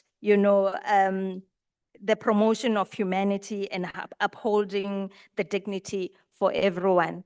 And if there is any doubt in terms of what it means, gender diversity and inclusion, I think we've received a good, understanding of what grounds it. And I think the South African Constitution encapsulates that human dignity and human rights for all. I thank you all, my panel today. It has been greatly insightful again, and I am going to release you. I don't see any further comments on online. If there are, I will continue to. Okay, there is one more comment. They are coming. I honestly think government should invest more on evidence-based social behavior change programs implemented by DSD and civil society organizations to address gender stereotypes and address the challenges that boys face. That is one delay from CSF. Thank you for that. Okay, there's quite a number of them. I will keep reading them as we continue in the next session. But for now, can we give this session and our panelists, our speakers, our presenters, a good round of applause? I think for the session after lunch, they usually say it's a graveyard session, but we were kept alive, awake, and enthusiastic. Thank you so much.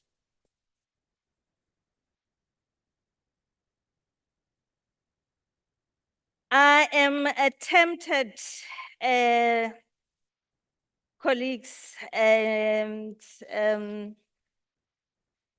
DM, to just again exercise the powers vested in me on this podium today. We meant to go for a short tea break currently, but I would want us to keep with time and looking at where we are currently. If you need a body break, please, you can go out. We have about 5 minutes body break if it's so much needed, but we are continuing with the next part, which includes a panel discussion. It's a multi-stakeholder plenary on gender-based violence in education settings, and this will cover both basic education and higher education and training. If you need a body break, as the panel discussants come through, please make sure you are back in the room in 5 minutes so that we can continue. We still have a solidarity moment and a call to action to go through, and then the closing remarks and vote of thanks. So this will be the last plenary discussion for us, and it's going to be robust as well and engaging. 5 minutes as I call upon the panel to come and prepare and the moderator for this session.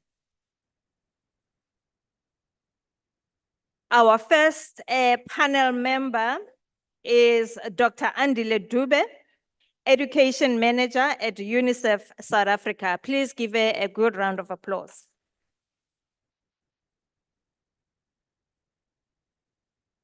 Our next panel member is Mr. Neil Hariram, Head of Government Relations from Sherry, South Africa. That's the private sector. Please give them a round of applause. I know you are going out, but please have your ear this side as well.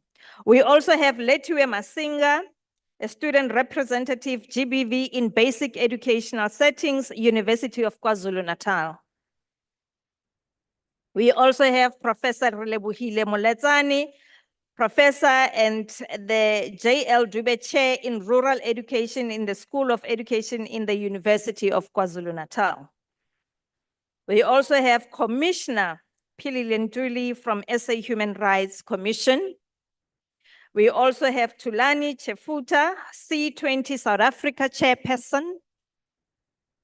We also have Sanele Zuma, Chair, Men of Virtue Program, University of KwaZulu-Natal. And the last discussant there is Zanele Ngwani, KZN Provincial Manager, CGE, Commission for Gender Equality. I see not all that they are still coming up. I will also call the moderator for this session is Professor Divya Bana, the South Africa Research Chair in Gender and Childhood Sexuality.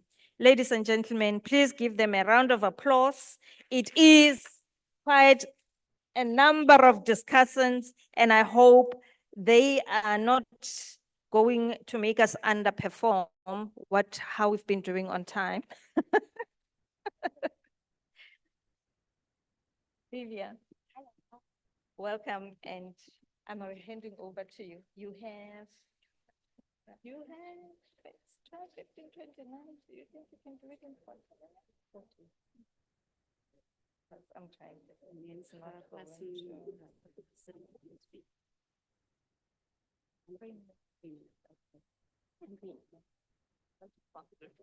Thank you.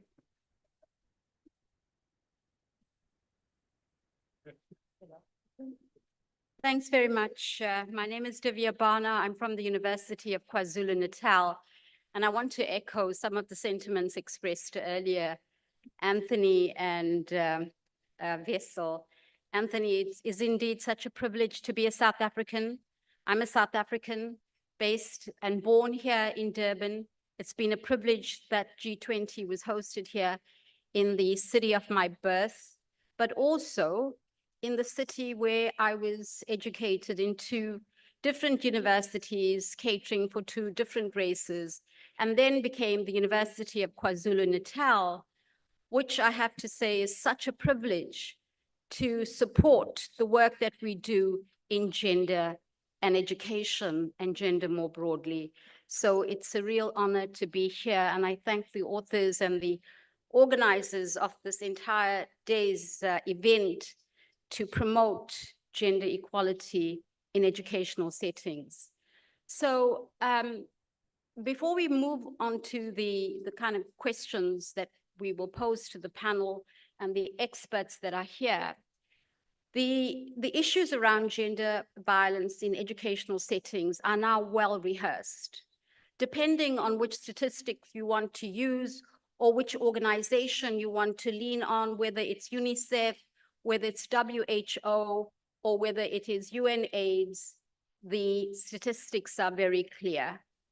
We have a serious problem.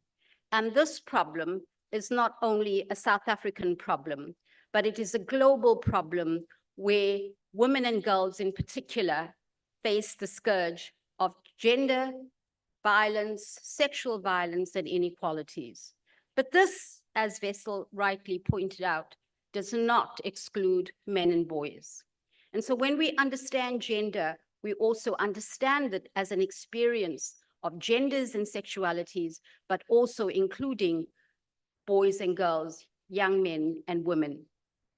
So coming back to the statistics, depending on which statistics you use, if you think about WHO reporting that 1 in 3 children across the globe between the ages of 11 and 15 experience some sort of violence, or that 1 billion young people between the ages of 2 and 17 across this globe have experienced some sort of violence in the last 12 months.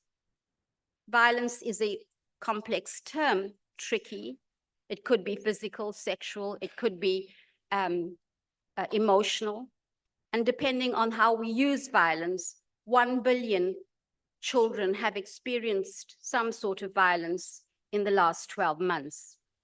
But despite the recognition of the problem, its incidence has not slackened.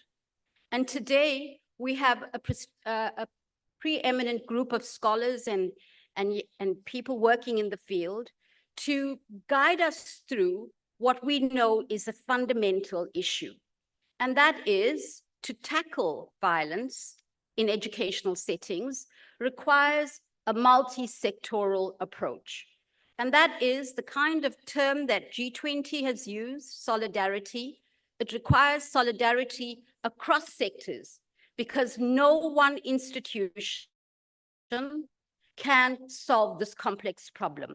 So I'm now going to hand over to our first panel member, and that's Professor Lebo Woletsane, whom I have the privilege of knowing for many, many years.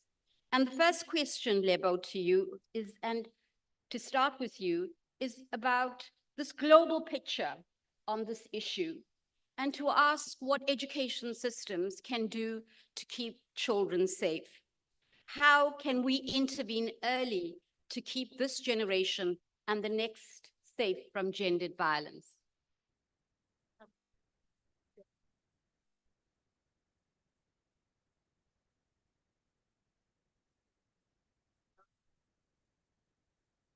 Hello.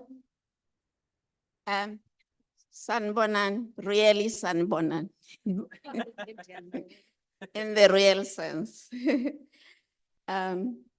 In my language, Dumelang. So what can education systems do to keep children safe?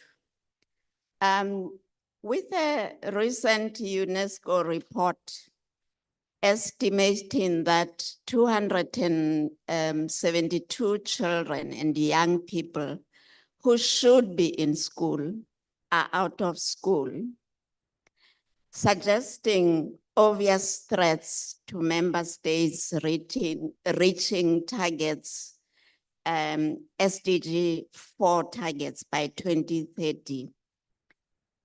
Children's and teachers' safety in schools needs serious attention. This includes in terms of innovation and resourcing. There are many intersecting factors related to this issue. There's the obvious one, poverty. There's the one that we are talking about today, gender inequality and gender-based violence.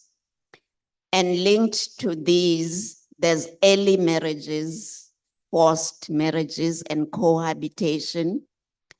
There are unwanted pregnancies and unplanned pregnancies, and policies in schools that exclude pregnant and adolescent mothers.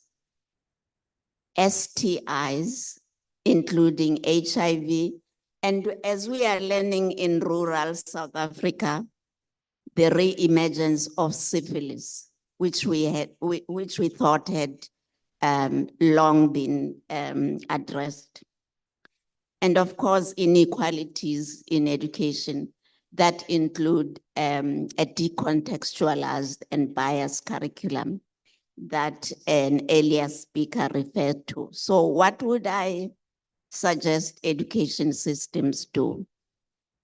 The first thing I would do borrows from a quote that the late Jackie Keck and Stephanie Gairo wrote some time ago. And they wrote, working with children and young people as knowers and actors implies acknowledging the centrality of their lived experiences, for example, of violence, and understanding their diverse perspectives of the barriers to their safety, and committing to working with their various proposed strategies. So that's the first and starting point for me. What would this look like? Gender transformative work must include working with boys and girls and young people, learning about gender together, because of course it is relational, as we know. This work must necessarily involve a sort of a from the ground up approach, which means working with rather than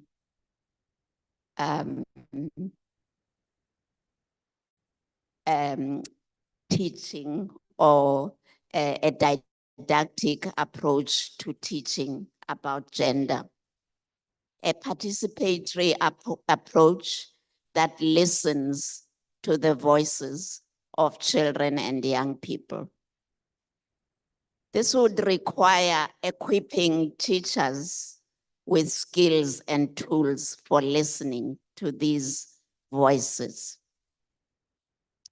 From our recent work in rural KZN and the Eastern Cape, we have also learned that a contextualized and place-based comprehensive sexuality education, and note, I didn't say sex education, I said comprehensive sexuality education, and we can define what that means for those who don't understand the difference. That listens to the perspectives of children, involves the participation of parents and the participation of other stakeholders in the community, contributes towards addressing some of these concerns. The second area I would tackle is recognizing and working with schools and school communities as places of intervention. And the third and final one, and I can elaborate on the two, is that this work requires targeted innovation and resourcing, particularly for community-based and institutional-based work focus on working directly with children and young people. I can elaborate later if I still have time. Thanks so much. Of course, children require Lebo, and we need to take that hearing seriously through engagement with parents, with communities, and of course, other stakeholders, while centralizing the voices of children and young people. I'd like to introduce our next panel member, Yasmin Bacchus. Yasmin is the Commissioner of the Public Service Commission. And my question to you, Yasmin, is that how, in your work as Commissioner, might the work of gender equality and transforming education towards equality be important in the kind of work that you advocate? Thank you very much. Good afternoon to all the esteemed delegates and all protocols observed. So I'm representing what is called the Public Service Commission of South Africa, which is actually an institution that's independent, supporting democracy. It's a Chapter 10 institution in the Constitution of South Africa. My interest to the panel today is more around swift justice in the education system, and that stems from our analyses of what takes place in our inspections of schools over different periods of time. But more important is to drive what is called the most important, one of the very critical priorities in the 7th administration, which is where we are now in the government of South Africa. And that is that of professionalization of the public service and integrity management.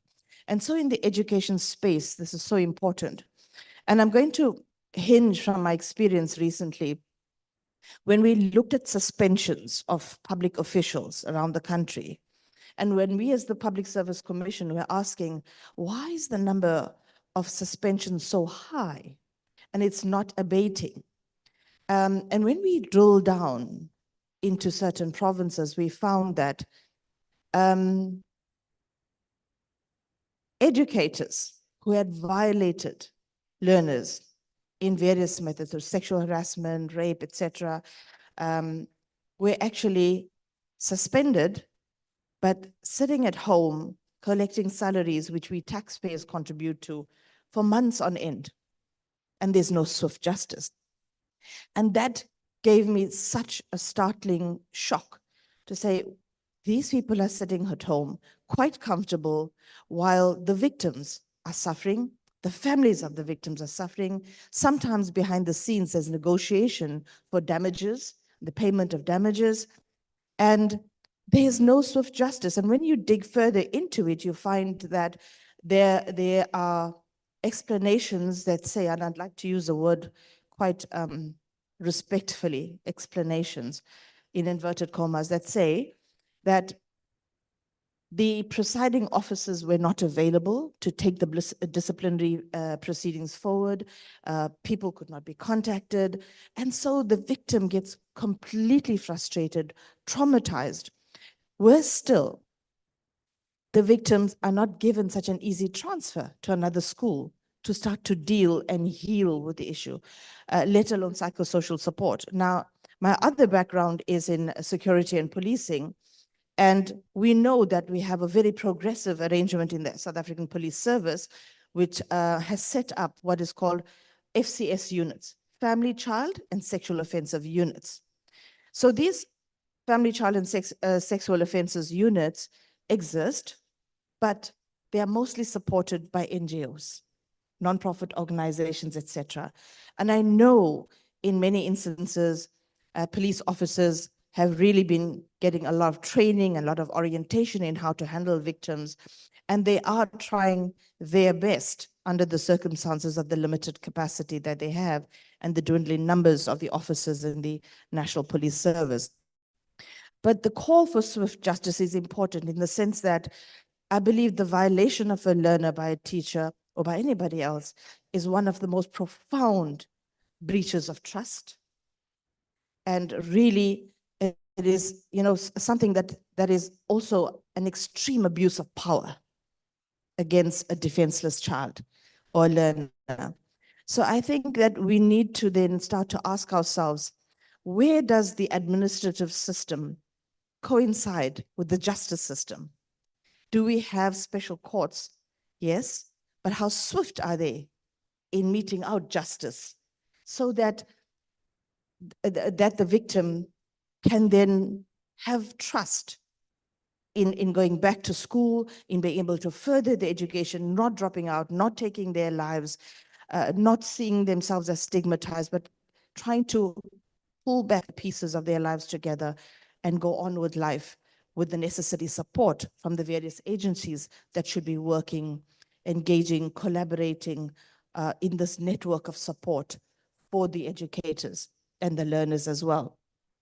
There are educators as well who are suffering at the hands of other educators in terms of violation of their rights, sexual harassment, etc. So we have this problem to deal with, but it's a question of how we bring the justice system and the social support system to be able to bring swift justice. I know we're speaking about issues that have happened after the fact, but this is what leaves a whole blackness around the issue if it's not dealt with swiftly. So what are we supposed to be doing? There are certain countries that have what they call child protection officers, and it's not necessarily people who are SAPS or police officers, but they're people who have psychology backgrounds and psychiatry backgrounds, and they're able to offer the psychosocial support service. Now, I was really, really impressed by the presentation by Professor Brown. Really, I think he should be one of those esteemed and eminent persons that's sitting on the National Dialogue, because his approach to things just brings everything so beautifully together. And so the dignity, the impairment of the dignity of learners in the system is something we really need to focus with. And the only way we can get to that level is we have the political will to give life to these policies into, like it was said earlier, to come into practice. So we're here at the G20, but we need to see that there's life given to these beautiful guidelines, etc. that are, we are leaders in a lot of progressive legislation, but we really have a lot more to do in terms of implementation and social justice. So for me, that's very important. And for us to be able to see the learners as those people who need us in our different sectors in society, particularly in our leadership in government, to be able to drive and enforce and entrench their rights. I think that's very important. It's not just about saying we need justice, but how do we mete it out? It's not about reviewing policy. It's about giving life to policy. And it's about a child coming to school saying, I'm confident that if anybody violates my right, there is someone who will protect my right. There is someone who will not cover it up, who will not sweep it under the carpet, who will not blow it out of a proportion and perhaps use this incident for political scoring.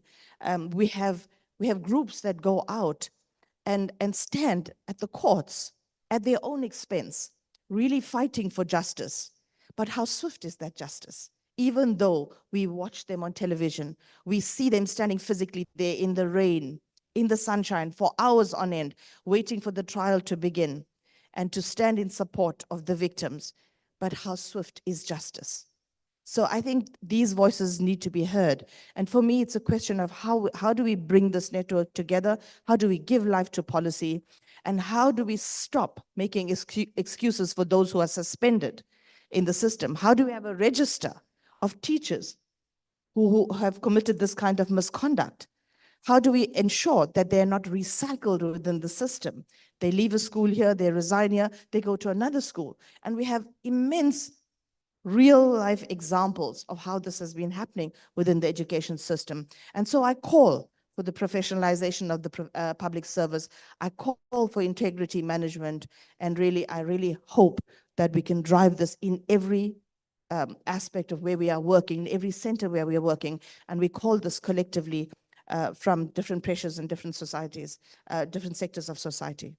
Thanks very much, Yasmin. What's becoming very clear is the relevance and the fundamental nature of addressing the problem through this multi-stake dialogue, meaning that from Lebo's point about sexuality education, through rural education, to girls' particular voices and of course, sexual violence, to Yasmin about swift justice, it's just suggestive of this interlinked approach that is indeed a compulsion in any of the work that we do. And to ask Letiwe about how do you think we can support children as they navigate basic education and to grow up in a world that this country promises to secure as gender equality and nonviolent. And following that, from your experience as a student rep, how are young people mobilizing to respond to this issue? Greetings, all protocol observed. As a student representative, I strongly believe that supporting children through basic education to grow into nonviolent young people requires us to go beyond reacting to violence. We need to proactively address the root causes of violence, especially those rooted in gender inequality. Many of the attitudes that condone violence are deeply embedded in our cultural and social norms. And unless we begin challenging those early on, the cycle will continue.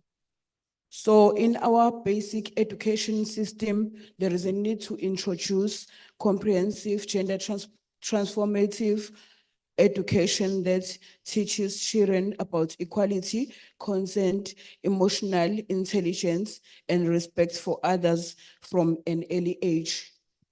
This should be integrated across subjects, not treated as a once-off life orientation lessons. Educators also need training to identify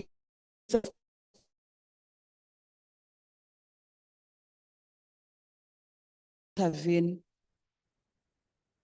Additionally, we need to create safe, inclusive school environments where learners feel seen and protected. This means addressing bullying, homophobia, gender-based violence, harassment, and all other forms of discrimination. It also means involving parents and communities so that the messages children receive at school are reinforced at home. From my experience as a student representative, I've seen how young people are mobilizing through awareness campaigns, social media advocacy. They are using their voices to challenge harmful narratives and to demand institutional accountability. This dialogue around GBV creates peer support group structures and partner with NGOs to roll out educational workshops in schools. What is especially powerful is that young people are no longer waiting for permission to lead.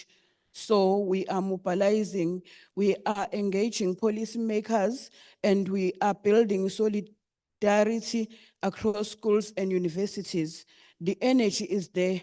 It's just that it's just need to be met with structural support and recognition. To truly build a generation of nonviolent youth, we must start early and we must be intentional about shaping environments that uphold dignity, equity, and safety for all learners. Thank you. Fundamentally, it's about the vibrancy of our democracy. So thanks so much, Letiwe, for those comments. So I'm going to hand over to Andile Dube from UNICEF. And the question to you, Andile, is keeping children at school and protected is deemed critical for every child. So what instruments and programs enable this? Chair, I feel like this question has been answered, which makes my job very easy. I could just say cut and paste from most of the people who spoke today. So I just wanted to start by saying almost all of the speakers we here have shown us or presented evidence for us which says education has a huge transformational power. And yet most countries have not tapped into this, particularly for the poor children and vulnerable children. And I think what we have heard today is this is a huge human right issue. And I think as UNICEF and the UN, we put the child at the center of everything that we do and protect the rights of the children.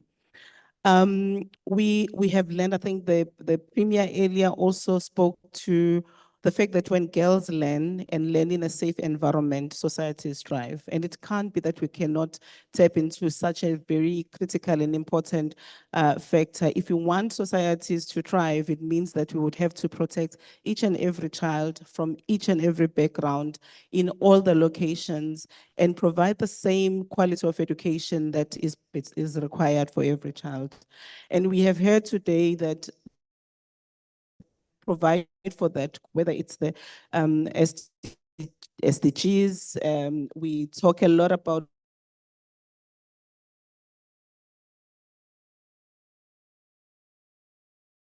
a protective learning environment for each and every child, which is again the binding issue that we are talking about. This then enables talking about gender and inclusivity. Most of the countries have signed into the Freetown Manifesto. I'm not going to talk more about that because that has been covered. And in there is another instrument that shows us commitment in most countries that have made and that have, we want to see it live. And congratulations to South Africa and some of the countries that have actually signed into that. We've spoken a lot about commitment to the Bogota commitment. And again, this has been endorsed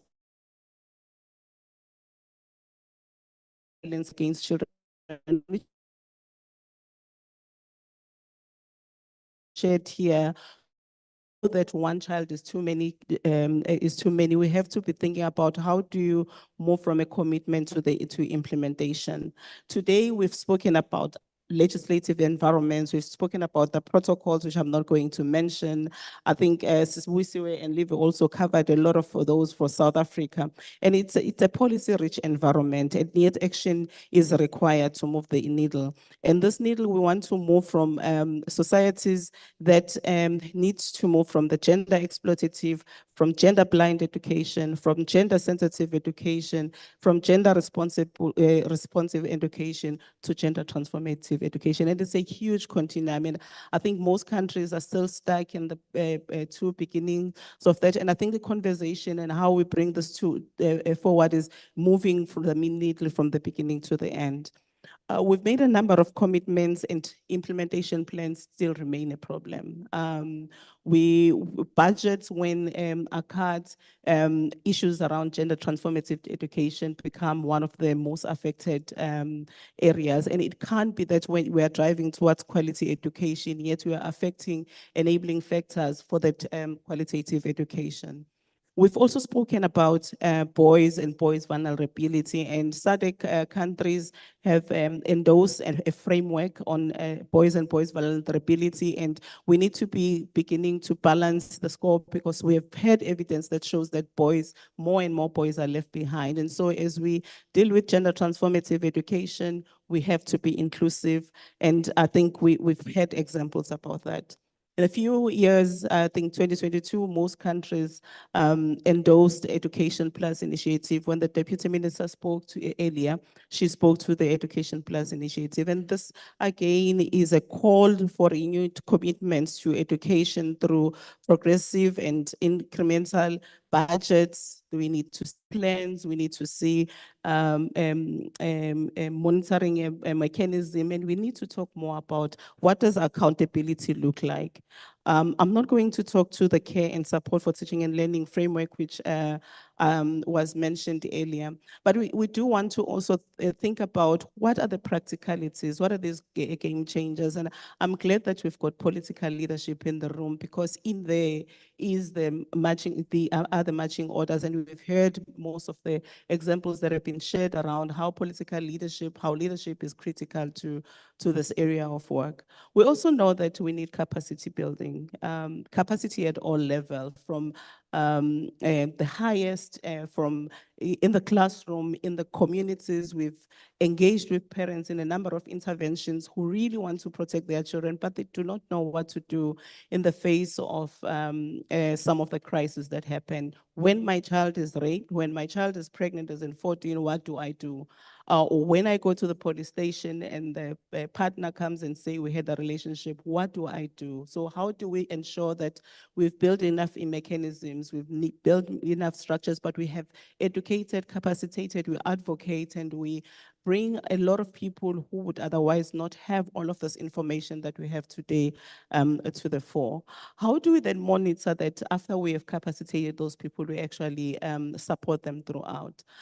We constantly have to be thinking about the fact that this is a human rights issue. We have to be thinking about how do we ensure that as governments, as partners, we rally around SDG 17, we work in collaboration with different partners, we reach people at different levels, and we provide those resources that are critical. And remember, because you have most of the political leaders here, we have all leaders of government, budgets and plans for each and every of the things that the commitments that we're talking about will be critical for the education systems in the countries, in different countries that are represented, but also it helps countries to attain that quality education that we are so looking towards, and it ensures that the enabling environment that we are talking about is attained over time. Thank you.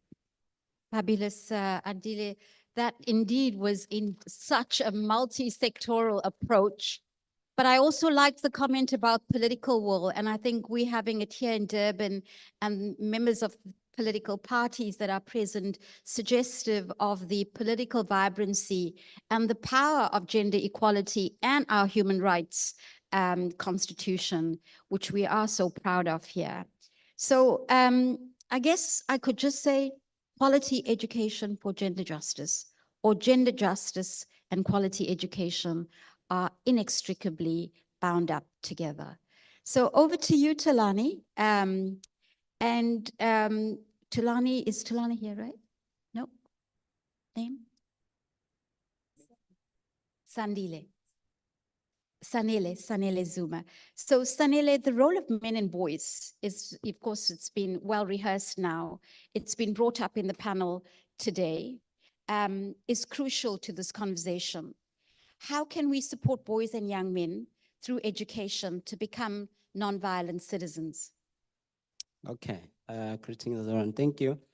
I think when it comes to interventions, we need to pause and reflect and check as to how far do they go in addressing the root causes of the problem. Because we see legislation being improved, more resources being put in place, but the reality is that the scourge of GBV is still very much serious. And you might have picked up from the conversations that the roots of many societal problems is the social identity of a man.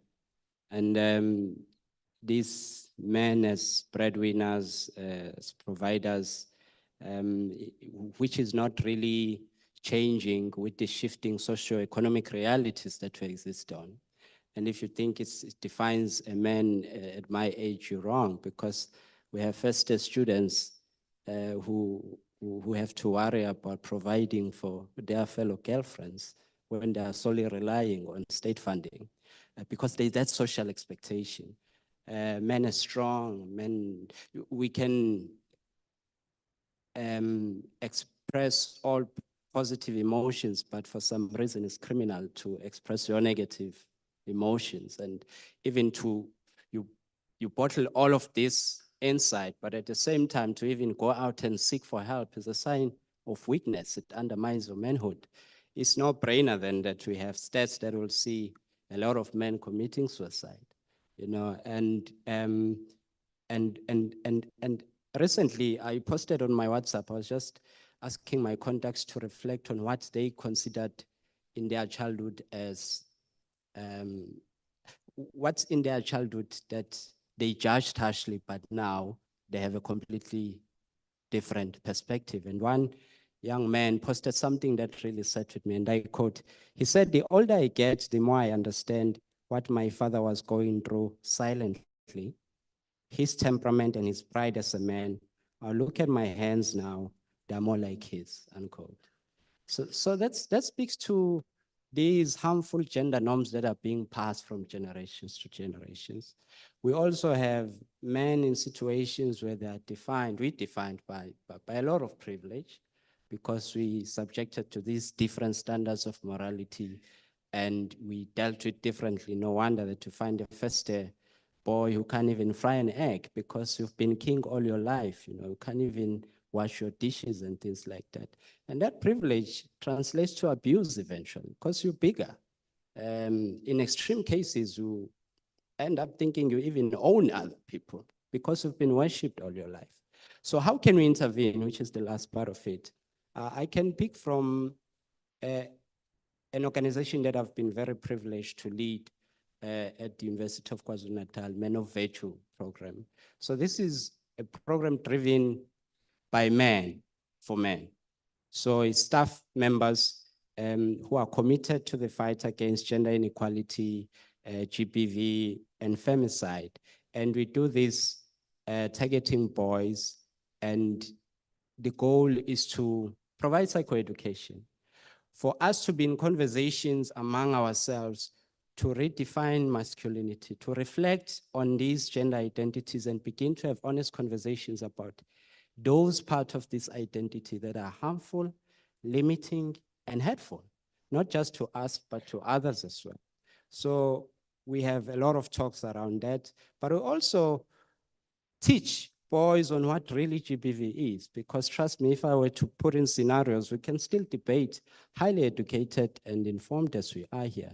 It's not that simple. People don't understand what GBV is. And there's quite a gap in policy development and cultural realities, because where I come from, most of what is in our policies in my very own institution is harassment, but it's normal where I come from.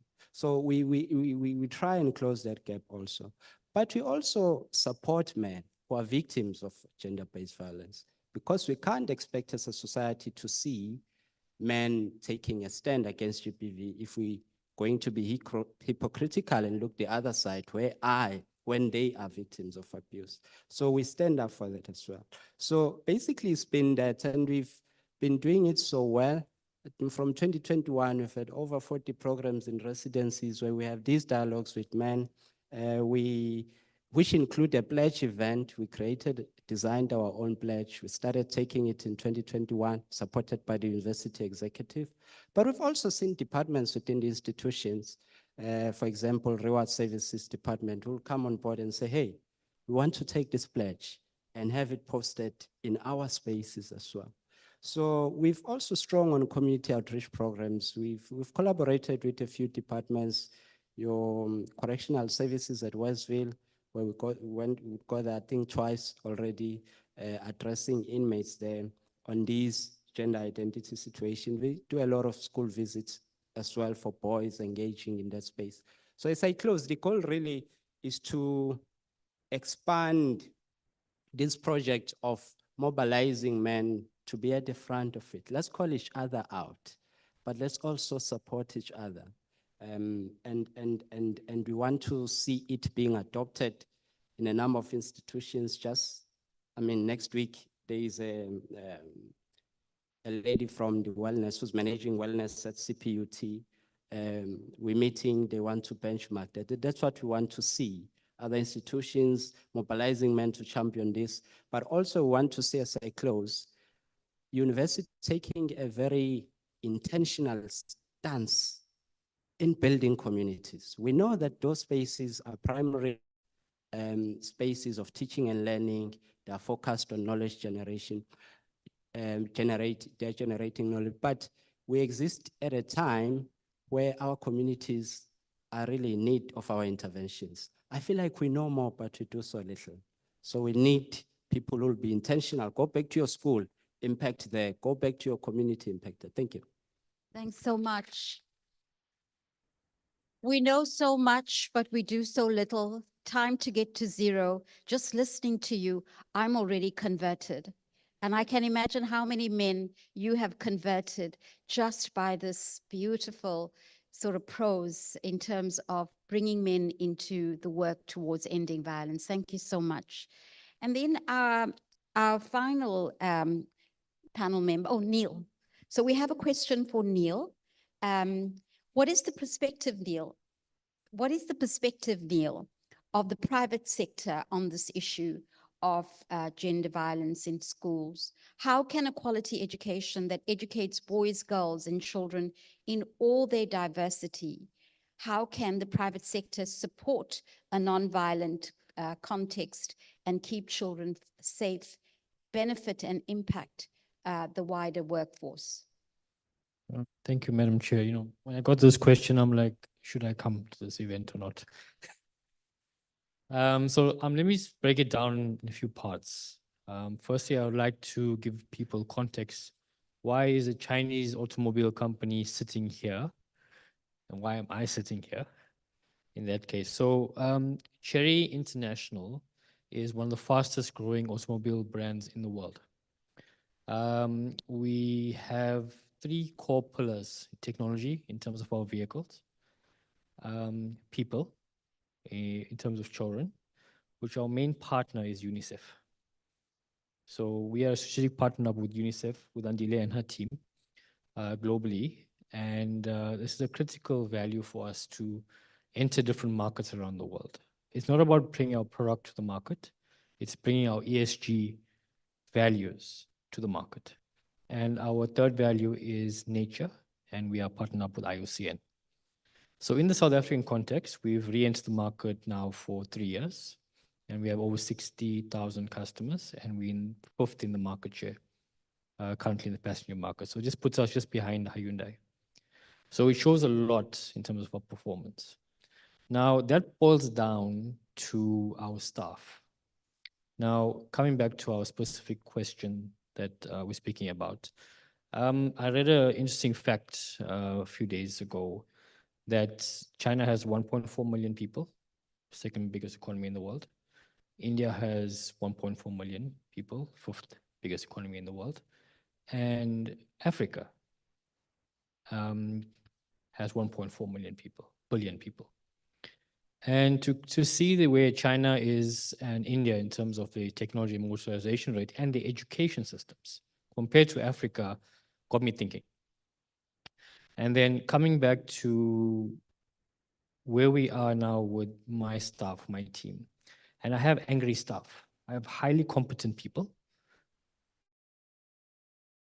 but people who are go off the fuse very quickly. Because we work in a very high pressure, high intense environment. We're expecting 8 hours work at 100% output. So it puts people under pressure. So it got me thinking about the question we have here. I said, these kids, because I'm one of the oldest in the company at 42, and I've got Chinese directors at 26 and staff at 24, 25. Because China, the Cherry brand believes in giving people opportunities at a young age, male and female. And I realized that we haven't taught these kids how to actually have an EQ. The EQ is very poor. I was an angry child growing up. I'm actually a son of a teacher, educator. And I remember being shouted at and screaming back as well. But only later on, I learned how to improve my EQ. And because verbal violence is violence at the end of the day. And that education of calming your mind, the mindfulness that in the environment that we are currently in needs to be portrayed to the younger generation. And also the expectation, we shouldn't be putting them on a pedestal. You have graduates coming out of university without jobs, and they keep on stacking up and piling up. And we are not, from a government perspective and a private sector perspective, the economy is pretty flat. So we can't create new jobs. So these guys and girls are getting very frustrated. And the expectation with the TikTok world, I call it TikTok industry, is putting the pressure on them to actually deliver. And we're not giving that outlet. So we need to find a way of bridging the gap from high school to university to some sort of program where people can actually experience life. And I think that Dr. Alwal, his program kind of ticks the box in terms of covering this area, but it's still a small program. How do we get it out there to everybody? So it maybe it's something that the education system needs to work with us in the private sector to see what competencies and values you require to get a skilled person, either in the health sectors or private sector, in the engineering sectors, to actually build a human being. I heard that a bit early on. That's the message that's been coming through. And that's what needs to be taken up. We're not just academics anymore. It's not IQ, it's also EQ. So I think from a perspective from our side, we need to build the human being and build the child, the girl child, the boy child. Let's bring them up to the level of India and a China or US, to bring them into first world values.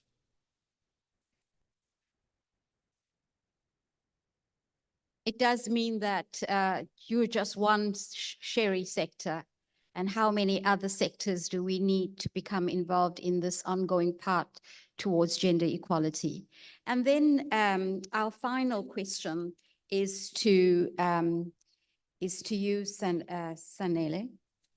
The role of men and boys. No, the next one, which is the perpetrators. Oh, so you're in the Commission for Gender Equality, yes. How might your work support the quest towards gender equality in education? Thank you very much, Prof. And good afternoon to everyone and all protocol observed. Correctly, as you put it, from the Commission for Gender Equality, and this is the broad mandate of the Commission for Gender Equality as established in the Chapter 9 of the Constitution. Our mandate is actually the promotion and the attainment and the advancements of gender equality across all sectors in South Africa. So the question you are posing is fit for the Commission for Gender Equality. I'd like to start by maybe just mentioning the fact that part of the mandate of the CG is really to look at the country have in attaining gender equality.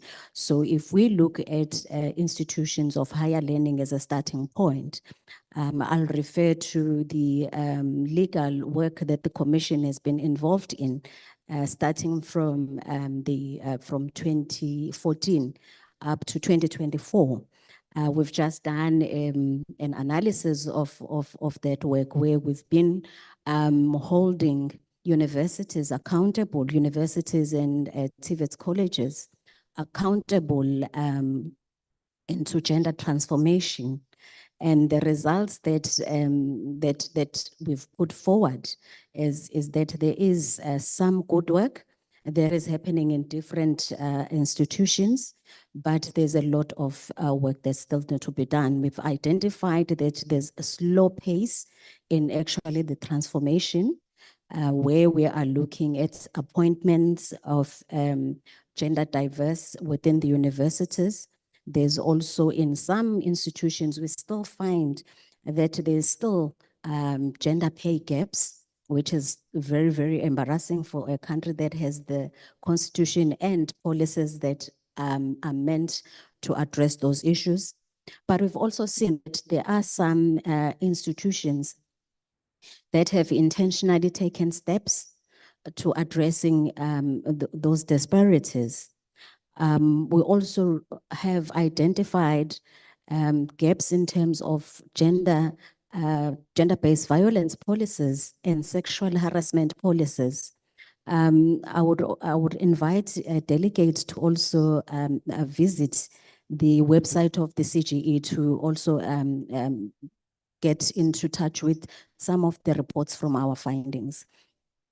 But I would like to also mention that as the Commission sees education as a powerful tool for structural change. If you look at that, you see that gender transformative education must go beyond simply adding girls as numbers into classrooms, but it should actively challenge the root causes of inequalities. It should look at challenging patriarchy, heteronormativity, but most importantly, gender-based violence, so that we can begin to reshape the society and we see power dynamics changing. That is point one. My second point would want to say that we do also encourage the efforts that we see, and you will see that in our report, the efforts that are geared toward curricular changes. In basic education, we see the changes, especially in LO, but we also have noted some universities that have introduced specific mandatory modules that are gearing into ensuring that when a student come out of a university has a basic understanding of issues that are surrounding social justice. And UK is the 10 being one of the universities that has initiated this module. It has been mentioned also by many other speakers, the important role of educators. We cannot leave educators behind when we are talking about gender transformative education. We understand that someone did speak on the point that learners are at school for so long, so many hours, and also policy gives responsibilities to educators. Responsibilities also in line with identifying gender-based violence, sexual violence. So if teachers have all these responsibilities, we cannot then leave them behind. We need to be, the Commission is strongly supporting teacher training that is gender sensitive, importantly trauma-informed, that is rooted in human rights. Because if we don't equip educators with the right skills, we are then running a risk of actually reinforcing the very inequalities that we are dealing with. You will also recall many years ago when the curricula at a basic level was being changed, a lot of training went into, or retraining and upgrading went into teachers, into teacher upgrade. And I think this is the same that we need to do now. safety is fundamental. There was a speaker that talked about safety when our children, our girl learners, boy learners are walking to school. It is important, and the commission is also recommending that we need to also really make sure that there is attention that is given to safety in school. Gender transformative education really need to happen where the environment, where a learner is feeling physically, emotionally, psychologically safe, but also spiritually safe. So that means in schools and in institutions of higher learning really need to address bullying, sexual harassment, and discrimination.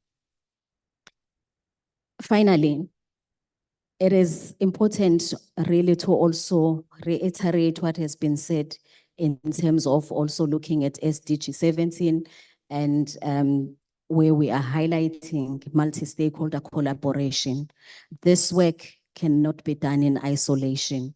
We are then advocating that all this work needs to really to be centered around the appreciation of stakeholder, multi-stakeholder working together. Thank you. I think on that wonderful note, thanks so much. It sort of brings to light the exact nature of this panel, which is the multi-sectoral alliances and solidarity that needs to be developed across the sectors. And as I look at Yasmin and I think of Swift Justice and Letiwe, I think about you as a student and the kinds of things that you're doing, but you also mentioned social media. And I think that's another important gap in our work in terms of how fertile the digital platforms are now for the recycling of sexual harassment and gender inequalities. And then I look at Neil, and it's about how can we bring other kinds of manufacturers. There's Sherry, I know I use that name more than once because maybe I like it, but there's more companies that we need to bring on board. And then at UNICEF, gosh, you've just highlighted it all. The kind of quest for quality education involves exactly the kind of dialogue that we've been having here. And of course, I'm completely converted. I was converted many, many years ago, but you sort of reinforced the Men as Virtue program. And thank you so much for, and of course, previous speakers that have elaborated that gender is not about girls and women alone, but it is also about men and masculinities, and that not all men from Cape to Cairo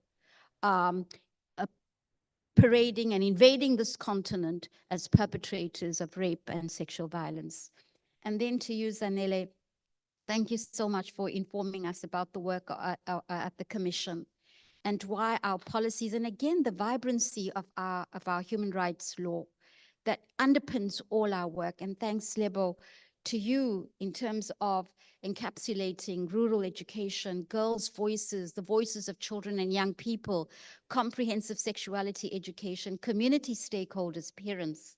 I know I missed some out, but it's just suggestive of the wide spectrum across which we have to work in order to move towards a gender just future. Thank you very much.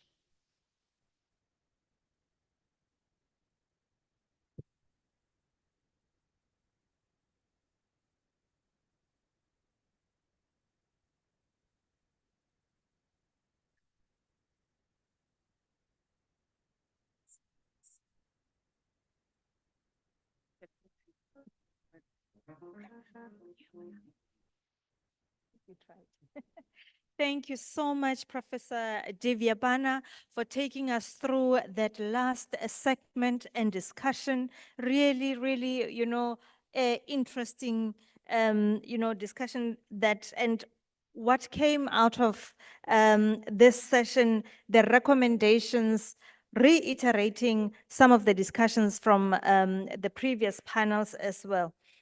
We are moving closer to the end of the day. It has been a really long one, but interesting and exciting. I hope that, but by looking at the number of people that are still in the room, it means it has really been an interesting and exciting, conversation. To be able to retain the number of people at this hour, we are moving closer to 4:30, and we are still having people in the room who are well engaged and, wanting to hear further. We have one more activity, which is a solidarity moment and a call to action. That is going to take about 10 minutes. And then from there, we will be having our closing remarks and a vote of thanks from the DDG for Curriculum Management and Delivery from the KwaZulu-Natal Department of Education, Mr. Mbongiseni Mazibuko. Before Mr. Mazibuko comes through, we are going to request Mbali from Mbali Shongwe, the founder of Mindful Organization, to come through and take us through the solidarity moment and call to action. While Mbali is ascending the stage, let me read some of the last comments online.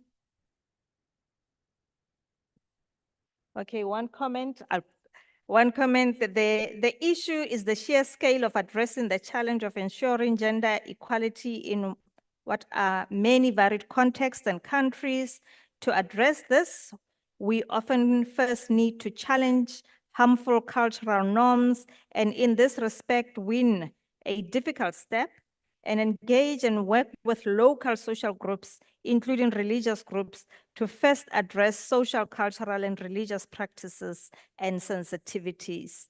That is from the Ministry of Education in Mauritius, Ricard Okba. I hope I said it right. And the last comment that I have online is from Umpemetse Rankosha from the Ministry of Education in Botswana, who is also saying we are agreeable that governments need to shift their approach towards collaborative partnerships and shared narrative to effectively address complex challenges surrounding gender-based violence. This involves fostering strong relationships with various stakeholders, including educators individually and as a collective, private sector, communities, and civil society organizations. So that was really just also emphasizing and an agreement from other parts of our region agreeing on what has been discussed. I now hand over for the moment of solidarity and a call to action by Mbali Shongwe. Please give a hand of applause.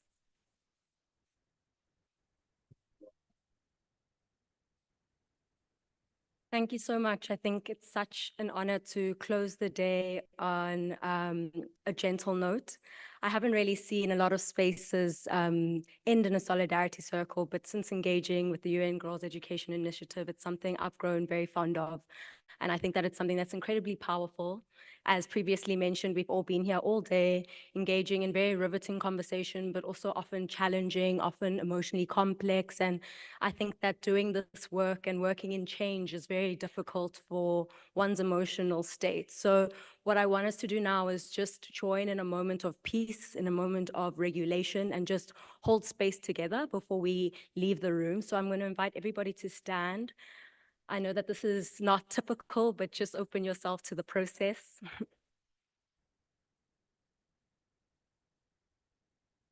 And while we're standing, we're going to go through some breathing just to regulate ourselves. I think as a mental health worker, I often stress the importance of breath. I think that we're always speaking about how mental health is under-resourced, but one of the biggest tips that we have at our disposal or tools is our breath.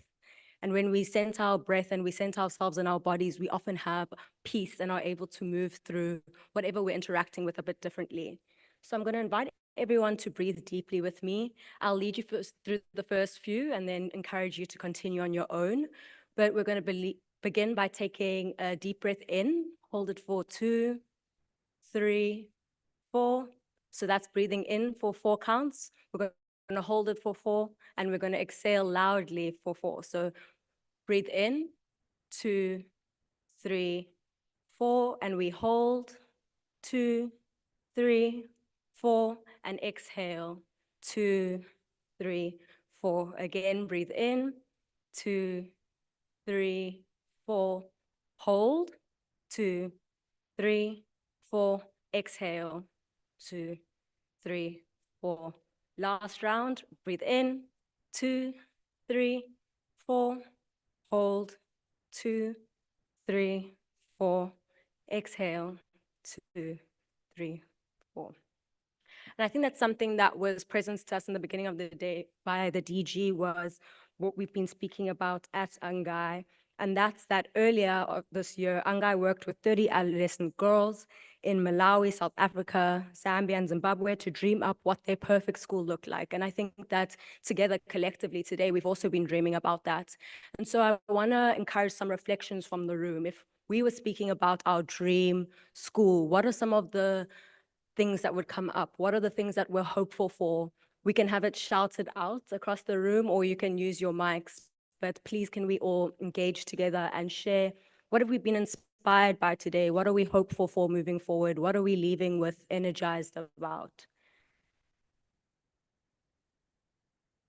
Any takers? We all had very high level thoughts on what we wanted to do in our school. So now's your time to be hopeful and just be very simple in your hopes. Does anyone want to shout it out or Dr. Watson?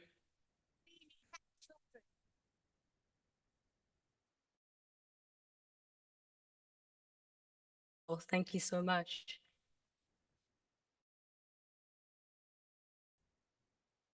Not told what to wear at school, very important. Thank you. Inclusivity, awesome. At the back. An environment where I can find sisters and brothers. Yes, finding both sisters and brothers. This side. A gender neutral space. And well done to the ICC. I saw gender neutral bathrooms, very cool. Anyone on this side?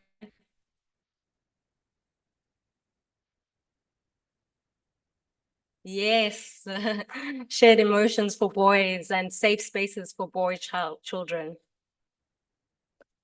Implementation of policies. Yes, implementation of policies.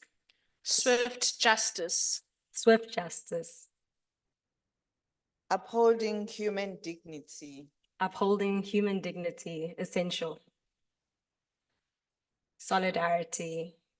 Kind, loving, and understanding teachers. Kind, loving, and understanding teachers. Accountability. Accountability, Ubuntu. Let's act on it, yes. Reintegration of out-of-school adolescent mothers into the formal education system. Please may you repeat slower for us. Reintegration of out-of-school adolescent mothers into the formal education system. Yes, essential. Reintegration of out-of-school learners into the education system. Schools where children are not bound by the shackles of gender, sexuality, race, and schools that are intersectional. Yes, intersectionality is key. There's no revolution without intersection. We've got 2 over here. Schools where lesbian, gay, transgender children can thrive and reach their full potential. Yes. Inclusive sexuality and support of that sexuality in our schools. Sawubona, we want to see each other truthfully, honestly. That side. Building humanity, yes, we are human first before we are learners. An environment where we see diversity as not being threatening. Yes, diversity as a superpower and a strength and not a challenge. I'm losing track. I'm actually so overwhelmed. We had Peace is not the absence of conflict, but the presence of justice. Yes, that's beautiful. Any final thoughts?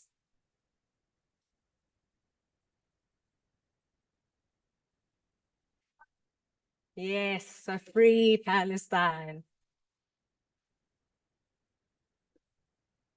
A school where everyone feels like they belong, both the students and the staff.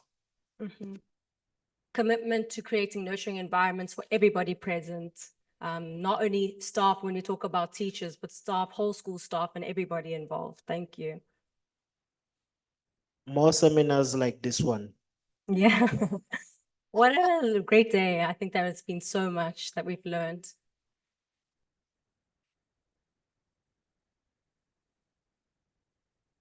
Yes, embracing intersectionality. Yeah, back to basics is essential. Let's refine it and be direct. I think on that note, I'm incredibly inspired by all of you. I think that what we've seen today is intervention, solutions, dreams, hopes from cross sectors, from different places. And like we said, co-creation is so important. I think when you look at this room and you look at the range of speakers that have been here today, it's not limited to one skill set. There's not really been a hierarchy in terms of who shares the advice, who shares the information. And I think we should continue to be inspired and empowered by spaces like this. And I know it's been reiterated often in these spaces is thinking about our role as an individual, yes, in the roles that we serve in our communities, in our workplaces, but also as individuals and pushing for progress, pushing for gender transformative education, pushing for equality, inclusion, intersectionality. And I just leave you guys with the sentiment that we together will make the change.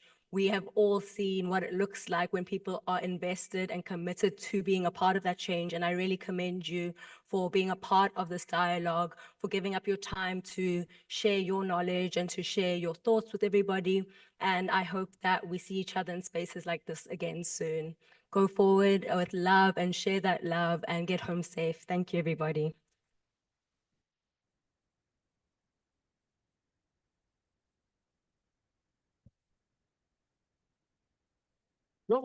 Thank you, Mbali, for that moment of solidarity and a call to action.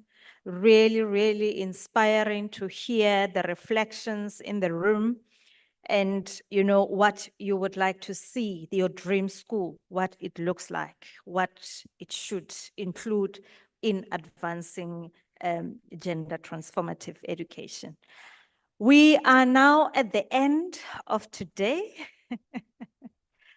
It has really been an honor for me to have been asked to facilitate the entire day.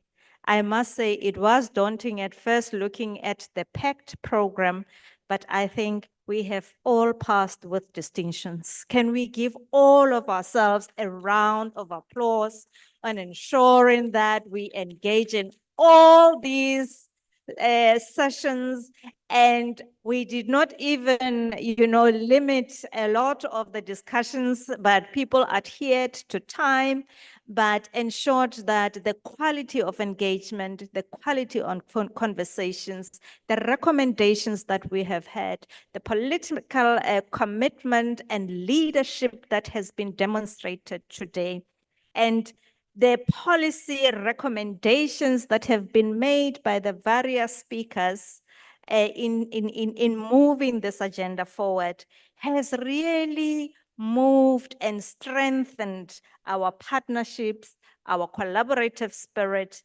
in driving gender transformative education and implementation globally and regionally, and the showcase of the examples of how this is implemented in other parts of the world has really, really been a learning experience for many of us and reaffirmed our commitment to this agenda.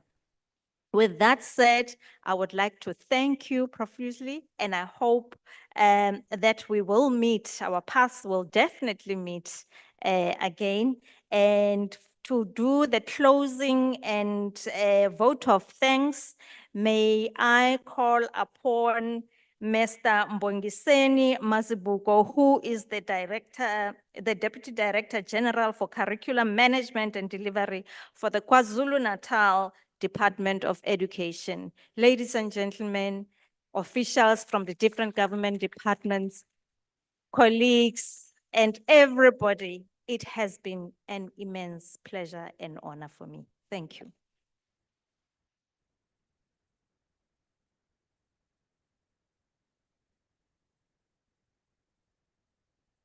Thank you very much, as precious,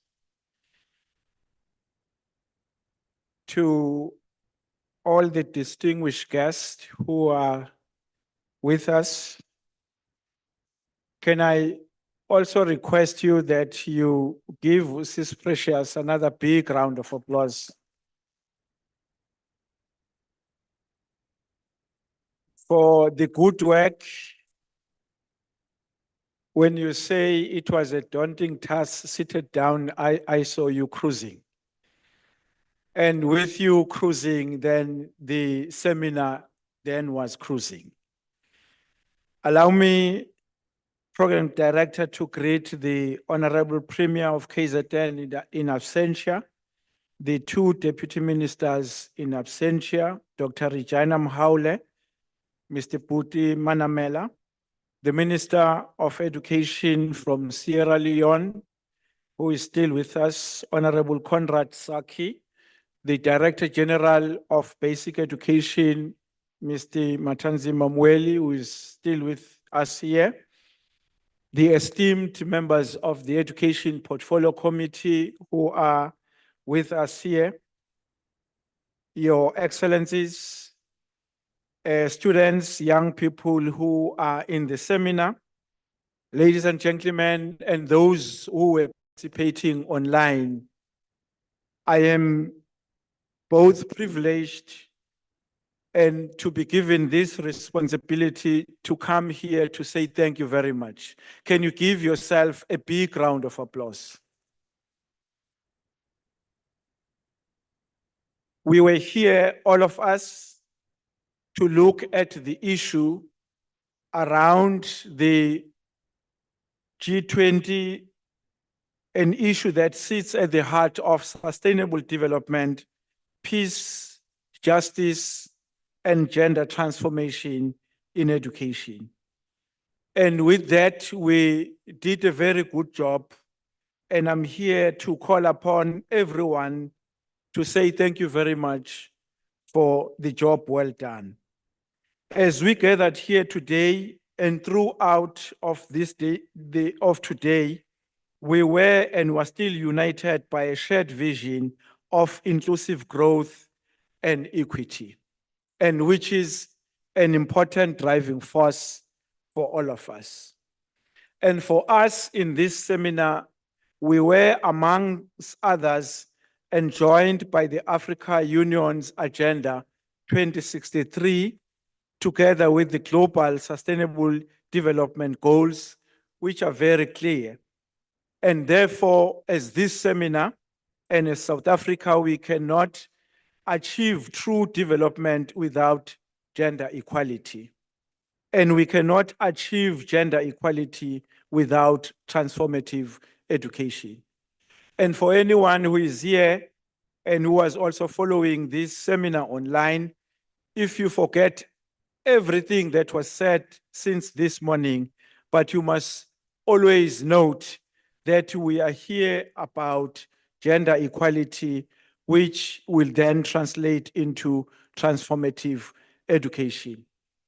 As South Africa, we need to commit through this seminar to advancing the agenda of transformative education.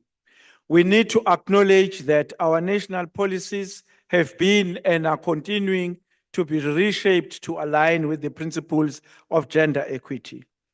We are, as South Africa, as a country, still strengthening partnerships between government, civil society, educators, and learners to promote safe, inclusive schools and higher learning institutions. And this seminar was just an example of that. But we know that national efforts must then be reinforced by global solidarity, hence the approach of the G20. Let this gathering, therefore, be more than a dialogue. Let this gathering, therefore, be a commitment by all of us who are here and those of all of us that who are representing here. And as I conclude, Program Director, let us take a shared responsibility that gender transformative education is not just about classrooms and lecture theaters. It is about changing the culture of the entire society. It is about teaching every child, regardless of gender, that they have the right to learn, to lead, and to live free from discrimination. It is about empowering each young person with the knowledge and the attitude that says, I am valuable, I am dignified, and therefore I matter, as espoused in the Constitution of the Republic of South Africa. Let us therefore, through this seminar, be the generation of leaders who had the courage to challenge inequality at its roots. Let us build a future where no young person is limited by their gender, and let us be the generation of leaders who encourage every learner to be equipped not just with knowledge, but with the power to shape a just world. The efforts made by every speaker in this forum to lay bare the challenges facing us and to offer suggestions and solutions to achieving gender equality should not be in vain.